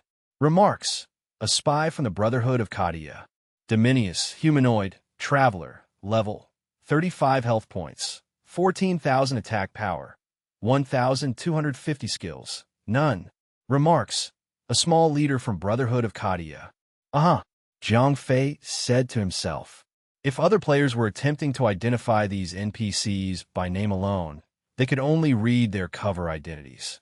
Although these 2 looked suspicious, their names were in green in color. Regular players would not pay too much attention to them. Thanks to the mysterious ring, Jiang Fei could identify their actual roles. Jiang Fei was not unfamiliar with the Brotherhood of Katia. It was the largest gangster organization within Dawnlight City. They also happened to be the sworn enemy of Dawnlight City's human forces. The leader of Katia was so formidable that not even the city's guards dared approach him. If players came across members of the Brotherhood of Katia, they would most definitely be monsters with red names. However, these 2 fellows had concealed their identities and entered the city. As long as their cover was not blown, their names would still be green. At that moment, these 2 fellows from the Brotherhood of Katia were just about to leave. Jiang Fei quickly followed after them. Although he was not of the thief class and could not conceal himself, he hid around corners and behind objects. The 2 NPCs never took notice of him. Several turns later, the 2 NPCs arrived in front of a house. Dawnlight City was made up of several private properties. Apart from the neighboring shops, most of the houses there for the background. As there were few NPCs here, players rarely came to this side of town. Jiang Fei saw them entering the house and crept after them. If any player were to pass by in a rush, that player would not have noticed anything odd. However, Jiang Fei was deliberately in search of traces of the Brotherhood of Katia. Upon close observation, Jiang Fei discovered a Star of David's marking at the bottom left corner of the doorframe. This was the symbol of the Brotherhood of Katia. If I were to inform the guards about this, I should be able to get quite a handsome reward. I would at the very least gain a lot of reputation. Jiang Fei mumbled to himself. He could use the increased reputation in exchange for higher level quests. He could also use it to increase his guild's level. Either way, Jiang Fei would be able to make use of it. Creak, just as Jiang Fei turned around and was about to report to the guards, the doors suddenly creaked open. Jiang Fei and the 2 NPCs were all taken by surprise. The 3 of them had not expected this to happen. Jiang Fei had not expected them to suddenly double back out, while the 2 NPCs definitely did not expect to see someone right in front of their doorstep. Right in front of Jiang Fei's eyes, the names of the 2 NPCs had turned from green to yellow. Jiang Fei could opt to attack them and uncover their identity as spies of the Brotherhood of Katia. However, he could also attempt to appease them and not get into a fight. What should I do? Jiang Fei's thoughts raced. Either action could reap in some potential rewards. As for the two NPCs, Jiang Fei was very confident that he could kill them both. However, would this yield him more rewards than trying to cheat them both? Jiang Fei was not too sure. If he were to blackmail these spies from the Brotherhood of Kadia, Jiang Fei was sure to gain a fair bit of benefits. However, if Jiang Fei came to an agreement with these two members of the Brotherhood of Kadia, his reputation in Dawnlight City's human faction would decrease significantly. It could land him in some really hot water. He had already gotten into trouble with the elf race once. If he got into trouble with the human race as well, he would be left with nowhere to go. Jiang Fei was still part of the human race for now. By default, that made him an enemy to the Beastman race and the Spectres. However, as a player, they begrudgingly treated him as a neutral entity. However, they would sell their wares to him at marked-up rates. Other than that, he would not even be able to receive high-level quests. Therefore, most players would only purchase potions or repair their equipment within their own race's NPC. They would only take on quests from their own race or from the same faction's race. That way, they received better rewards for quests of similar difficulty. Oh, Jiang Fei intended to find out what these two fellows were willing to offer before making his final decision. Chapter 182. 182. Seeking Wealth in Danger. Translator. Endless Fantasy Translation Editor. Endless Fantasy Translation. Great Adventurer. One of the spies pushed the door open and invited Jiang Fei in. Jiang Fei said as he nodded. He was not afraid to walk in, fully confident that he could handle the two of them in a fight. As soon as Jiang Fei stepped in, the two spies exchanged looks.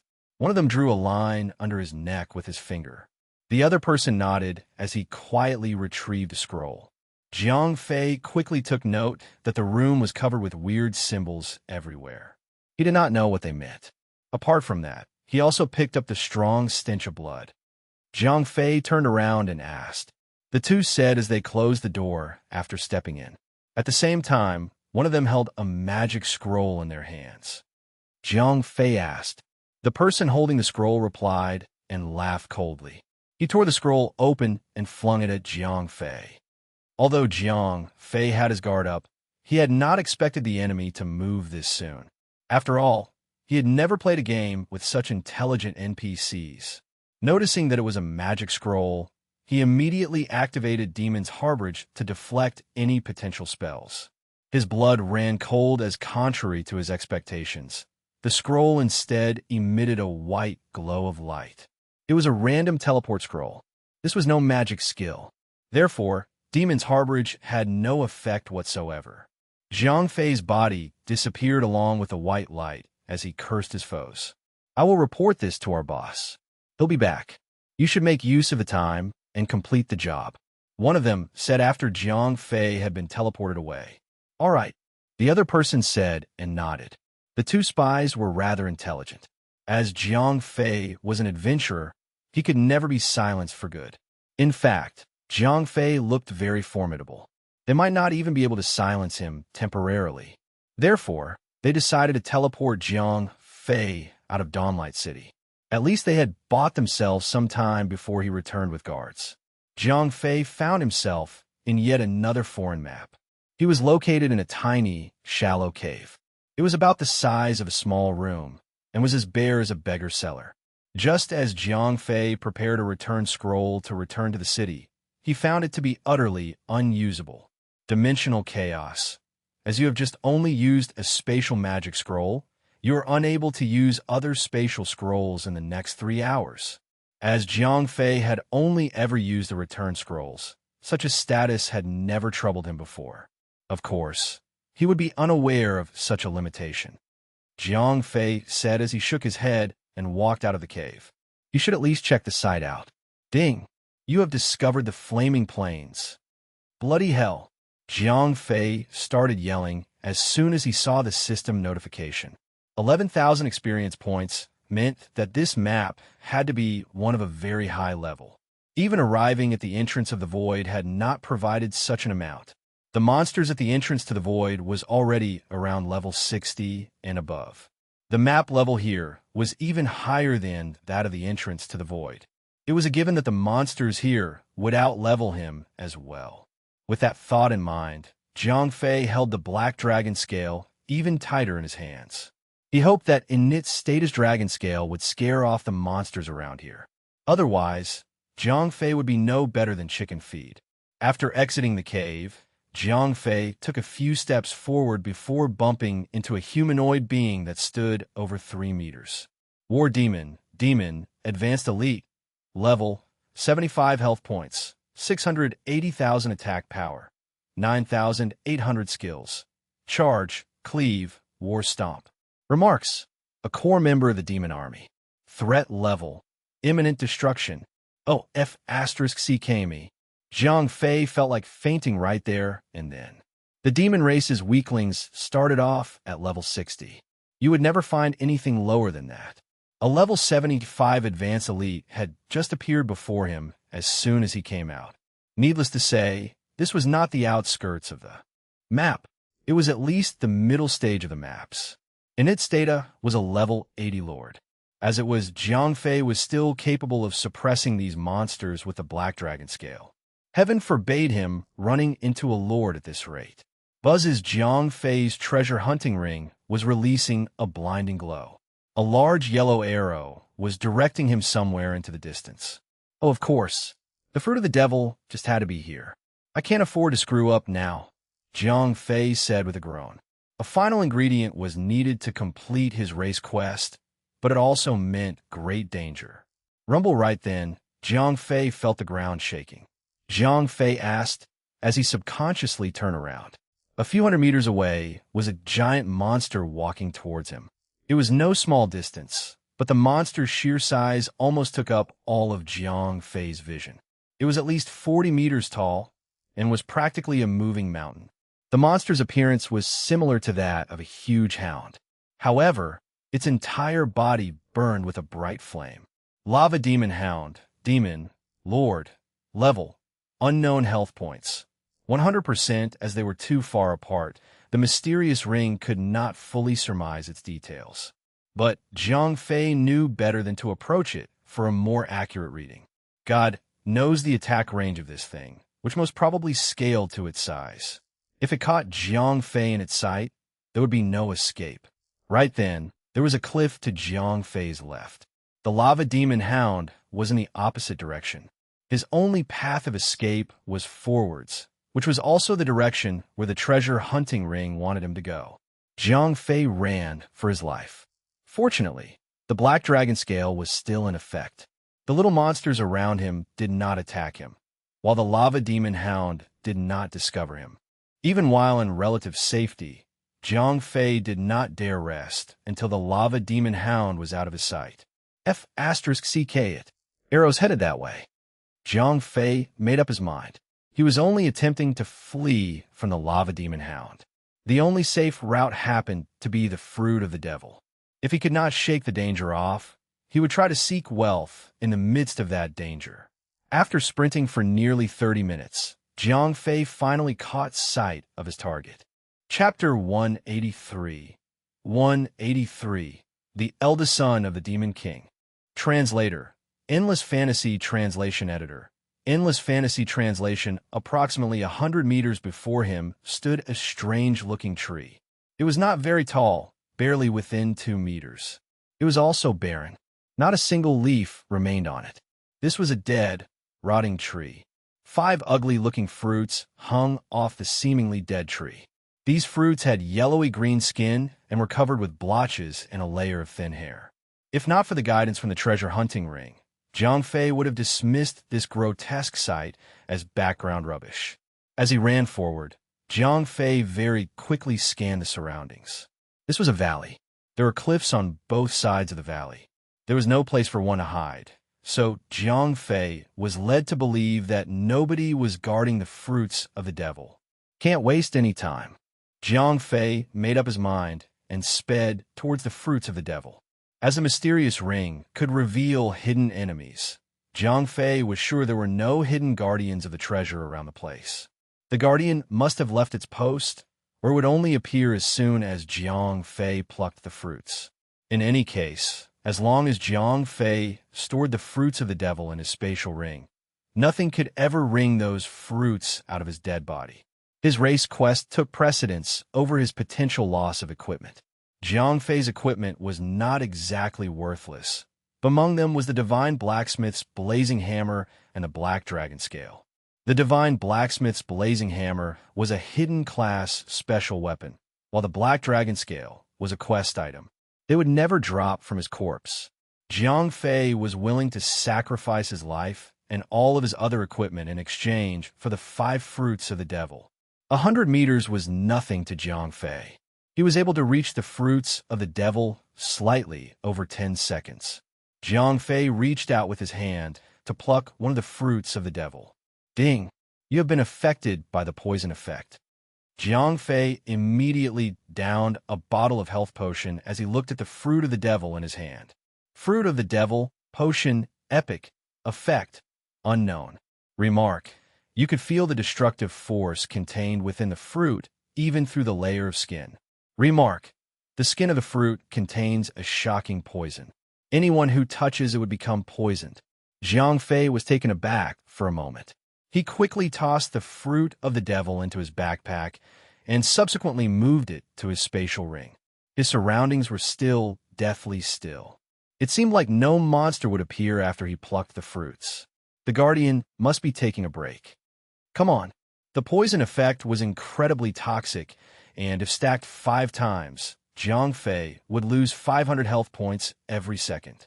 Not even Jiang Fei would last for a minute against such poison. However, he had already made up his mind. Any risk was worth this. Jiang Fei ignored the poison effect and directly reached for the fruits with his hand. In no time at all, he managed to pluck all 4 remaining fruits of the devil and place them in his spatial ring. Jiang Fei sighed in relief. He had finally plucked all of the fruits. His death would be worthwhile now. However, Jiang Fei was relieved to learn that the other fruits only extended the poison effect and did not stack. He would be able to live on by continuously drinking health potions. His survival now secured, Jiang Fei started looking for a way out. After all, only fools would lay down and let death take them. The vibrations coming from the entrance to the cave were growing more intense. Clearly, the lava demon hound was getting closer. There was no way Jiang Fei could leave by the way he had come. His only way out was to keep moving forward. Just as Jiang Fei had decided to walk through the valley, a black shadow suddenly appeared before him. Zoom! The black shadow shot past Jiang Fei's head and seemed to not have noticed him. Jiang Fei was able to take a good look at the face of the figure. It was a giant that stood over 5 meters. It was as terrifying as it was muscular. A huge flaming sword was slung over its back. Some huge beasts have had their hides turned into his garments. The giant strode barefooted towards the lava demon hound. In just a few steps, it closed the distance. As the giant shouted out angrily, and in one fluid motion, retrieved the giant's sword from behind its back and sliced off the lava demon hound's head. Rumble, the Lord-ranked lava demon hound rank, did not even have time to react before its corpse fell to the ground. F***CK me. Jiang Fei felt weak around his knees. This was an eye-opening scene. A Lord-ranked monster taken down in 1 second. This was too barbaric. Crack, jaw-dropping scene after jaw-dropping scene unfolded before his eyes. The giant lifted its sword yet again and sliced off one of the hind legs of the lava demon hound. The giant then placed the 10-meter-long limb on its shoulder and walked towards Jiang Fei. Jiang Fei turned around and started to run away. Boom! With a huge leap, the giant instantly appeared before Jiang Fei. The action left a massive crater in the ground. F***CKU. F***CK me. Jiang Fei instantly understood that the giant had, in fact, noticed him earlier on. He was truly an insect in the face of this being. It even had the gall to go hunting before coming back for him. Dakasuran, Demon, High Lord, level, 95 health points, 88 million attack power, 380,000 skills, Divine Slash, destructive stampede, storm of swords, raging cleave. Divine slash instantly attacks the opponent, dealing damage equivalent to 500% of his attack power. Destructive stampede stampedes on the ground to cause a shockwave, dealing damage equivalent to 200% of his attack power to enemies in a 30-meter radius. Blade Fury. Dakasorin rapidly swings his sword while his body spins around. Deals 300% of his attack power to surrounding enemies every second. Continues for 10 seconds. When a skill is active, Dakasorin has 300% increased movement speed. Raging Cleave. Dakasorin instantly slashes the target before him. If the target's level or rank is below Dakasorin's, the target will die instantly. If the target's level or rank is above Dakasorin, the target will receive 1000% of Dakasorin's attack power as damage. Remark: Dakasorin is the Demon King Ulysses' eldest son. He has the battle power close to that of an overlord's. However, as he was birthed from an incestuous relationship, he is rather slow in the head. When Jiang Fei saw the monster's attributes, he nearly lost his mind. This was a Vice Lord at level 95. This was definitely one of the highest-ranked monsters Jiang Fei had ever seen. Jiang Fei mumbled to himself. While Jiang Fei was still stunned by the sight before him, Dakasorin knelt down and poked Jiang Fei with a finger as he asked the question curiously. That single prod had nearly sent Jiang Fei falling over. The finger had been as thick as a human's leg. He cursed in his heart. At the same time, he felt some relief in his heart.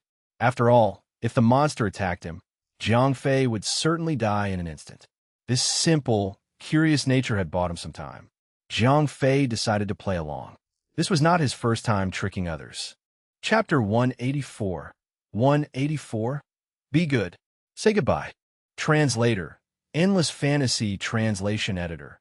Endless Fantasy Translation. Goodness. The demon race has always been dumb. Now we have incestuous offspring. Jiang Fei mumbled to himself. Dakasorin asked with his head tilted at an angle. He poked Jiang Fei with his finger yet again. Me? Jiang Fei dodged his thick finger while replying him. Human? Adventurer? What is that? Dakasorin asked curiously. Not tasty, Jiang Fei said as he nodded frantically. He was afraid that this giant would stuff him down his throat as an appetizer. I don't believe you. I want to try, Dakasorin said as he tossed the huge beast's leg to the side. He reached for Jiang Fei. Oh shit. Huge belly, tiny-ass brain. Jiang Fei's chest tightened. If this fellow really attempted to attack him, he would be done for. Jiang Fei shouted urgently as Dakasorin lifted his hand. Dakasorin really did stop, and he looked at Jiang Fei curiously. You cannot eat me, Jiang Fei blurted out frantically. Dakasorin's huge face was suddenly leveled with Jiang Fei's. Jiang Fei said, the mysterious ring was once again a lifesaver. When Dakasorin heard Ulysses' name, he immediately believed Jiang Fei. He was just as gullible as a preschooler. Yes, I'm a good friend of your father's. Jiang Fei was enjoying this. He just loved taking advantage of the naive. Dakasorin was truly obedient. Jiang Fei nodded as his mind started racing to come up with more tricks. Apparently, this dumb beast prioritized eating over his relationship with his supposed uncle. Yet again, Dakasorin lifted his huge hand. Jiang Fei was truly panicking now. Jiang Fei shouted loudly. Dakasorin was stunned as he paused, yet again. Left with no choice, Jiang Fei came up with the most sadistic of all plans. Dakasorin asked dumbly. Jiang Fei said as he retrieved a treasure that was the size of a human head from his spatial ring. Gnome destructive setup, mechanical setup, ancient inheritance. Use. After 30 seconds, all targets within 1,000 meters are dealt with 100 million damage points. The targets closer to the destructive setup are dealt with greater damage. Inscription. Dear enemies, perish with me in eternal flames. Remark. This was one of the greatest achievements of the ancient gnomes. It was set up at the center of the gnome city as a last resort against enemies. When a gnome city was conquered, the helpless ancient gnomes would detonate the destructive setup in the heart of the city to kill their enemies. You dumbass. I had only planned to trick you into letting me go. I can't believe that you are so determined to eat me. Jiang Fei mumbled to himself. Dakasoren had nearly 90 million health points. Using this bomb to kill him would not be too much a waste. Dakasoren asked dumbly. Jiang Fei said as he laughed. Oh! Dakasoren's saliva was dripping out from his mouth as he spoke. Jiang Fei said with a nod. Then give it to me quickly. Dakasoren said eagerly. This is good stuff. Not everyone can eat it. Jiang Fei said as he shook his head. I am very smart. Daka-san said solemnly. All right, I'm telling you. You cannot chew on this candy. You must suck on it in your mouth. There might not be any taste in the beginning. Jiang Fei spoke as if he was trying to trick a child. All right. Dakasoren nodded enthusiastically. Jiang Fei activated the gnome destructive setup before passing it over. All right. All right. Dakasoren carefully used 2 fingers to place the gnome destructive setup in his mouth. Jiang Fei was afraid he would break the gnome destructive setup. Dakasoren mumbled. Cool, mate. Jiang Fei was thrilled that Dakasoren did not destroy the gnome destructive setup in his mouth. Dakasoren asked, confused. Stop talking nonsense. Hurry up and say goodbye. Jiang Fei urged him.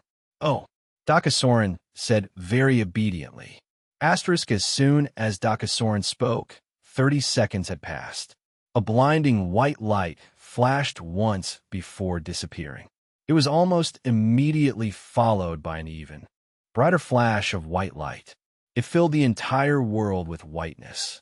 Jiang Fei could neither see anything nor hear anything.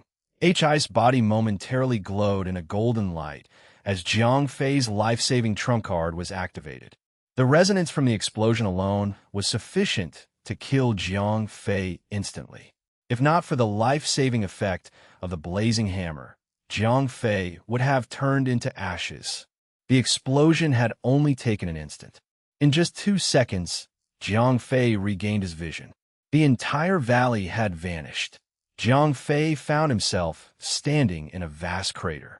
His feet were wet, as underground water seemed to have seeped out. Not far away from Jiang Fei, Dakasoren's huge body lay unmoving. The explosion had taken his head off.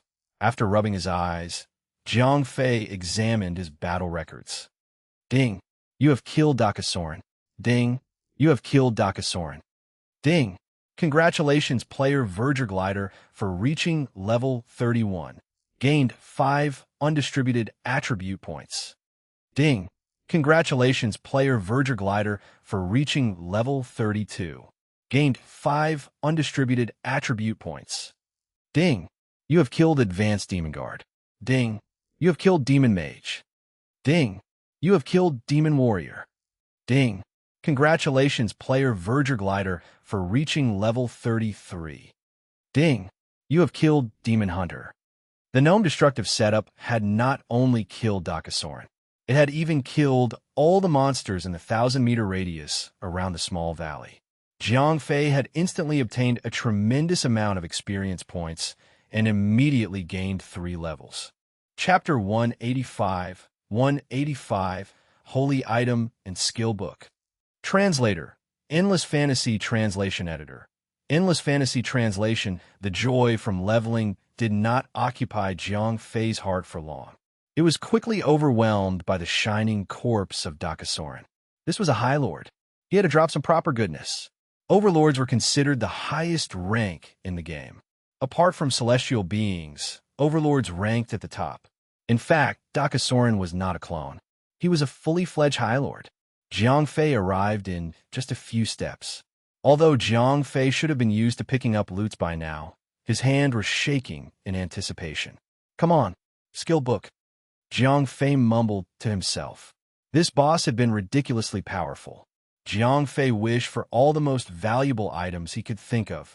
Shuffle as Jiang Fei's hands touched the corpse. A stream of purplish golden light appeared. Abraham, Destroyer of Kingdoms, two-handed sword, holy item. Attack power plus 100,000 strength, plus 8,000 vitality, plus 2000 equip. Your attacks have a splash effect, dealing 80% damage to enemies within a 3-meter radius of your target. Equip. Obtain passive skill, True, Bashful Halo. You and your teammates in a 50-meter radius have 300% increased attack power. Akip. Updainski Damun Raja. Increase attack power by 500% for 30 seconds. At the end of Demon Rage, all of your ability attributes decrease by 50% for 1 hour. Cooldown time is 4 hours. Equip requirement: 2,800 strength and 1,500 agility. Title requirement: Dragon Executioner. Remark: Abraham, Destroyer of Kingdoms, was created using the first Demon King Abraham's broken horn. The weapon was so powerful that even gods were wary of it. There and then, Zhang Fei almost lost his sanity. This was the sword which Dakasoren was carrying earlier. Holy items were mighty equipment that had the qualities of both legendary and celestial-grade equipment. Their attributes were 10 times stronger than normal equipment. However, they were as rare as the celestial-grade equipment. These holy items usually belonged to ranked monsters as part of their original equipment, and were not on any drop list tables. They would only drop after the monsters were killed, much like how players lose their equipped items after they die. However, holy items represented something unique to the monster factions which possessed these items. If a player obtained it, he would immediately become the public enemy of these monster races. Upon entering a map where such monsters are present, the monsters would surround and kill him without a doubt. The monsters would want to get back their holy item at all costs. The Destroyer of Kingdoms was extremely powerful, but left a bad aftertaste in Zhang Fei's mouth. The steep requirements meant that specialized classes could one day wield it, after a lot of hard work. However, Zhang Fei's Divine Blacksmith class had determined that he could only equip hammers. This sword would never be his to wield. Although Zhang Fei had acquired a holy item, he could only admire it.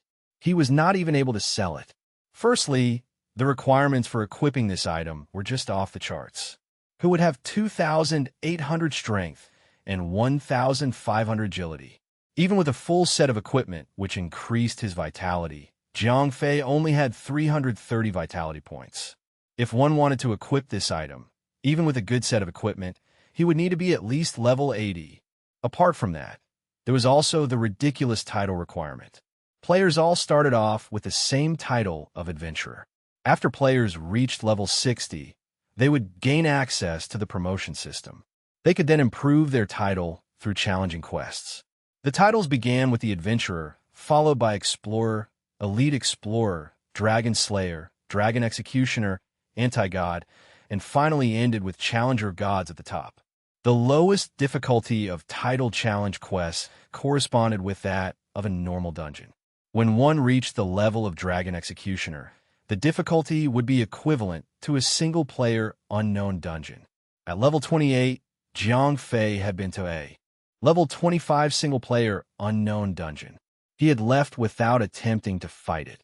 One could see how difficult the title challenge quests are. Forget it, Zhang Fei said as he shook his head and tossed Abraham, Destroyer of Kingdoms, into his spatial ring. He did not dare store it in his backpack. As the entire monster area had been wiped out due to the gnome destructive setup, he had been able to obtain the holy item without being confronted by the surrounding little monsters. The moment they start respawning, he would be in serious trouble. After he stowed it away, Zhang Fei continued to check out the other dropped items. Divine Battle Technique, Ruthless Barrage. Obtain the passive skill, Ruthless Barrage. Ruthless Barrage. Your every attack increases your attack power by 20% for 5 seconds. The maximum number of stacks is 10. A skill book emitting a bright golden light fell into Zhang Fei's hands. The Divine Battle Technique was not limited by any class or level requirements. Zhang Fei was beyond happy. This was the third skill book he had discovered. The first was a Divine Art skill book, while the second was a Seal Curse spell skill book, both of which could not be used by him. Finally, the High Lord Dakasoren he killed today had dropped the Divine Battle Technique that Zhang Fei could only dream of. Ding! Zhang Fei did not even hesitate to learn the skill. His greatest weakness was his low battle power. Although the Ice Burst and Triple Bash skills, which dealt damage according to his health points, were not too bad, their cooldowns were atrocious. After that small burst of damage, he would be back to hitting like a wet nugget. Now that he had Ruthless Barrage, Zhang Fei's would be able to deal some decent damage. As the Blazing Hammer was a single-handed weapon and possessed no actual offensive power of its own, it allowed Zhang Fei to have very high attack speed. It was only second to weapons like daggers. Stacking the Ruthless Barrage passive effect would be no trouble. Although Zhang Fei was eager to try out the Ruthless Barrage, he was still in a high-level map. The monsters would end up having him as a free snack. Besides, the corpse before him was still glowing. There were still items for him to loot. He willfully restrained himself and continued to pick up the items. Demon Sun's Necklace, Legendary, Attack Power plus 5,150 Strength, plus 400 Vitality, plus 200 Equip. Your attacks ignore 20% of the target's armor. Equip. Your attacks have a 20% chance to knock back your opponent by 2 meters. Equip. Your attacks deal an additional 30% damage. Level requirement: 85. Zhang Fei cursed under his breath. It was by no means terrible equipment, but the level requirement of 85 was ridiculous. However, Zhang Fei had overlooked the fact that the item came from a level 95 High Lord. How could the monster possibly drop anything for his level? With a disappointed look, Zhang Fei turned his gaze towards the still glowing corpse. Chapter 186. 186. Drastic Change in Dawnlight City. Translator. Endless Fantasy Translation Editor. Endless Fantasy Translation Energy Crystal. Strengthening Item. Legendary. Use. Provides you with an additional backup energy pool. Remark. You can only obtain an energy pool relevant to your class. The backup energy pool will not recover energy on its own. You can only replenish it by using potions. The asterisk are in it. Zhang Fei was shocked by his latest discovery. What did activating an additional energy pool mean? Bandits would have 2 bars of spirit energy, warriors would have 2 bars of rage, while magicians would have 2 bars of mana. This was a treasure that would tremendously enhance one's battle power. Although the backup energy pool was incapable of recovering on its own and could only be replenished through drinking potions, it would rarely be used unless one was in a dire situation. A few bottles of potions in exchange for one's life was still a worthwhile trade-off. Oh, damn. This must be worth a lot of money. Zhang Fei sighed. This was a godly item for any other player, but not Zhang Fei. All his skills came from his equipment. Not only did most of his skills not require any mana points, but his Ice Burst skill was also considered a crafter skill and just had a cooldown period without any mana cost. The only skill which cost him mana points was Mana Burn. However, a single use of the skill would deplete his entire mana pool. In other words, he had very limited to no use of mana points. Forget it. Zhang Fei casually tossed the energy crystal into his spatial ring. He was starting to take this safe box for granted. That was the last of the items. Although many of them have ended up taking up real estate in his inventory, Zhang Fei was happy with the Divine Battle Technique skill book. After he was done picking up the equipment, Zhang Fei shifted his gaze towards the ever-blinking friends list. The asterisk imen. Ah Fei, did you swallow a fairy pill? Han Tianyu had been forced by Chun Shi to message Zhang Fei. Zhao Feng's message swiftly followed. Sun Mingming sounded the most indignant of the lot. Zhang Fei gave out some vague replies to silence them. After all, he had not expected to be teleported away by those 2 spies. This had been one big, happy accident. It took him several minutes to calm the crowd down, as Zhang Fei was worried that he would bump into another Lord rank entity. So he quietly holed himself down in the huge crater. Half an hour later, some critters started respawning, but they were warded off by the Black Dragon Scale and left Zhang Fei alone. As Zhang Fei was still waiting for the warp limit to reset, Rosette Rose sent him a message. "Ah Fei." Rosette Rose screamed frantically. Zhang Fei asked, "I don't know. It's hell in Dawnlight City. Some level 30 monsters have appeared out of nowhere. Most of them are elite monsters. These monsters are killing everyone in their path. Rosette Rose said. Why would that happen? Jiang Fei asked with a frown. Guards? The guards are stretched thin across the entire city with their hands full. These monsters have pretty good drop rates and experience points. Rosette Rose said. You should have our guild join in the fun. I won't be able to make it back so soon. Jiang Fei said after giving it some thought.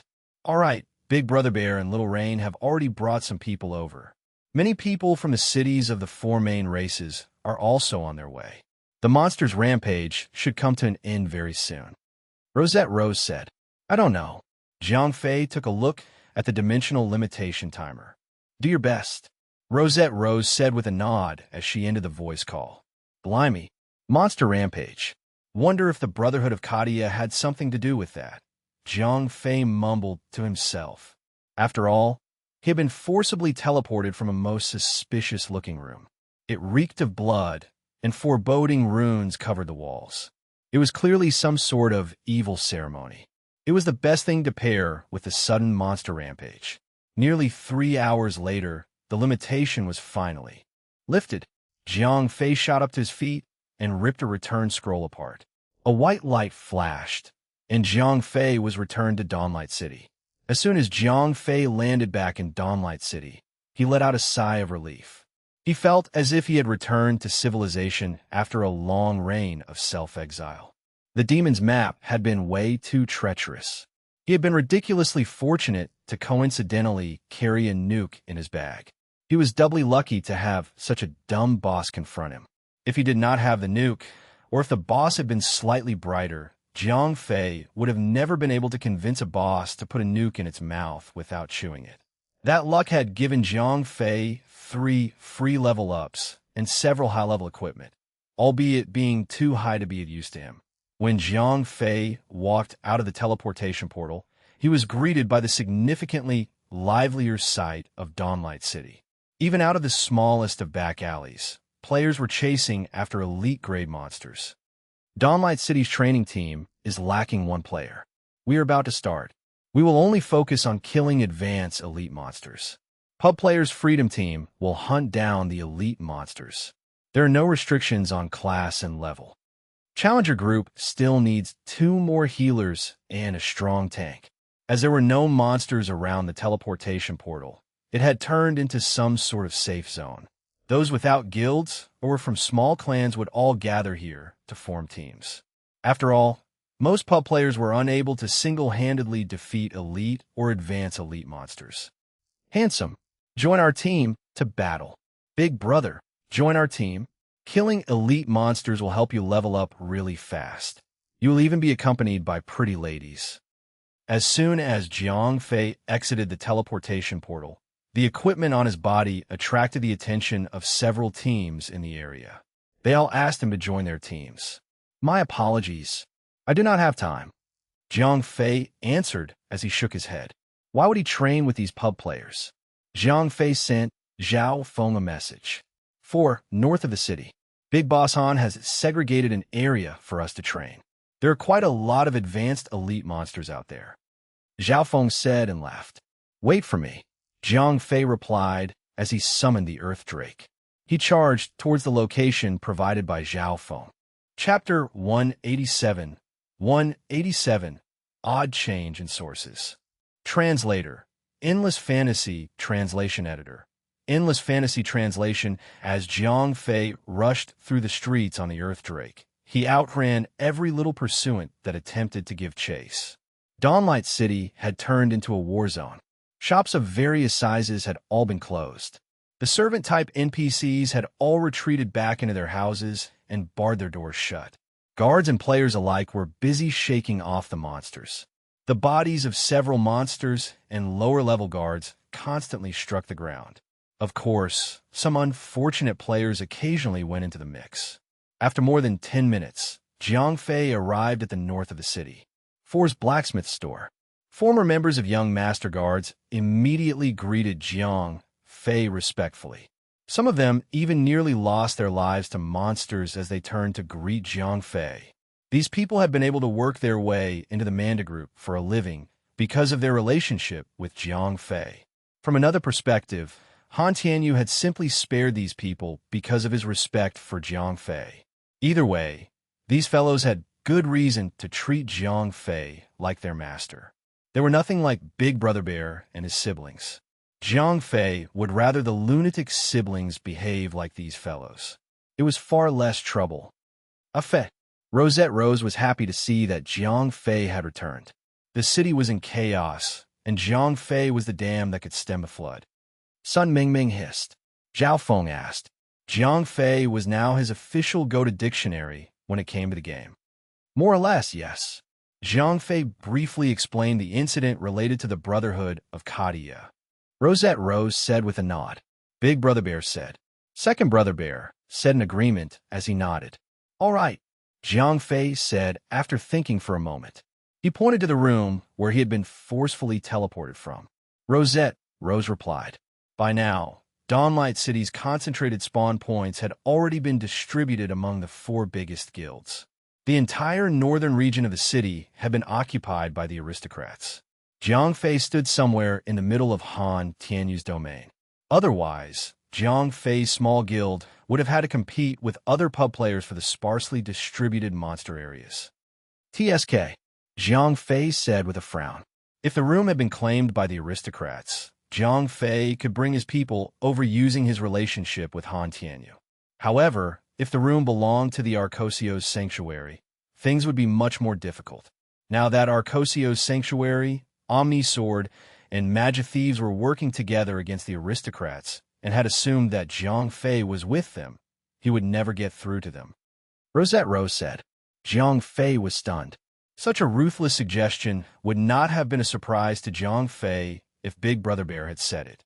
However, the fact that it came from Rosette Rose stunned Jiang Fei momentarily. This lady was a smart, cunning opportunist. She was always 2 steps ahead of everyone else. Ah, shush. Declaration of war, my foot. Rosette Rose asked. Jiang Fei thought about it and agreed. By now, it was certain that the 3 big guilds were collectively against the aristocrats. Jiang Fei's relationship with Han Tianyu and the aristocrats was also out in the open. The big guilds have already made their stance clear. The moment they stopped supplying recipes to Jiang Fei in exchange for equipment.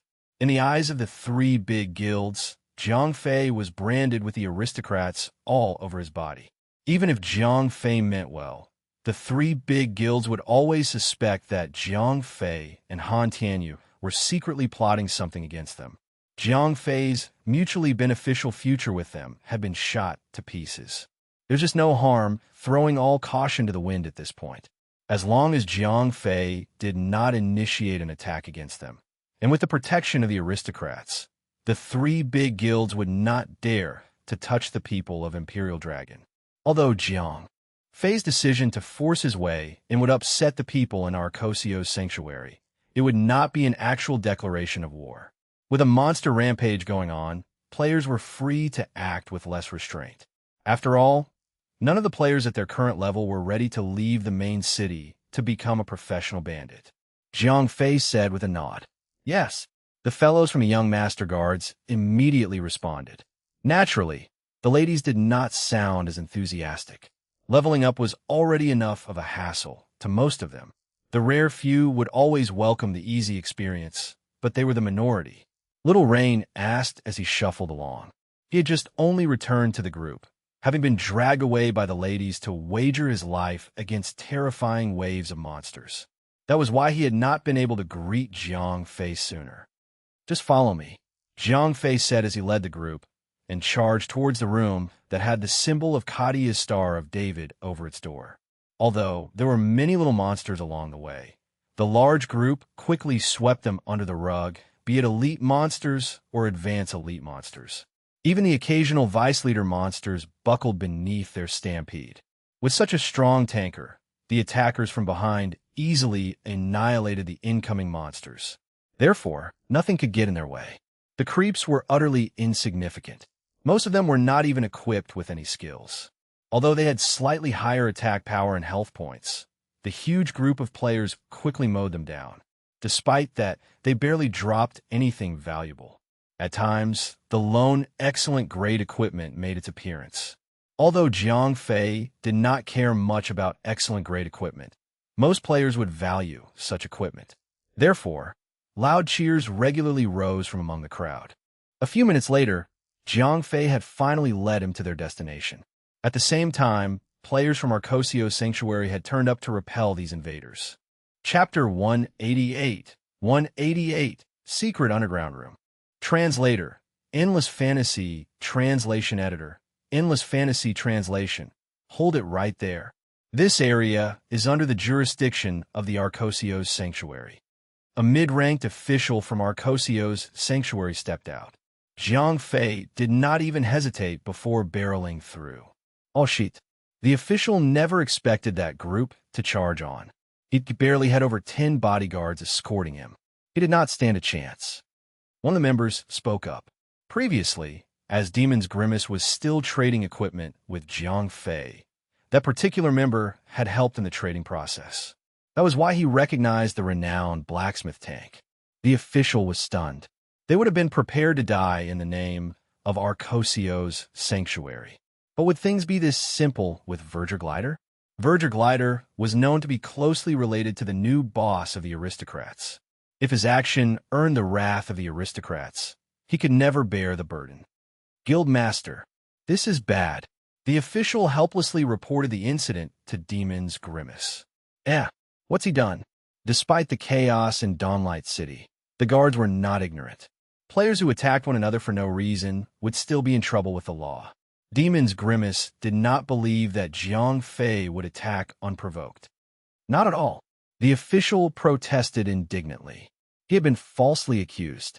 If anything, he was more confused than anyone present. Stay put. I'm on my way, Demon's Grimace said with a frown. This was a bad time to get into a war between guilds. The alliance between the three guilds was still as fragile as ever. If word came that he was the source of a major war, Magic Thieves and Omnisword would surely order him around like a slave. Without any proper investigation, the tactful Demon's Grimace did not intend to be anyone's scapegoat. Jiang Fei could not care less. His large group walked right past the members of Arcosio's sanctuary. It was time to work outside the shadows. After all, the room was located within Arcosio's sanctuary's area of occupation. Either way, they would be alerted to his presence. His only chance was to charge into the room before Arcosio's sanctuary had time to react. His large group could bar anyone else from entry. A doorway was all that allowed passage into the little house. If 100 of them stood there, not a single intruder would get past. He could take his time investigating the room with a small elite force. With that idea in mind, Jiang Fei disregarded everything else and charged towards his destination. Big Brother Bear, get a formation up and make sure no one follows me in. Do not attack unless attacked first. If you think you're getting overwhelmed, back into the room and take some pot shots through the windows. Jiang Fei gave Big Brother Bear some instructions before entering the room with Rosette Rose, Zhao Feng, and a few other people. Rosette Meow Meow cried out and covered her nose the moment they entered the room. Jiang Fei frowned. The stench of blood was overwhelming, more than he could remember. The runes were now glowing red. They appeared to have been activated. Fait? Rosette Rose asked. Jiang Fei said as he carefully observed every corner in the room. Jiang Fei suddenly discovered a yellow arrow pointing towards a corner to his back. The mysterious ring was pointing something out to him. Although the mysterious ring was trying to show him something, Jiang Fei did not have any skills to trigger traps or hidden levers. He still needed a thief to check the place out. The two girls nodded as they followed his directions. It did not take long for Sun Meng Meng to spot it. Rosette Dazzle Dance, step aside, Jiang Fei said as he signaled for Sun Meng Meng to open the trapdoor. Creak as Sun Meng Meng opened the trapdoor. It creaked most disturbingly, but no traps were triggered. Thieves will lead the way. Jiang Fei walked behind Sun Meng Meng and headed for the basement. As soon as they entered the underground room, a monster bounded up to them. It was a huge rat the size of a human. It had been skinned clean. Its bare, pink muscles stood out in clear sight. Blood vessels lined its skin. It was completely and utterly disgusting. Demonized sewer rat, beast elite, level, 30 health points, 9,900 attack power, 1,100 skills, none. Remark: this was a regular sewer rat which has been demonized by someone. Do not panic. Jiang Fei swiftly attacked the monster as he spoke to the crowd behind him. Jiang Fei did not find the lone level 30 normal elite monster to be worthy of any real effort on his part. He would have been comfortable with defeating even a group of them. It was quickly slain by the group. The group pressed on. More demonized critters came up to greet them. There were demonized rats, spiders, or some cockroaches. All of them were level 30 elite monsters. Sometimes they came alone, and other times in groups. Nevertheless, Jiang Fei's powerful group proceeded with ease. Meanwhile, outside the house, Big Brother Bear and his group stood guard. An even larger group that dwarfed theirs was having a tense standoff against them. Ask Verger Glider to come out now. I need to speak with him, Demon's Grimace said to Big Brother Bear and his lot as he stood before Arcosio's Sanctuary's members.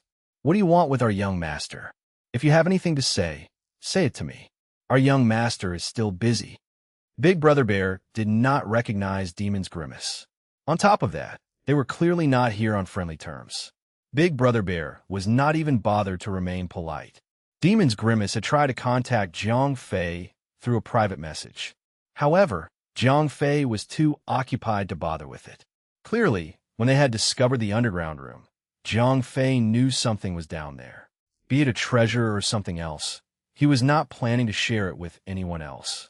Since trying to contact Jiang Fei was futile, and Demon's Grimace did not want the situation to escalate any further, he had to turn to Big Brother Bear. Unfortunately, Big Brother Bear was neither the most diplomatic nor was he the most amicable person around. Moreover, Big Brother Bear was very loyal to Jiang Fei and took his instructions to heart. Therefore, as soon as Demon's Grimace opened his mouth, he soon found that he was speaking to a wall of steel. Chapter 189 Opposition. Translator, Endless Fantasy Translation Editor. Endless Fantasy Translation. Demon's Grimace nearly choked on his own saliva. He had been fortunate enough not to have passed out. After all, he was considered a respected elder in the gaming circle. The average gamer's age was rather low. People like Happy Drunk, Lady Casanova, or Billy Boy were in their early 20s and were at the prime of their youth. Even people in their 30s, like Southern Azure Sword, were considered elders. Demon's Grimace was already in his early 50s. Although he had never achieved much in his lifetime of gaming, he had played a variety of games and was considered an elder. Despite his mediocre abilities, he had vast years of experience under his belt. Even the likes of Lady Casanova from the best guilds in town would treat him with respect. A rash youth had suddenly appeared before him today and humiliated him in front of many members of the Arcosio's Sanctuary Guild. The old man had been close to ordering the start of a war, there and then. Fortunately, Demon's Grimace was old enough to control his emotions, unlike the impulsive youths in their prime. This old man had a vast foresight and was sharp enough to understand that Jiang Mei must have come here for valid reasons. That house had to mean something. However, the doorway only permitted passage for a single person. Although there were only 100 of Jiang Fei's people there, and Demon's Grimace could easily gather tens of thousands of soldiers at his beck and call, the place was too small for him to use his numbers efficiently. If the aristocrats were to corner them from the outside, Demon's Grimace was certain that Lady Casanova and Southern Azure Sword would not come and help him on their own volition. No way. I will not become the scapegoat. Demon's Grimace thought for a while before making his decision. He held his people back. Instead, he sent a message to Lady Casanova and Southern Azure Sword, exaggerating on how the room held some national-level treasure. According to Demon's Grimace, the treasure contained in the room would grant the aristocrats immense power. In fact, the aristocrats may even acquire the capability to suppress the three guilds' alliance. If this treasure were to fall into the hands of Jiang Fei, it was as good as the aristocrats obtaining it. In the eyes of the three major guilds, Jiang Fei's Imperial Dragon and Han Tianyu's the aristocrats were cut from the same fabric. To make matters worse, Demon's Grimace had even mentioned that Lady Casanova and Southern Azure Sword were losing their grip. The aristocrats were already exerting colossal pressure on them. Han Tianyu was now expanding his guild's foothold, regardless of the expense. The aristocrats not only had an additional castle, they had 10 entire sentry towers. Their organization had been managed to perfection. Various resources and sources of income were continuously streaming into the aristocrats' pockets. The three big guilds could not possibly defeat the aristocrats, even after the armistice and period of guild construction came to an end. The three big guilds were already having a tough time keeping up. What more could they do? If the aristocrats got their hands on yet another treasure, would they sit and wait in peace? When Lady Casanova and Southern Azure Sword heard about the news, they immediately tore off from their current battles and rushed over to the scene. Such drastic measures did not go by unnoticed. When Han Tianyu found that the three big guilds were working together to bully his brother, he immediately gathered 100,000 members of the aristocrats. Out of that group, nearly 80,000 of those players had solid attack powers, excluding profession-class players and professional management employees. His group outnumbered all three of the guilds, even when combined. Lady Casanova had managed to solicit a title deed from Jiang Fei to establish a base in Dawnlight City.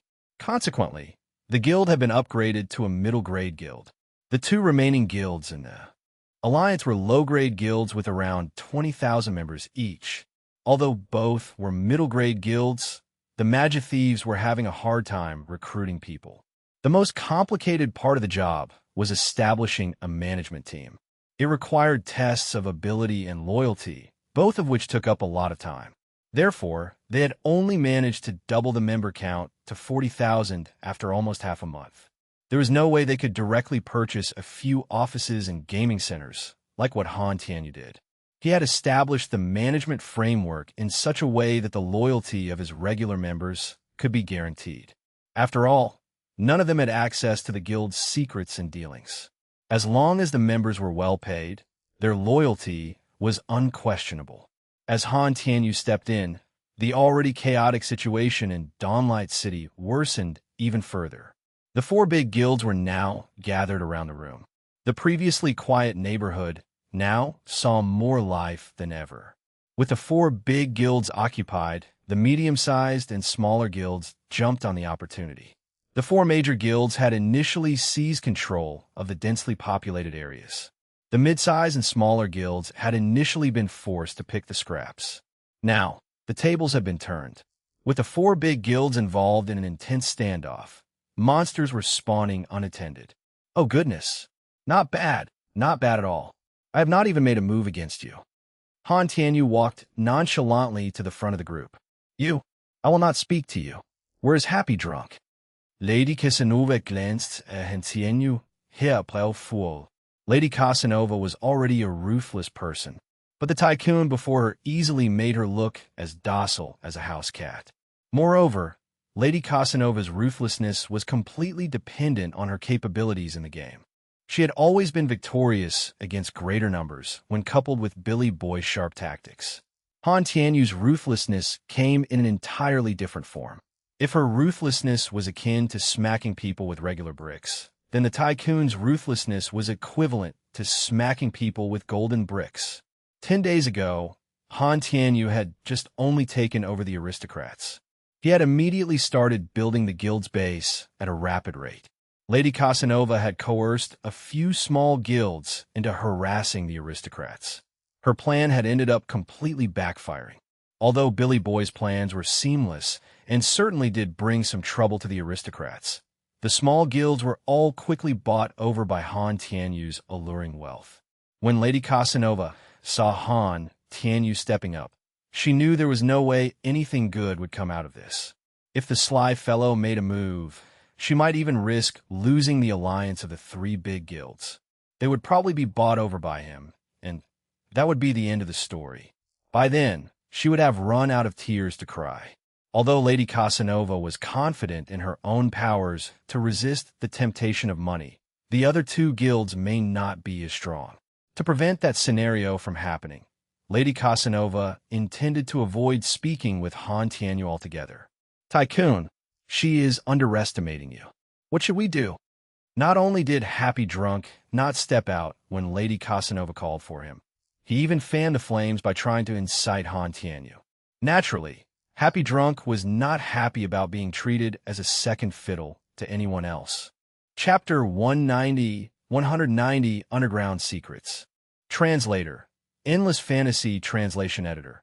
Endless Fantasy Translation as Happy Drunk attempted to pressure Han Tianyu into reaching out to the three other guilds.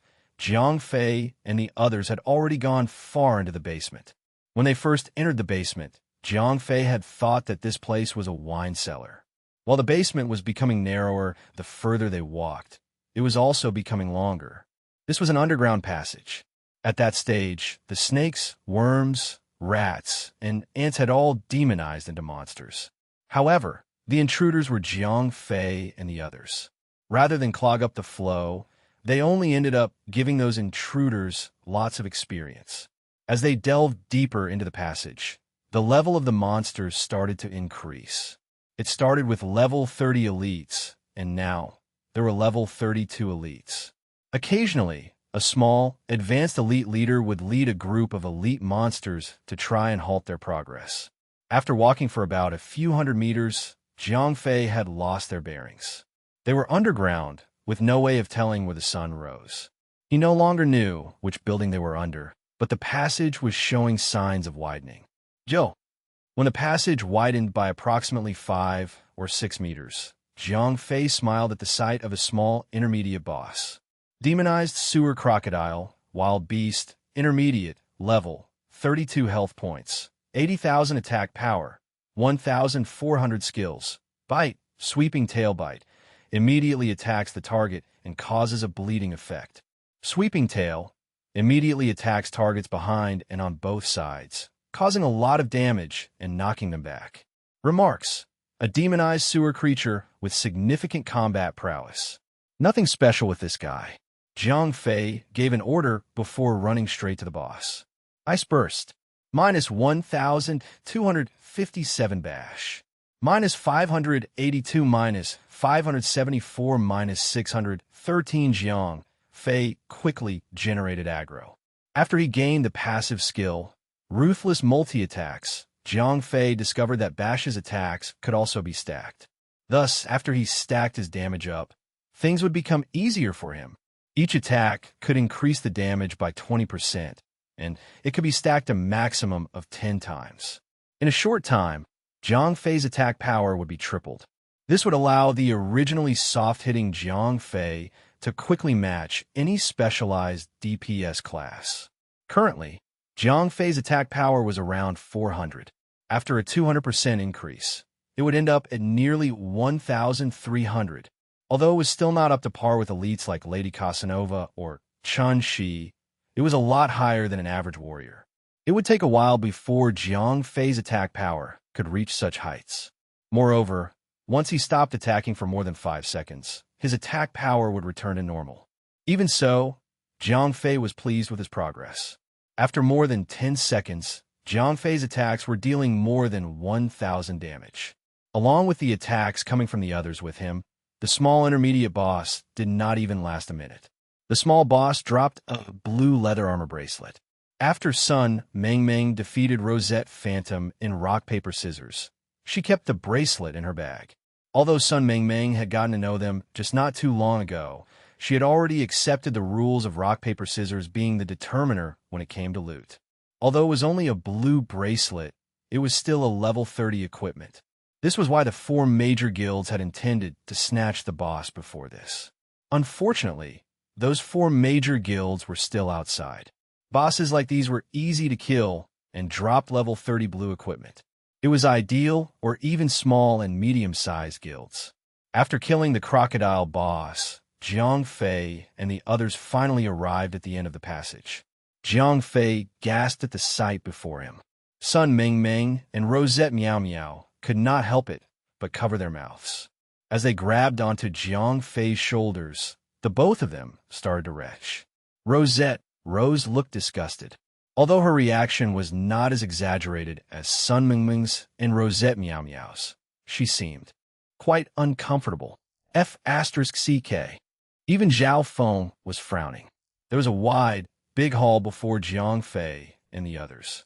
There was nothing else in the huge hall except for an enormous blood pool in the middle of the hall. The blood in the blood pool was constantly churning. Some people were casting spells around the pool, and others were throwing some materials into the blood pool. Next to the blood pool were piles of corpses. Corpses that comprised the dead flesh of wild beasts and humans. Clearly, these corpses were the source of the blood in the blood pool. Damn! The aggro was quickly picked up. Jiang Fei shouted. At that moment, a group of people had already charged towards them. Katia Bandit, humanoid, elite, level, 30 health points, 9,000 attack power, 1,200 skills. Nun Katia Warrior, humanoid, elite, level, 30 health points, 12,000 attack power, 1,000 skills. None. The first batch of monsters that charged towards them consisted of these two types. They were not very strong, but they outnumbered the players. That single wave consisted of about 17 or 18 in total. Ice Burst, minus 1,204, minus 1,078, minus 1,267. As the monsters rushed over in a group, Jiang Fei caught them all together with a single Ice Burst. Jiang Fei had grown proficient with the skill now. He knew just how to utilize its conical range. Jiang Fei turned back and shouted. Now that he had steadily pulled the aggro of the monsters, the others were free to go after the monsters. The first wave of monsters gave Jiang Fei and the others practically zero pressure. As Jiang Fei was a solid tank, each monster only dealt barely over 100 damage to him. The healers were not burdened at all and could heal him at leisure. As soon as the first wave of monsters was cleared, the second wave moved in. The monsters in the second wave were roughly the same as those in the first wave, but there was an additional advanced elite leader. Katia Captain, humanoid, advanced elite, level, 31 health points, 33,000 attack power, 1,300 skills. Cleave command aura. Cleave immediately attacks two other enemies near the current target. Command aura increases your attack power and the attack power of nearby allies by 20%. Remarks: a core member of the Brotherhood of Katia. Healers, stop daydreaming. Jiang Fei quickly called out to Rosette Rose and Rosette Meow Meow. After all, the captain's damage stood out on its own. It was comparable to that of weaker small bosses. Moreover, Command Aura was going to be extremely troublesome. It directly increased attack power by 20%, which sent the damage of the monsters soaring. Jiang Fei quickly made a decision. Killing more than a dozen monsters at once was more time-consuming, and this would place more pressure on the healers.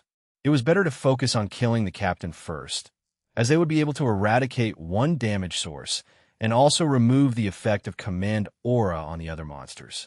Chapter 191, Ferocious Mutants.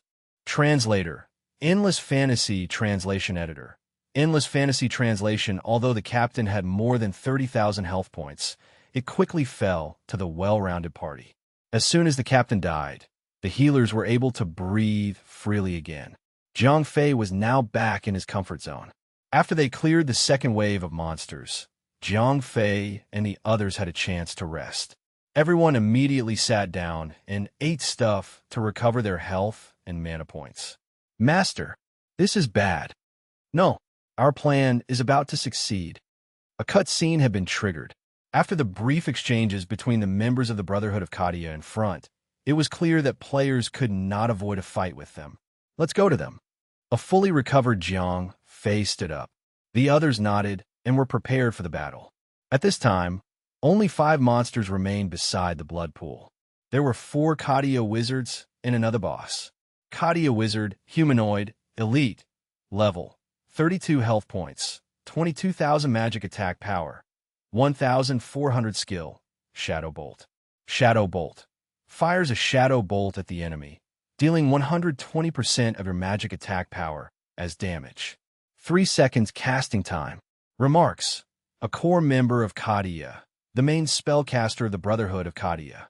Warlock Sava, humanoid, leader, level, 33 health points, 100,000 magic attack power, 1,600 skills, Shadow Bolt, Bloodlust, Demonized Infection. Shadow Bolt. Fires a Shadow Bolt to the enemy, dealing 120% of your magic attack power as damage. 3 seconds casting time. Bloodlust. The target's attack and casting speed is increased by 100%. Demonized Infection. Immediately infects a friendly target or corpse, causing them to demonize and fight for you. Remarks. One of the core leaders of the Brotherhood of Kadia. Very dangerous. All individuals involved in killing him will gain a lot of reputation in the human faction in Dawnlight City. We'll have to fight the 4 wizards together. They can't be separated. I'll assign the tasks. Ming Ming, you will be in charge of Wizard number 1.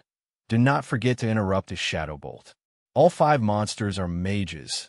If we allow them to complete their spells, our healers will be overrun. Interrupting their spells was their number 1 priority. Dazzle Dance, you fill in later. If a monster has been buffed by the boss's bloodlust, grab that monster's attention. Jiang Fei continued to assign tasks. The girls from the clan were already used to Jiang Fei having some hidden insight on the boss. Little Rain was the only one frowning. The others did not doubt Jiang Fei's ability of foresight. After all, most of the people in this party were girls. Most of them played games for fun, and they were too lazy to bother about such worrisome things. The only smart one, Rosette Rose, knew that Jiang Fei had a lot of secrets, but she was smart enough to know not to ask too much. Okay, Fatty, activate Fire Arts. Jiang Fei prepared himself. As soon as Zhao Feng activated Fire Arts, Jiang Fei attacked. Ice Burst. -1,120 -1,272 monsters were frozen on the spot almost immediately. Battle Cry. Using an impressively wide-ranged aggro-generating skill, Jiang Fei managed to pull the aggro of all 5 monsters onto himself. At the same time, he used Intercept and stunned a wizard who had gotten away from the ice. Counter. Little Rain's skill silently took effect, interrupting the last wizard's casting. Fatty, you and Bubbles with me. Jiang Fei shouted. The monsters here were all magicians, so they dealt a lot of damage to him. As tough as he was, it was better if the spells were interrupted as often as possible. While the 4 wizards were hamstrung, the boss successfully cast Shadow Bolt. Demon's Harborage. Jiang Fei immediately activated his skill. -1,895. A high amount of damage appeared above the boss's head. Once again, Jiang Fei had successfully played the role of Murong Fu, allowing the boss to have a taste of its own medicine. However, as the cooldown time of Demon's Harborage was relatively long, Jiang Fei took the full damage of the next Shadow Bolt from the boss. Fortunately, Jiang Fei had successfully generated the boss's aggro through the reflected Shadow Bolt, so the healers could heal him without worry. At that moment, Rosette Rose was already level 28, and Rosette Meow Meow was already level 27. Both of them were far more effective healers now, more than ever. Swoosh -1,567 Rosette Fox failed to interrupt the casting, and a Shadow Bolt slammed into Jiang Fei. Jiang Fei's health points took a chunk off, as Rosette Rose and Rosette Meow Meow could only maintain Jiang Fei's health points. It was impossible for the 1,500 health points lost to this attack to be recovered. Please watch it, Jiang Fei reminded them. With a scream, the first monster collapsed. Although only 3 people were attacking, Jiang Fei included, the monsters barely had over 20,000 health points. Moreover, their defense was incomparable to that of the bosses, so 20 seconds was all it took to dispatch each of them.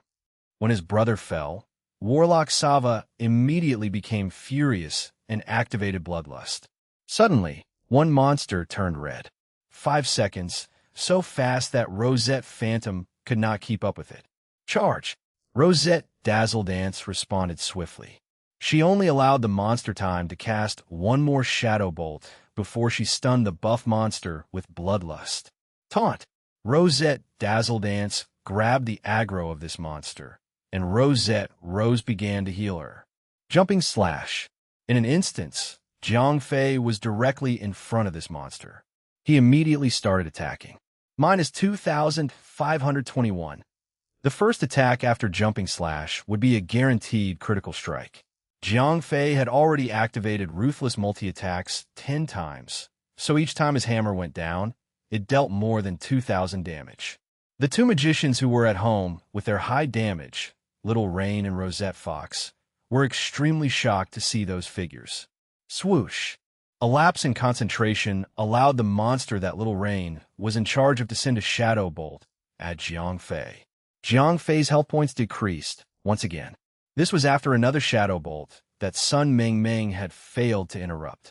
Jiang Fei only had 8,000 health points left at this time. Hang in there, guys.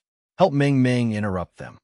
As Jiang Fei attacked the monster in front of him in a frenzy, he readjusted the positions of those responsible for interrupting the spells. After all, the monster right before him was already near death. If there were only 2 monsters left, it would be much easier to interrupt them. Chapter 192 Zombie Man. Translator, Endless Fantasy Translation Editor. Endless Fantasy Translation. When the second wizard fell, Jiang Fei had less than 5,000 health points remaining. Every shadow bolt from the boss dealt nearly 2,000 damage, causing Jiang Fei's health points to drop sharply. The two healers, Rosette Rose and Rosette Meow Meow, were trying their best, but everyone's greatest fear was a single critical hit. It would be enough to tip Jiang Fei over the threshold. No, you're not done. Warlock Sava roared. The two dead wizards swayed to their feet, their rotting skin flaking off. The girls started to retch again. When the girls started to retch, Jiang Fei found himself in hot waters. Rosette Fox and Sun Mingming stopped interrupting the spells. Although Little Rain and Rosette Phantom quickly jumped in, Rosette Meow Meow was too focused on being disgusted and stopped healing altogether. Only Rosette Rose clenched her teeth and continued to heal, but her healing was insufficient. Snap out of it, Jiang Fei shouted. At the same time, he activated Claret Aegis. He decided that some adjustments would have to be made to the party's configuration in the future. These girls were already bad enough at the game. To make things worse, they easily lose stomach at anything remotely frightening or disgusting. It could cost them entire battles, as the boss and the monsters threw more spells at them. Armored Bulwark was of no use to them. Jiang Fei had no choice but to activate another life-saving skill. As soon as he activated Claret Aegis, the boss damage reduced to less than 1,000. Rosette Rose alone could maintain Jiang Fei's health points, but Claret Aegis could only take 3 attacks. If Rosette Meow Meow did not start to heal him again, he would start to get angry for real. Intercept, minus 50 Ice Burst, minus 1,204, minus 1,197. This time, Jiang Fei did not have the heart to care about Rosette Meow Meow's feelings. All he could do was play his part and attract the 2 demonized monsters. Although Rosette Dazzle Dance's job was to pull the aggro of these kinds of small monsters, she was too busy being disgusted. Although she was still trying her best to fight them off, Jiang Fei believed that having her challenge those disgusting monsters would be far too much. F***CK them. Jiang Fei cursed. At the same time, he became more determined than ever to adjust the party's configuration. Whatever it was, the battle had to go on. The 2 frozen monsters had been thawed. Zombie Man, Spectre, Advanced Elite, level, 32 health points, 35,000 attack power, 1,200 skills, Frenzy Multi-Attacks, instantly attacks the target 5 times in a row. Remarks: Zombie men possess powerful bursts of energy. When Jiang Fei saw the attributes of the 2 monsters, his face turned green. Misfortunes always seemed to come in pairs. Half his party was already incapacitated, and 2 massive threats were now lumbering towards them. Jiang Fei was regretting his decision.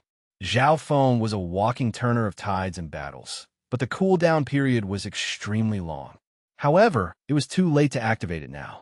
That skill took 2 minutes to cast. The whole party would be destroyed long before he finished casting. Meow Meow. Even Zhao Feng had noticed that Jiang Fei was in a crisis.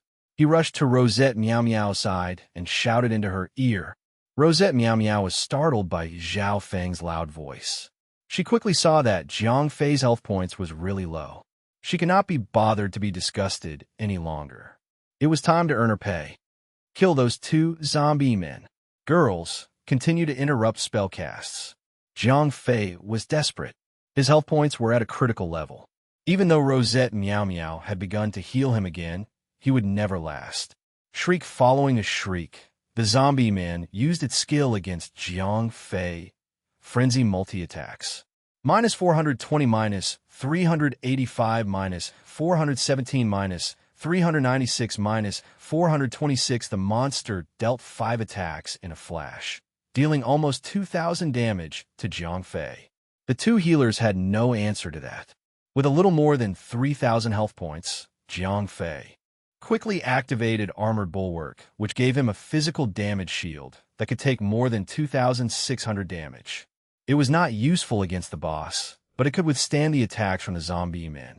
After activating Armored Bulwark, Jiang Fei's health points stabilized. After all, the healers could equal the damage from the boss. As long as the 2 zombie men did not use their skills, it would take them quite a while to deal more than 2,000 damage to Jiang Fei. Boom! Under the combined attacks of Jiang Fei, Zhao Feng, and Little Rain, a zombie man went back to the grave. Shriek this time. The second zombie man used frenzy multi-attacks. Jiang Fei's armored bulwark was quickly broken, and his health points suddenly fell below 2,000. Blood pool, plus 13,160. Jiang Fei immediately used blood pool. His health points were back to full. Swoosh minus 1,958. The boss's shadow bolt closely followed. If Jiang Fei activated blood pool any later, he would have used up his golden skill, the one that made him immune to death. As Jiang Fei's health was full again, the party's morale quickly followed. Although the girls were still a little disgusted, a long time had passed, and they had somewhat adapted to it. Rosette Bubbles had rejoined the attacking team and was attacking the zombie man together with Jiang Fei and the others. With the additional damage output of a hunter, Jiang Fei and the others started regaining the upper ground. In a short time, the second zombie man was also killed. Intercept. As Jiang Fei was afraid that his attack power would drop sharply if he stopped attacking, he directly used Intercept to rush to a wizard and dealt another 3 hits with his blazing hammer. Bash. Minus 612 minus 584 minus 597. As Jiang Fei attacked, he ordered the other attackers to follow through. After the 2 zombie men died, the battle became easier. The 4 classes who was capable of interrupting spells took care of the 2 wizards, so the interruption success rate was almost 100%. Moreover, as Jiang Fei's health points was big in the green, the party had grown emboldened. Their fighting efficiency increased, and they killed the 2 wizards quickly. Although the boss used its demonizing spell to resurrect the 2 dead wizards once again, the attackers no longer had their hands tied down to interrupt those pesky spells. As disgusting as it was, they had already seen it once, so the girls were not that affected. When the monsters died, the boss was rendered useless. After less than 2 minutes of resistance, the warlock Sava died. Phew! Jiang Fei breathed a sigh of relief and swiped the corpse of the boss open. Suddenly, a golden light appeared on the boss's body. Chapter 193, 193. The reason behind the monster invasion. Translator, Endless Fantasy Translation Editor. Endless Fantasy Translation Warlock Shoulder Guard. Chainmail, Quality. Legendary. Physical Defense plus 158 Magic Defense plus 94 Strength. Plus 5 Vitality. Plus 17 Block Chance. Plus 5% Equipment. Allows you to acquire the skill, Lightning Jolt. You will wave your weapon and hit the ground, immediately causing 200 damage to all enemies within the range of 8 meters, while reducing their movement speed by 40% and attack speed by 20%. The effects last for 20 seconds. Cooldown time, 1 minute. Level requirement, 30. The first item dropped by the boss was a legendary chainmail shoulder guard. As he was the main tank, Jiang Fei stowed it away in his bag without hesitation. After he equipped the legendary chainmail shoulder guard, Jiang Fei handed the equipment that had the battle cry skill attached to it to Rosette Dazzle Dance. Jiang Fei's maximum health points rose to a staggering 13,520. His defense had also shot up, reaching 1,200.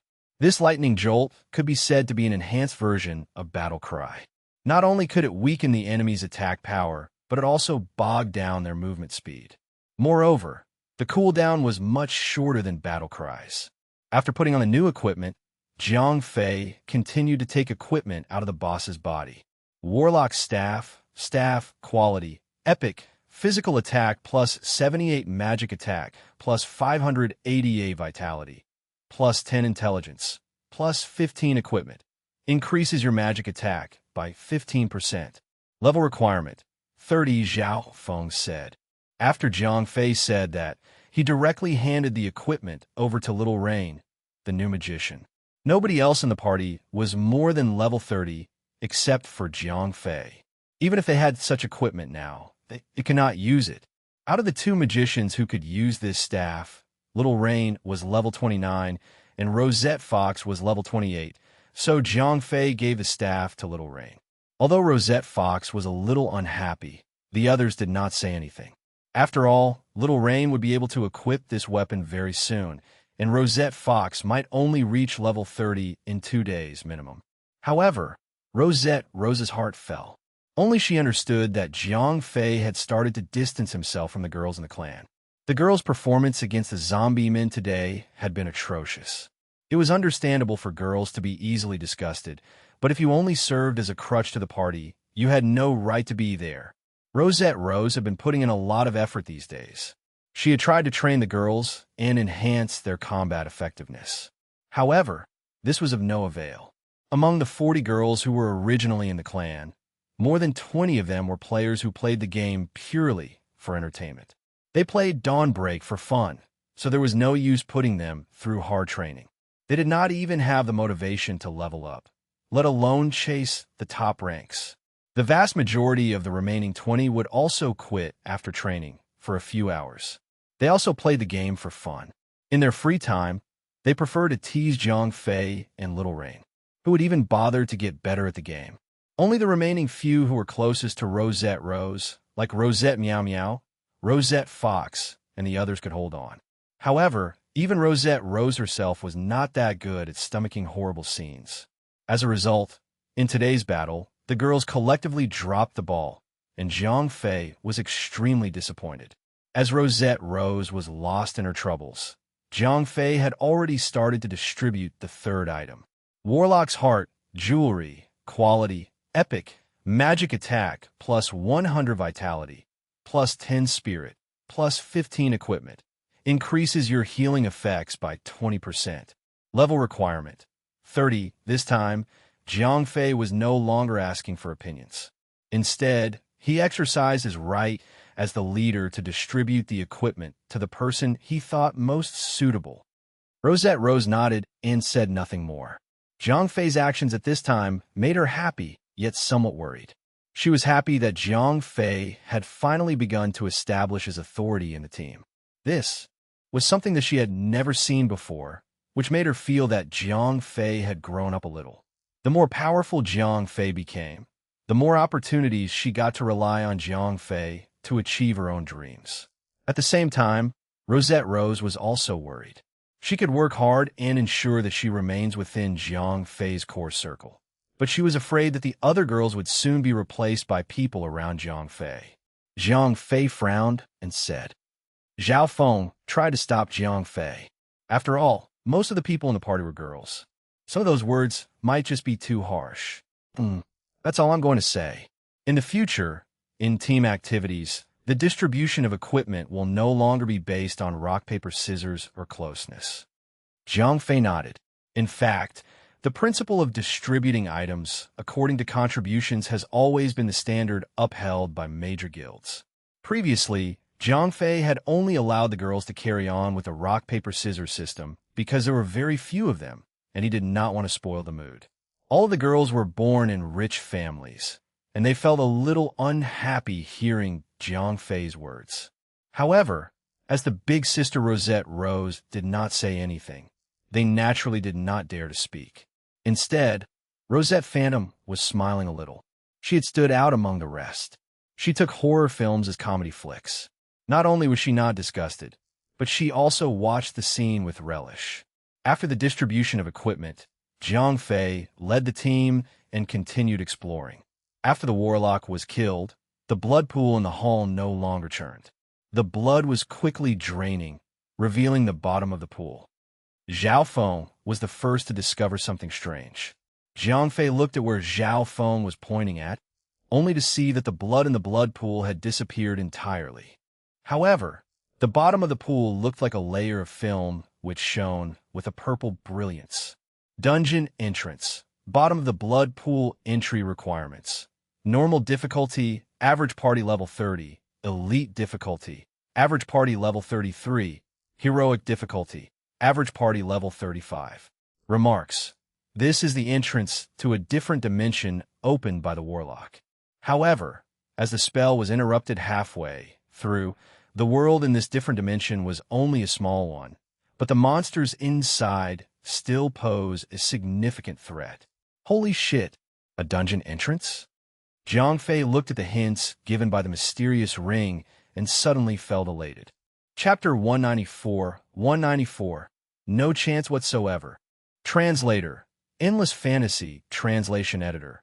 Endless Fantasy Translation. As the average party level had to be 30 to enter, it was impossible for Jiang Fei to bring everyone into the dungeon, so he planned to head in alone and try it out. Rosette Rose said, Jiang Fei nodded. Rosette Rose was currently level 29, with only one more level to level 30. Jiang Fei was level 33, so the entry requirements could be met, even if he brought her. Also, Jiang Fei had a healer with him. Just as Jiang Fei was about to enter the dungeon with Rosette Rose, Han Tianyu suddenly sent a message. Han Tianyu asked, "Yeah, we killed a level 30 leader." Jiang Fei asked. Han Tianyu said, "These monsters were numerous as it was. The players even had to stay close to the NPC guards to seek protection and pick on stragglers. But finally, the monsters were thinning. The players even had to keep the NPC guards out of the area, in case they snatched these monsters away. Oh, maybe it was us." Jiang Fei had nothing to hide. Han Tianyu asked, "A few pieces of equipment and the entrance to a level 30 dungeon." Jiang Fei said truthfully. This was because Big Brother Bear had already informed him about the situation outside. If Han Tianyu did not bring anyone to confront the three major guilds, he would not have been able to kill the warlock that easily. Han Tianyu was immediately interested. Now, the mainstream players were all over level 25. Members of the top parties were already more than level 28, and 6 out of the 10 top players in the level ranking board were already over than level 30. Just as Jiang Fei was transported to the demonic map, Han Tianyu had also reached level 30. Now that all the players were of high level, the gains from Depths of the Night were almost negligible. After level 25, they could not really get much experience, even from a heroic dungeon, let alone low-quality dungeons. Players only cleared dungeons now to obtain equipment or recipes. Depths of the Night was no longer suitable for leveling. Now that a level 30 dungeon had been discovered, a brand new leveling location had made its debut. There was no kill stealing in dungeons. Moreover, even as a normal dungeon, it could also improve the leveling efficiency of pub players by a fair bit. Players would constantly be in dungeons. Of course, most players could only attempt a normal dungeon once a day and try to get some green equipment while leveling. Basically, only a fixed elite team among the pub players would be able to clear a dungeon of elite difficulty. As for heroic difficulty, pub players did not even have to think about it. "Yeah," Jiang Fei said, immediately extinguishing the flame within Han Tianyu. "Damn," Han Tianyu rolled his eyes. Now, it was hard to get even the only 6 players above level 30 in the entirety of Dawnlight City together. Moreover, they were all scattered in different guilds. So, if they wanted to form a complete dungeon party, they still had to wait for at least 2 days. Although Jiang Fei could draw 3 level 29 players into the dungeon, there is a world of difference between level 30 and level 29. As players could do their second job advancement at level 30, great advantages over their first job could be earned. Correspondingly, level 30 dungeons were also more difficult to deal with. So, if a level 29 first job character entered a level 30 dungeon, it could get really difficult for them. If we're going to do it like how we normally do, we definitely have to wait a day or two. Jiang Fei said. Han Tianyu nodded. They had wasted a lot of time standing off against the 3 major guilds. Now that things at Jiang Fei's side were over, snatching bosses and experience points was more important. All of you, use a return scroll to go back to the city. After Jiang Fei reminded the others in his party, he sent a message to Big Brother Bear, telling him to take the others in and withdraw with Han Tianyu. After the party members tore a return scroll and went back to the city, they left the party, one after another, and started to chase down the monsters in the city. Jiang Fei entered the dungeon with Rosette Rose. Ding! Ding! The normal dungeon bottom of the blood pool is a 10-man dungeon. Jiang Fei was shocked. He had not expected the lowest difficulty of this bottom of the blood pool to not be a 5-man dungeon, but a 10-man dungeon. Under these circumstances, would he really be able to fight with a single healer? As shaken as he was, Jiang Fei still chose to enter. After all, there is always a safe area at the entrance of dungeons, and they could accurately gauge the strength of the monsters. If they could not fight, they could use a return scroll and directly return to the city without any losses. Swoosh, a white light flashed in front of their eyes, and Jiang Fei entered the dungeon with Rosette Rose. After entering the dungeon, there was a small platform, allowing the players to prepare before the battle. Not far from the small platform were 2 monsters at the door. Demon Lacerator, Xenogenesis, Elite, level, 30 health points, 13,000 attack power, 1,300 skills. Laceration, Sever. Laceration rips at the enemy's wounds while attacking, causing a bleeding effect. Stackable 5 times. Sever. Immediately increase attack speed by 20%. Jiang Fei gasped.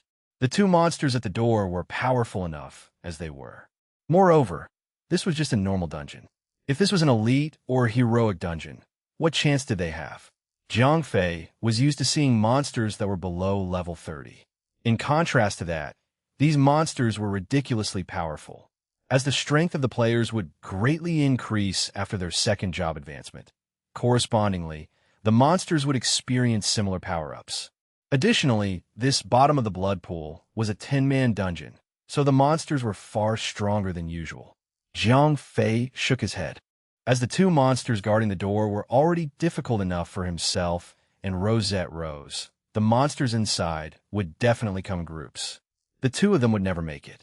Even if they managed to make it to the boss, their entire struggle would be for naught. Rosette Rose nodded, then tore a return scroll in unison with Jiang Fei. Everyone, hurry and level up. Jiang Fei changed the guild notice after returning to Dawnlight City. Now that he had time, the race quest took precedence over everything else. Chapter 195. 195, Race Quest. Translator, Endless Fantasy Translation Editor. Endless Fantasy Translation. When Jiang Fei was transported out of the dungeon, Dawnlight City was in more chaos than ever. As the monsters were decreasing by the minute, the advanced elite monsters and small bosses became scarce resources. More than 10 parties were fighting for them. Some players who were too caught up with snatching monsters and even attacked other players. As a result, they were caught by the NPC guards. Before this, as the guards were busy resisting these monsters that came all of a sudden, they did not have time to bother about the fights between players. Thus, the players who attacked other players only had their levels decreased by half or 1 level. Now, the guards had their hands free. If you attempted it in front of them, there would be no way of explaining oneself. They would directly kill you on the spot and decrease your level by 1. When these players died, they would drop all the equipment they were wearing at the very least, attracting more players to join in on the fun. However, these players became smarter, knowing that they could only snatch the drops and curse at others at most. None of them dared to attack any other players. Hundreds of people were snatching away at the dropped equipment. In the end, nobody could figure out who took what. The players that were killed by the NPCs could only cry, and cry they did. Even those that had guilds to back them up could do nothing, because they could not find who took their equipment in the first place. Of course, the irrational players were still a minority. That minority was barely enough to take away from Dawnlight City's chaos. Several groups of players were running all around the city, looking for individual monsters to kill. After all, the experience and money that these elite monsters gave were way better compared to the monsters out in the wild. Jiang Fei summoned his Earth Drake and rushed towards the hidden cave. At the same time, the heads of the three major guilds also brought their own members into the room and went down into the already open basement. That tycoon actually backed off. Southern Azure Sword said, doubtful. There can only be two possibilities. Demon's Grimace snorted. As much as I hate to say it, it's got to be the latter. The monsters outside are decreasing as we speak, so something has definitely happened. Lady Casanova analyzed. Southern Azure Sword asked, we still need to go take a look. Demon's Grimace rolled his eyes at Southern Azure Sword.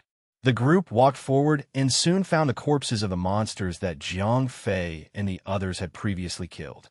As expected, Lady Casanova said to herself. Southern Azure Sword asked, it should be related to Verger. He would not have come down here almost immediately after. However, that stupid tycoon might not have been kept in the loop. Lady Casanova noted. Southern Azure Sword asked, no way. They're definitely on the same team. Didn't you see how the tycoon rushed over here with people as soon as we made a move? Demon's Grimace muttered angrily. Yeah, the two of them are definitely on the same team. However, this time, Verger might have triggered something unexpected or some hidden quest. Before he could notify the tycoon about it, the monsters had already invaded Dawnlight City. Lady Casanova was almost spot on. As the monsters along the way had been killed by Jiang Fei and the others, they progressed through the passage rather quickly. As they spoke, they finally arrived at the blood pool. The corpse of the warlock was still in the room. His appearance gave off everything. This could not be an ordinary monster. Southern Azure Sword said, his tone somewhat sour. A boss like this that spawned in the wild would be gone after it was killed, so the drops would trounce the bosses in dungeons that respawned infinitely. I'm more worried about the rewards given by this incident or hidden quest. What if the reward is some precious treasure like a territory order or something? Lady Casanova said. Demon's Grimace suddenly said. Lady Casanova and the others turned towards Demon's Grimace, only to see him standing next to a pool.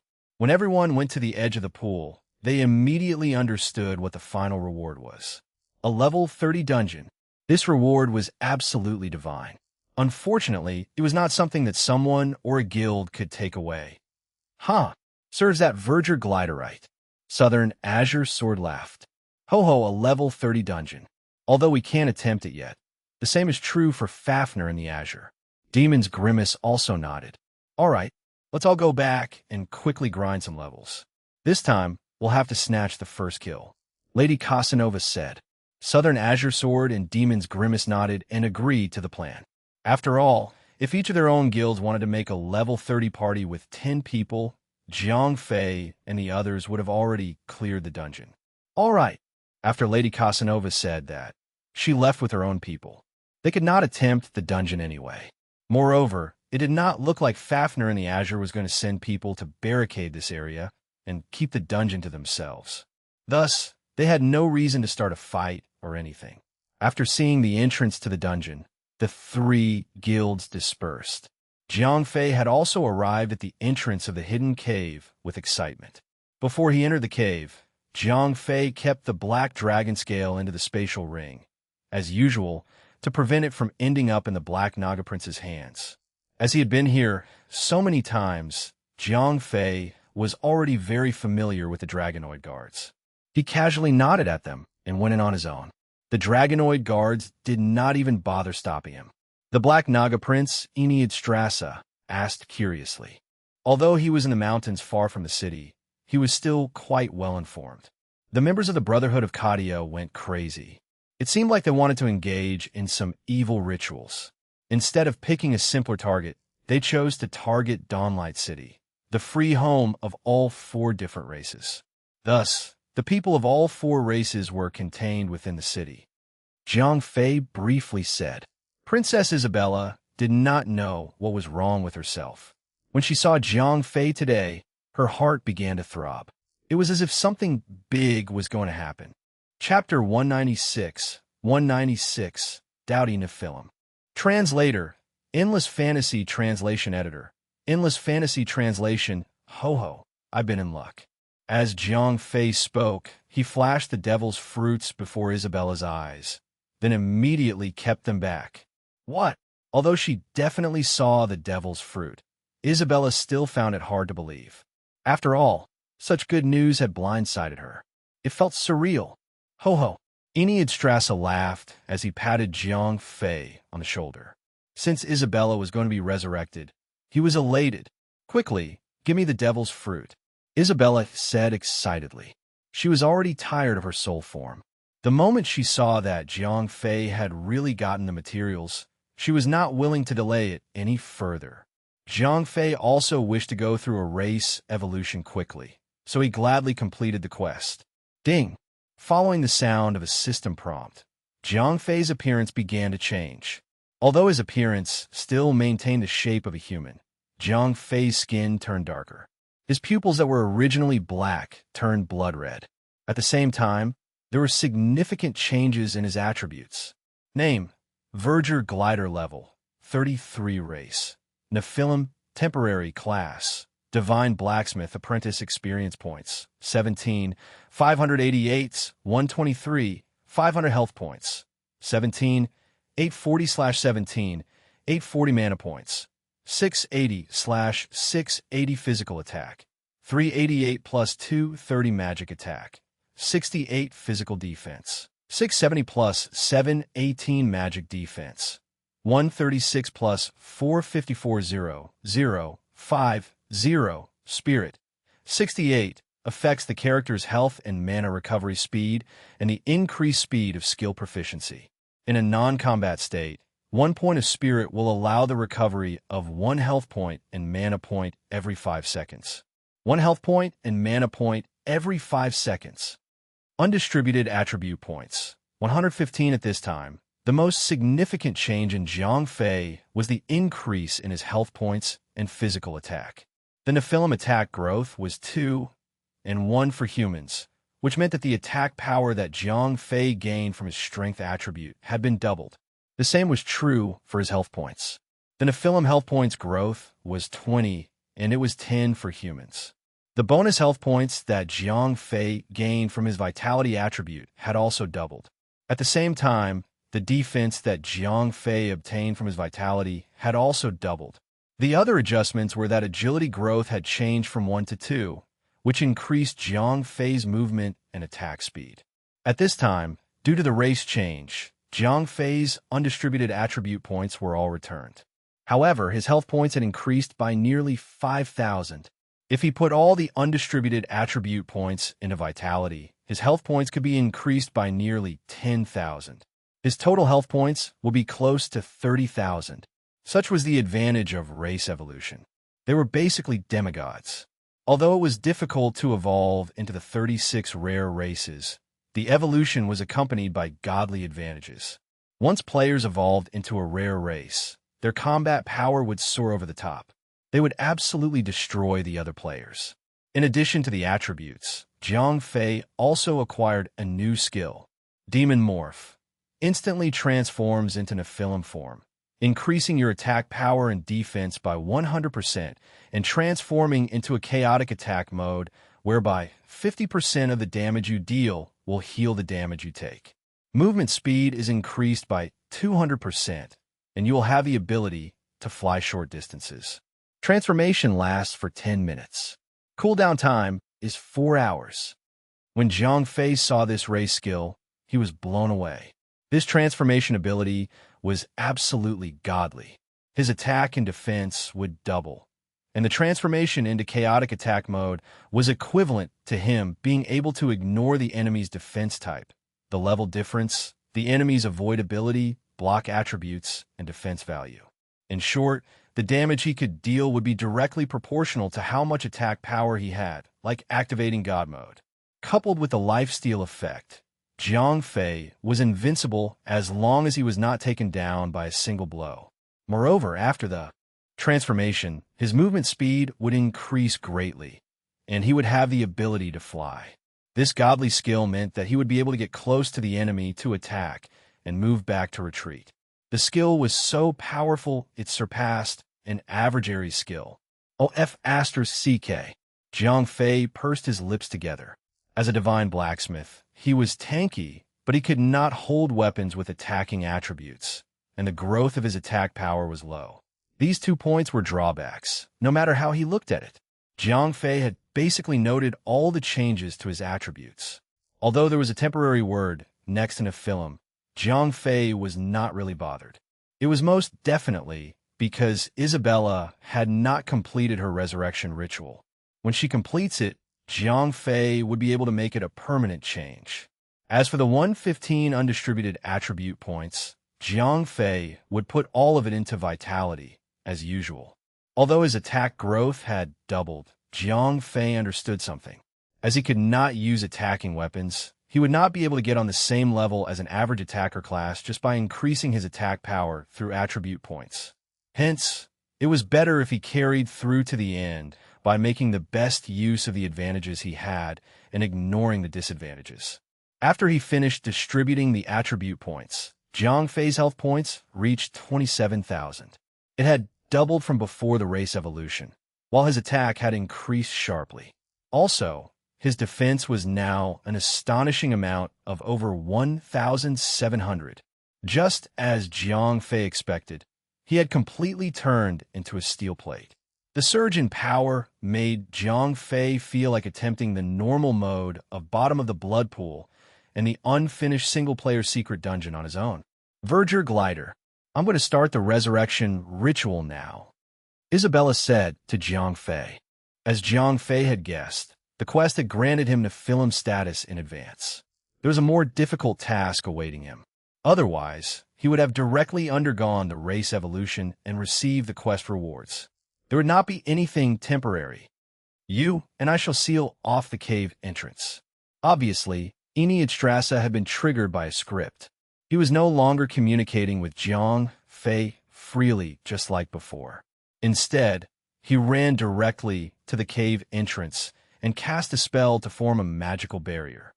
Jiang Fei could already more or less guess its nature. It was obvious that Isabella's resurrection ritual would not be completed peacefully. He had to act as her bodyguard. Chapter 197. 197. The Luminous Church Invades. Translator. Endless Fantasy Translation Editor. Endless Fantasy Translation. Jiang Fei looked back. At that moment, Isabella had already smashed the 5 devil's fruits and was mixing them with the previous materials, sprinkling them on her own corpse. Shortly after, Isabella began to cast spells. Streams of light began to revolve around her corpse. The entire cave radiated with brilliance. It was a gorgeous sight. Focus.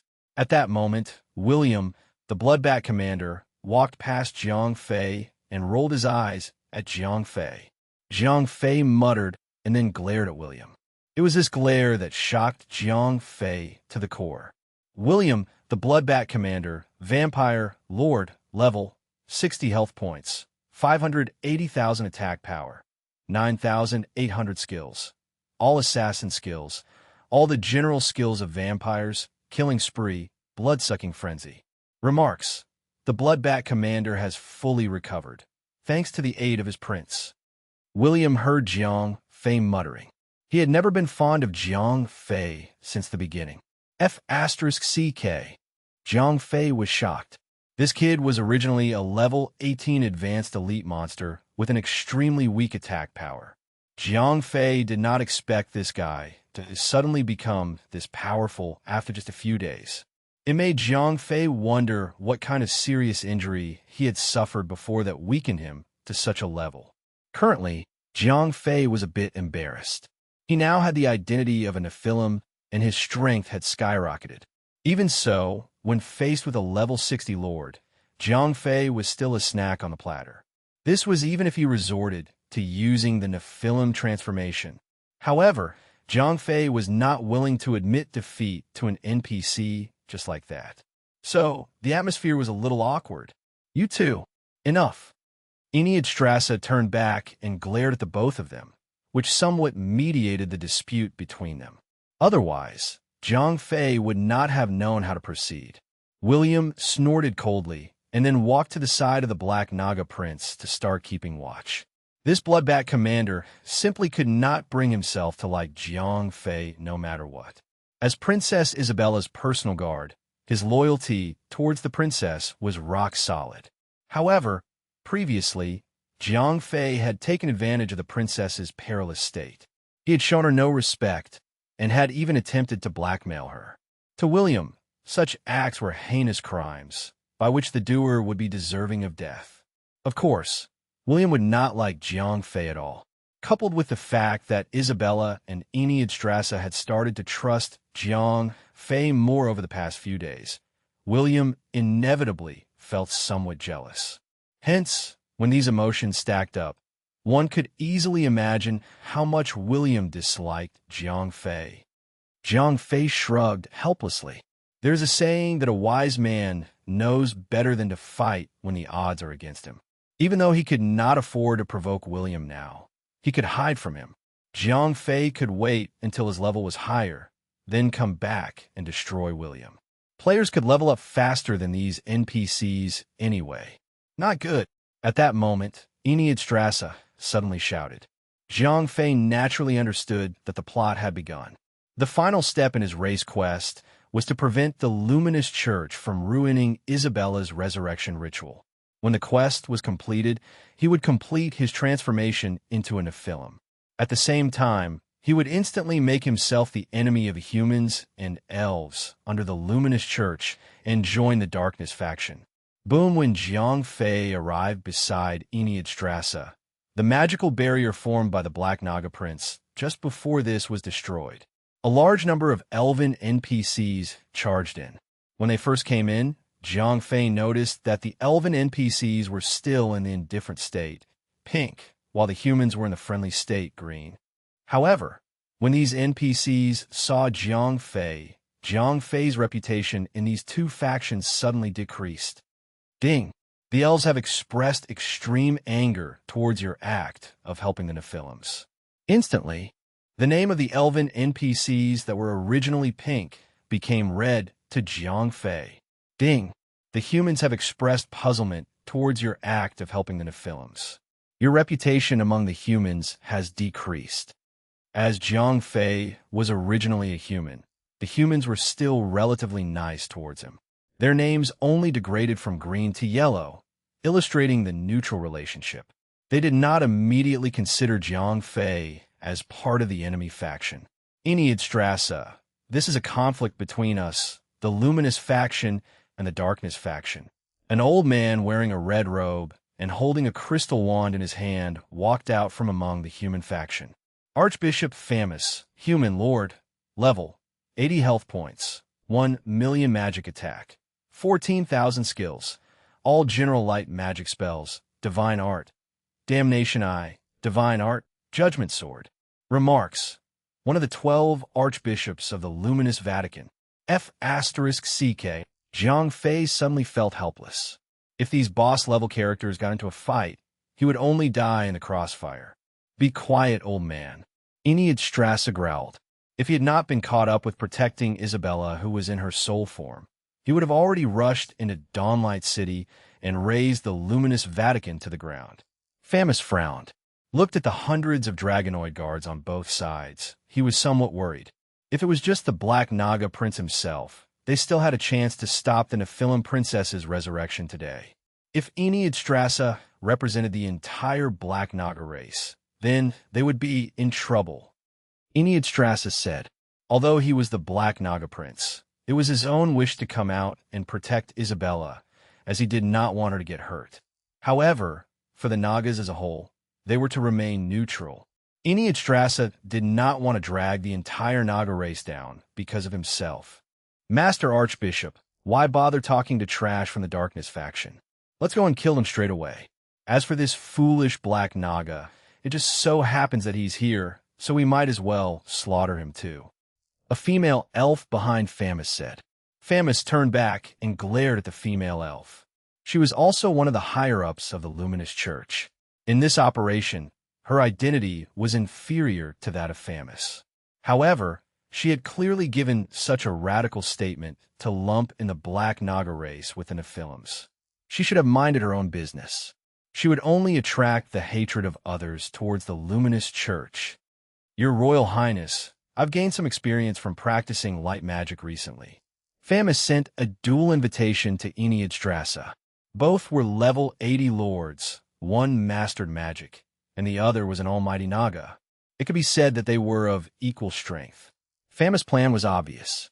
He would distract the biggest obstacle, and the rest of his people would stop the ritual. Then, it would be too late to change anything, and the Black Naga Prince would be helpless. They would be able to complete their mission without even offending the entire Black Naga race. Chapter 198, The Last Stand at the Cave Entrance. Translator, Endless Fantasy Translation Editor. Endless Fantasy Translation. Eneadstrasse nodded. He was a warrior type, and Famus was a magician.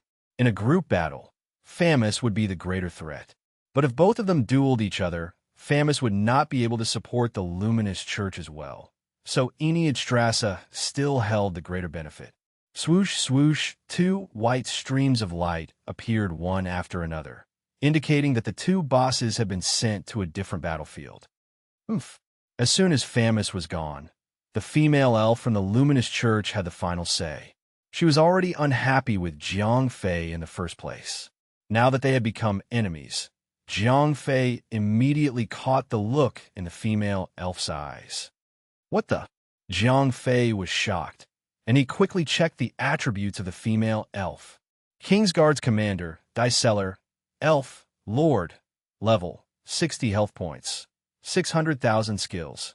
All ranger skills, arrow skills, Apollo's skill, sunset arrow.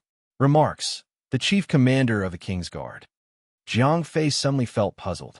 Why would a boss character like this target a small fry like him? At that moment, William, the Bloodbat commander, suddenly appeared in front of the two armies like a ghost. Jiang Fei was surprised. He did not expect William to actually help him. Idiot! If you have time to shout around, you might as well go and kill a few small soldiers. The Bloodbat commander still carried a chip on his shoulder. He only took on Diceller to balance the strength of both sides. At that moment, the united front of the humans and the elves clearly outnumbered the Dragonoid guards and the newly raised zombies. Although he was unhappy with William's tone, Jiang Fei understood that it was related to the success or failure of his own race quest. Hence, he had no time to quarrel with William. He had to go all out and hold back the Luminous Church. In addition to the two Lord-ranked bosses, the combined army of the humans and elves was made up of level 30 to 40 elite monsters, with quite a few level 50 advanced elites. As the level of those advanced elite monsters was just too high, there was no way Jiang Fei could fight them. Fortunately, the level of the Dragonoid guards was relatively high. Moreover, the captain was a level 60 advanced elite. Although there were less than 100 Dragonoid guards, they still managed to keep both the human and elven NPCs outside of the cave, albeit barely. Everyone attack. Kill these scum from the darkness without mercy. Unlike Famus, Diceller had no scruples. She had an abhorrence for sin. In her eyes, all the people from the Dark faction were committing a major sin. So, there was no need for words at all. Killing the Dark faction members was the greatest form of forgiveness for them. Let's go. These little soldiers are in the way. William, the Bloodbat commander, smiled and said. He took the initiative to request a change of battlefield. He was worried that Diceller would fire an arrow and affect the princess resurrection ritual. Diceller had the same thoughts as the Black Naga Prince. Since she was a ranger, in a group battle, she could cause less trouble than a high-level vampire like William. So, she agreed to move to another battlefield. The two of them flashed out of the cave. At the same time, the army of humans and elves screamed and began to charge towards the cave. because Jiang Fei now had the Nephilim identity and was familiar with Isabella as well as the Black Naga Prince. He temporarily took over command of the Dragonoid guards. As soon as the battle began, the combat power of the two different armies became very apparent. Monsters such as the zombies and scorpions, which were originally in the cave, were so weak that they could not even withstand a single attack from their enemies. However, the Dragonoid guards were way stronger than Jiang Fei had imagined. These Dragonoid guards wielded 3-meter-long weapons similar to green dragon crescent blades, one positioned among the human and elven NPCs as if they were in no man's land. The Dragonoid guards willfully cleaved away. In just a short time, the ground was filled with severed heads. The army also had a commander of its own. Although the level of the soldiers in the joined army was lower than that of the Dragonoid guards, they were numerous. The elven archers could kill a Dragonoid guard with every wave of attack. Jiang Fei shouted loudly. More than 30 advanced elites who were over level 50 happened to be rushing towards him. Left without a choice, he had to mobilize the 6 Dragonoid captains to go forward and meet the terrifying force. The 6 Dragonoid captains were really strong. They could handle 5 enemies each without much difficulty. It was evident how strong those with Naga blood in their veins were. The battle soon reached a stalemate. Troops from both sides continued to fall. Although every single Dragonoid guard took down around 6 or 7 human or elves before they died, they were vastly outnumbered. Since the cave was small, the enemy could not flank them. Otherwise, the battle would have been even harder. F***CK. The situation was dire. It seemed like he would not be able to stop the enemy's attack just by barking orders. This quest required the player to get involved in the battle himself. Intercept. Jiang Fei instantly appeared beside an elven magician. Even though this magician was a level 40 elite, Jiang Fei was already at level 33. The level gap was not really big. Sunderstrike. Minus 485. Before he started to attack, Jiang Fei equipped himself the Black Dragon Scale. Despite the fear effect not working in these cutscenes, the additional dragon damage was still pretty good. As Jiang Fei had suddenly rushed into the enemy line, the NPCs would naturally not allow their magician to be attacked. At that moment, several human warriors and elven bandits quickly surrounded him. Lightning Strike. This was the first time Jiang Fei had ever used the skill. Jiang Fei hammered the ground. Suddenly, a shockwave radiated towards his surrounding enemies. While their movement speed was reduced by 40% and their attack speed was reduced by 20%. After that, Jiang Fei moved and tried his best to position as many enemies as possible in front of him. Ice Burst. Minus 2,578, minus 2,612, minus 2,498. A large number of damage figures appeared. As Jiang Fei's health points had soared to 27,000, the damage of Ice Burst and Bash attained new heights. Bash. Minus 2,690. Minus 1,347, minus 1,284, as normal elites only dealt more than 1,000 damage. Jiang Fei simply ignored the bandits and warriors who were around him. He continued to attack the magician in front of him. After the warriors and bandits around him thawed, they immediately attacked Jiang Fei. Minus 1, minus 1, minus 1, minus 1. At that moment, Jiang Fei's defense was over 1,700. A normal level 30 elite could not break through his defense at all. Due to this, the commander of the joined army had to dispatch level 40 elites to kill Jiang Fei. Minus 370, minus 370, minus 370. After Jiang Fei's health points increased, not only did the damage of 2 of his active skills increase, the passive effect of Eye for Eye was also enhanced. When Jiang Fei was attacked, high damage figures appeared before his eyes. Ding! You have eliminated the Elven Magician. Obtained 12,580 experience points. Your reputation in the Light faction has reduced by 400. Ding! Jiang Fei rushed to kill the Elven Magician before the level 40 elites arrived. There, he immediately discovered that the elites of these factions gave much more experience points compared to elite monsters. However, he would also lose reputation if he killed them. Finally, the name of the human NPCs in Zhang Fei's view also changed from yellow to pink. Chapter 199 Cheating Godlike Skill. Translator, Endless Fantasy Translation Editor. Endless Fantasy Translation. Seeing that the level 40 elite soldiers were encircling him, Zhang Fei did not dare to greed for more. After all, he could handle one level 40 elite alone, but not a whole group. Jumping slash. Just a second before Zhang Fei was about to be surrounded, he used jumping slash to get out of the encirclement and landed beside a level 30 elven cleric. His hammer slammed into that pretty face. Minus 3,408. From the previous fight, Zhang Fei had already stacked Ruthless Barrage 10 times. He had more than 1,800 attack power, and the first strike after jumping slash was bound to be a critical hit. The moment his hammer went down, he dealt away more than 1/3 of the cleric's health points. This was only because the cleric was an elite NPC.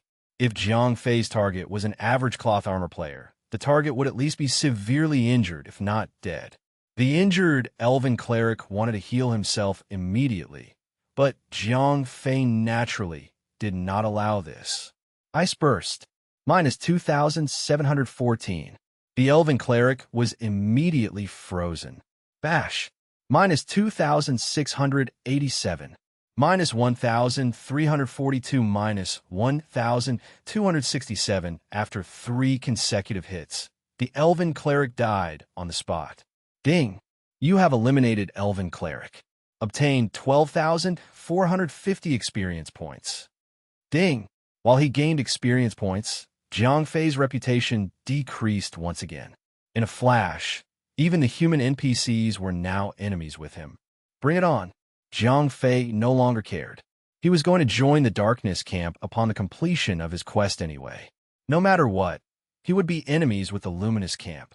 Out of 36 rare races, Protoss and Nephilim were the only 2 races that could participate in the War of Powers. After joining, the camp would automatically be chosen for the player. If the players of these 2 races wanted to betray their own camps, they would have to do quests for the enemies in order to gain reputation in the enemy camps. It was not easy to progress from hatred towards friendliness. The other 34 lucky ones did not have to go through such a trial. After completing their race evolution, they would automatically return to the neutral camp. It would be easy for them to join any side. Therefore, Zhang Fei, who was destined to join the Darkness camp, did not care about the loss of reputation. He continually ran around the army. While he avoided the level 40 elites, he specifically targeted level 30 magicians and clerics. In a short time, he managed to disrupt the formation of the joined army. Damn! The commander of the joined army was an elven aristocrat who already detested Zhang Fei. Zhang Fei was now causing a lot of trouble for the joined army. Although Zhang Fei did not kill many soldiers, the formation of the joined army had been disrupted. The Dragonoid guards had taken the opportunity to counterattack, almost forcing the army out of the cave. Melees, stop advancing. The elven aristocrat ordered immediately. In actuality, Zhang Fei's act of running around had little effect on the joined army, but he had attracted the aggro of dozens of level 40 elites. As they chased Zhang Fei around, the formation was quickly dissolved. The elven aristocrat realized this. He had ordered the melee fighters to return into formation, while sending the firing squad after him. F*CK. Zhang Fei understood the situation fairly well. He might end up as a dead pincushion in no time at all. Zhang Fei changed his tactics. He ran deep into the enemy ranks and engaged soldiers at random, before quickly breaking off and running about again. This was because spells needed vision and range. If Zhang Fei ran around like this, it was hard for the ranged attackers to lock onto him. If the magicians used area of effect spells, they would hurt their own allies. Thus, the magicians did not know what to do. Only a few archers sent homing arrows after him. However, the damage of these guided arrows was not particularly high. When he saw that his ranged attackers could do nothing about Zhang Fei, who was scurrying around like a mouse, the commander elven aristocrat, was angered. As he spoke, the elven aristocrat jumped up and activated levitation, making himself float in the air temporarily. Then he used his most powerful skill, Energy Tide. The elven aristocrat's next spell became instant, and his magic attack power doubled. Fireball of Destruction. A wash basin-sized, searing white fireball appeared in the hands of the elven aristocrat. This white fireball glimmered with a little bluish light. Judging by the intense color of the light, it had to be deadly. The level 55 elven aristocrat sent the white fireball flying at Jiang Fei, even as he glided through the air. Jiang Fei was shocked. He did not expect this level 55 leader boss to actually attack him. It seems like he played around too much and generated too much aggro. Jiang Fei knew his strengths very well, so he did not take any risks. Demon's Harborage. After he stood firmly, Jiang Fei lifted his shield. At the same time, he activated the most retarded and disgusting ultimate skill out of all the skills that he had mastered. Poof swoosh, the fireball rebounded at a speed even higher than when it came. The elven aristocrat, who was still floating in the air, had been looking forward to the horrific scene of Jiang Fei being burned to ashes. He never imagined that his killing spell would actually come flying back. Magic Shield. The elven aristocrat reacted pretty quickly and managed to form a magic shield in front of himself before the fireball reached him. Boom, the white fireball that glistened with a tinge of blue directly slammed into the elven aristocrat's magic shield. The magic shield that was formed hastily was instantly destroyed, and the elven aristocrat was blown away by the impact of his own fireball of destruction. A damaged figure of 110,000 appeared above the head of the elven aristocrat. Damn! Jiang Fei was glad. If that fireball had hit him, he would have died instantly. Cough cough, the elven aristocrat, who slammed into the cave wall, fell onto the ground, which worsened his injuries. Through the mysterious ring, Jiang Fei could clearly see that the elven aristocrat had no more mana points left and also had less than half of his total health points left. It was a critical blow. Master! Master! Several elven guards immediately rushed over and helped the elven aristocrat up. Huff, the elven aristocrat, was beyond consolation. As he choked up with anger, he immediately coughed up some more blood. Then he fainted. Damn! Jiang Fei did not expect to actually incapacitate the enemy's chain of command and cripple the army. Kick them while they're down. Everyone attack. Jiang Fei was overjoyed. He immediately ordered the Dragonoid guards to take advantage of the enemy's loss of command and launch a counterattack against the allied forces. Chapter 200 Elven Reinforcements. Translator. Endless Fantasy Translation Editor. Endless Fantasy Translation. The allied forces lost their commander. Paired with the chaos that Jiang Fei had single-handedly wrought, all semblance of order was broken. A little over 10 minutes later, the intruders were forced out of the cave. Bunch of useless idiots. Outside the cave, Diceller was facing off William. When she saw that the worn-out army being driven out by a force they supposedly both outnumbered and overpowered, she was furious. A mid-ranking elven captain reported, "Nonsense. Carvis is a leader boss, and the strongest that the Dragonoids could offer are only advanced elites. How could he even be touched?" Diceller barked. The captain meekly said, "Nonsense. He's only a level 30-odd adventurer. How can he possibly injure the level 55 Carvis? He is almost twice his level. Are you guys trying to shirk your responsibilities?" Diceller almost lost her mind as she listened to the elven small captain's report. Ha! At that moment, William cackled sinisterly and dashed to Diceller's side. The dagger in his hand flew towards Diceller's throat. Diceller was horrified. It was too late to dodge or block the attack. For the first time since the skirmish started, she actually feared for her life. She had not expected her anger to throw her into hot waters. Just as Diceller was about to lose her head, a roar was heard. An arrow shot through the air and deflected William's dagger. Ding! Following a crisp sound, William's dagger flew off into the distance. Diceller quickly took the opportunity to distance herself from William. William had also moved a few steps back. Clearly, the enemy's reinforcements had arrived. William could tell that the opponent had to be as competent as he was, if not better. A new figure made its appearance. Through the mysterious ring, Jiang Fei quickly unveiled its identity. Aldous, Divine Archer, Elf, Lord. Level, 60 health. 500,000 attack power, 10,000 skills. All archer skills, Apollo's skill, Precise Shot, Apollo's skill, Meteor Arrow, Apollo's skill, Rain of Arrows. Remarks: Archer Champion of the Elves. William, the Bloodbat Commander, grit his teeth in anger. Aldous was one of the reasons why Isabella had been stuck in a cave. He was part of the group that had caused Isabella's death and left William severely wounded. William, don't be impulsive. When Jiang Fei saw that William fuming with rage, he quickly called him back to his senses. This was just like how William took on Diceller previously. As much as Jiang Fei disliked William, William was a key asset. There were 2 level 60 lords on the other side.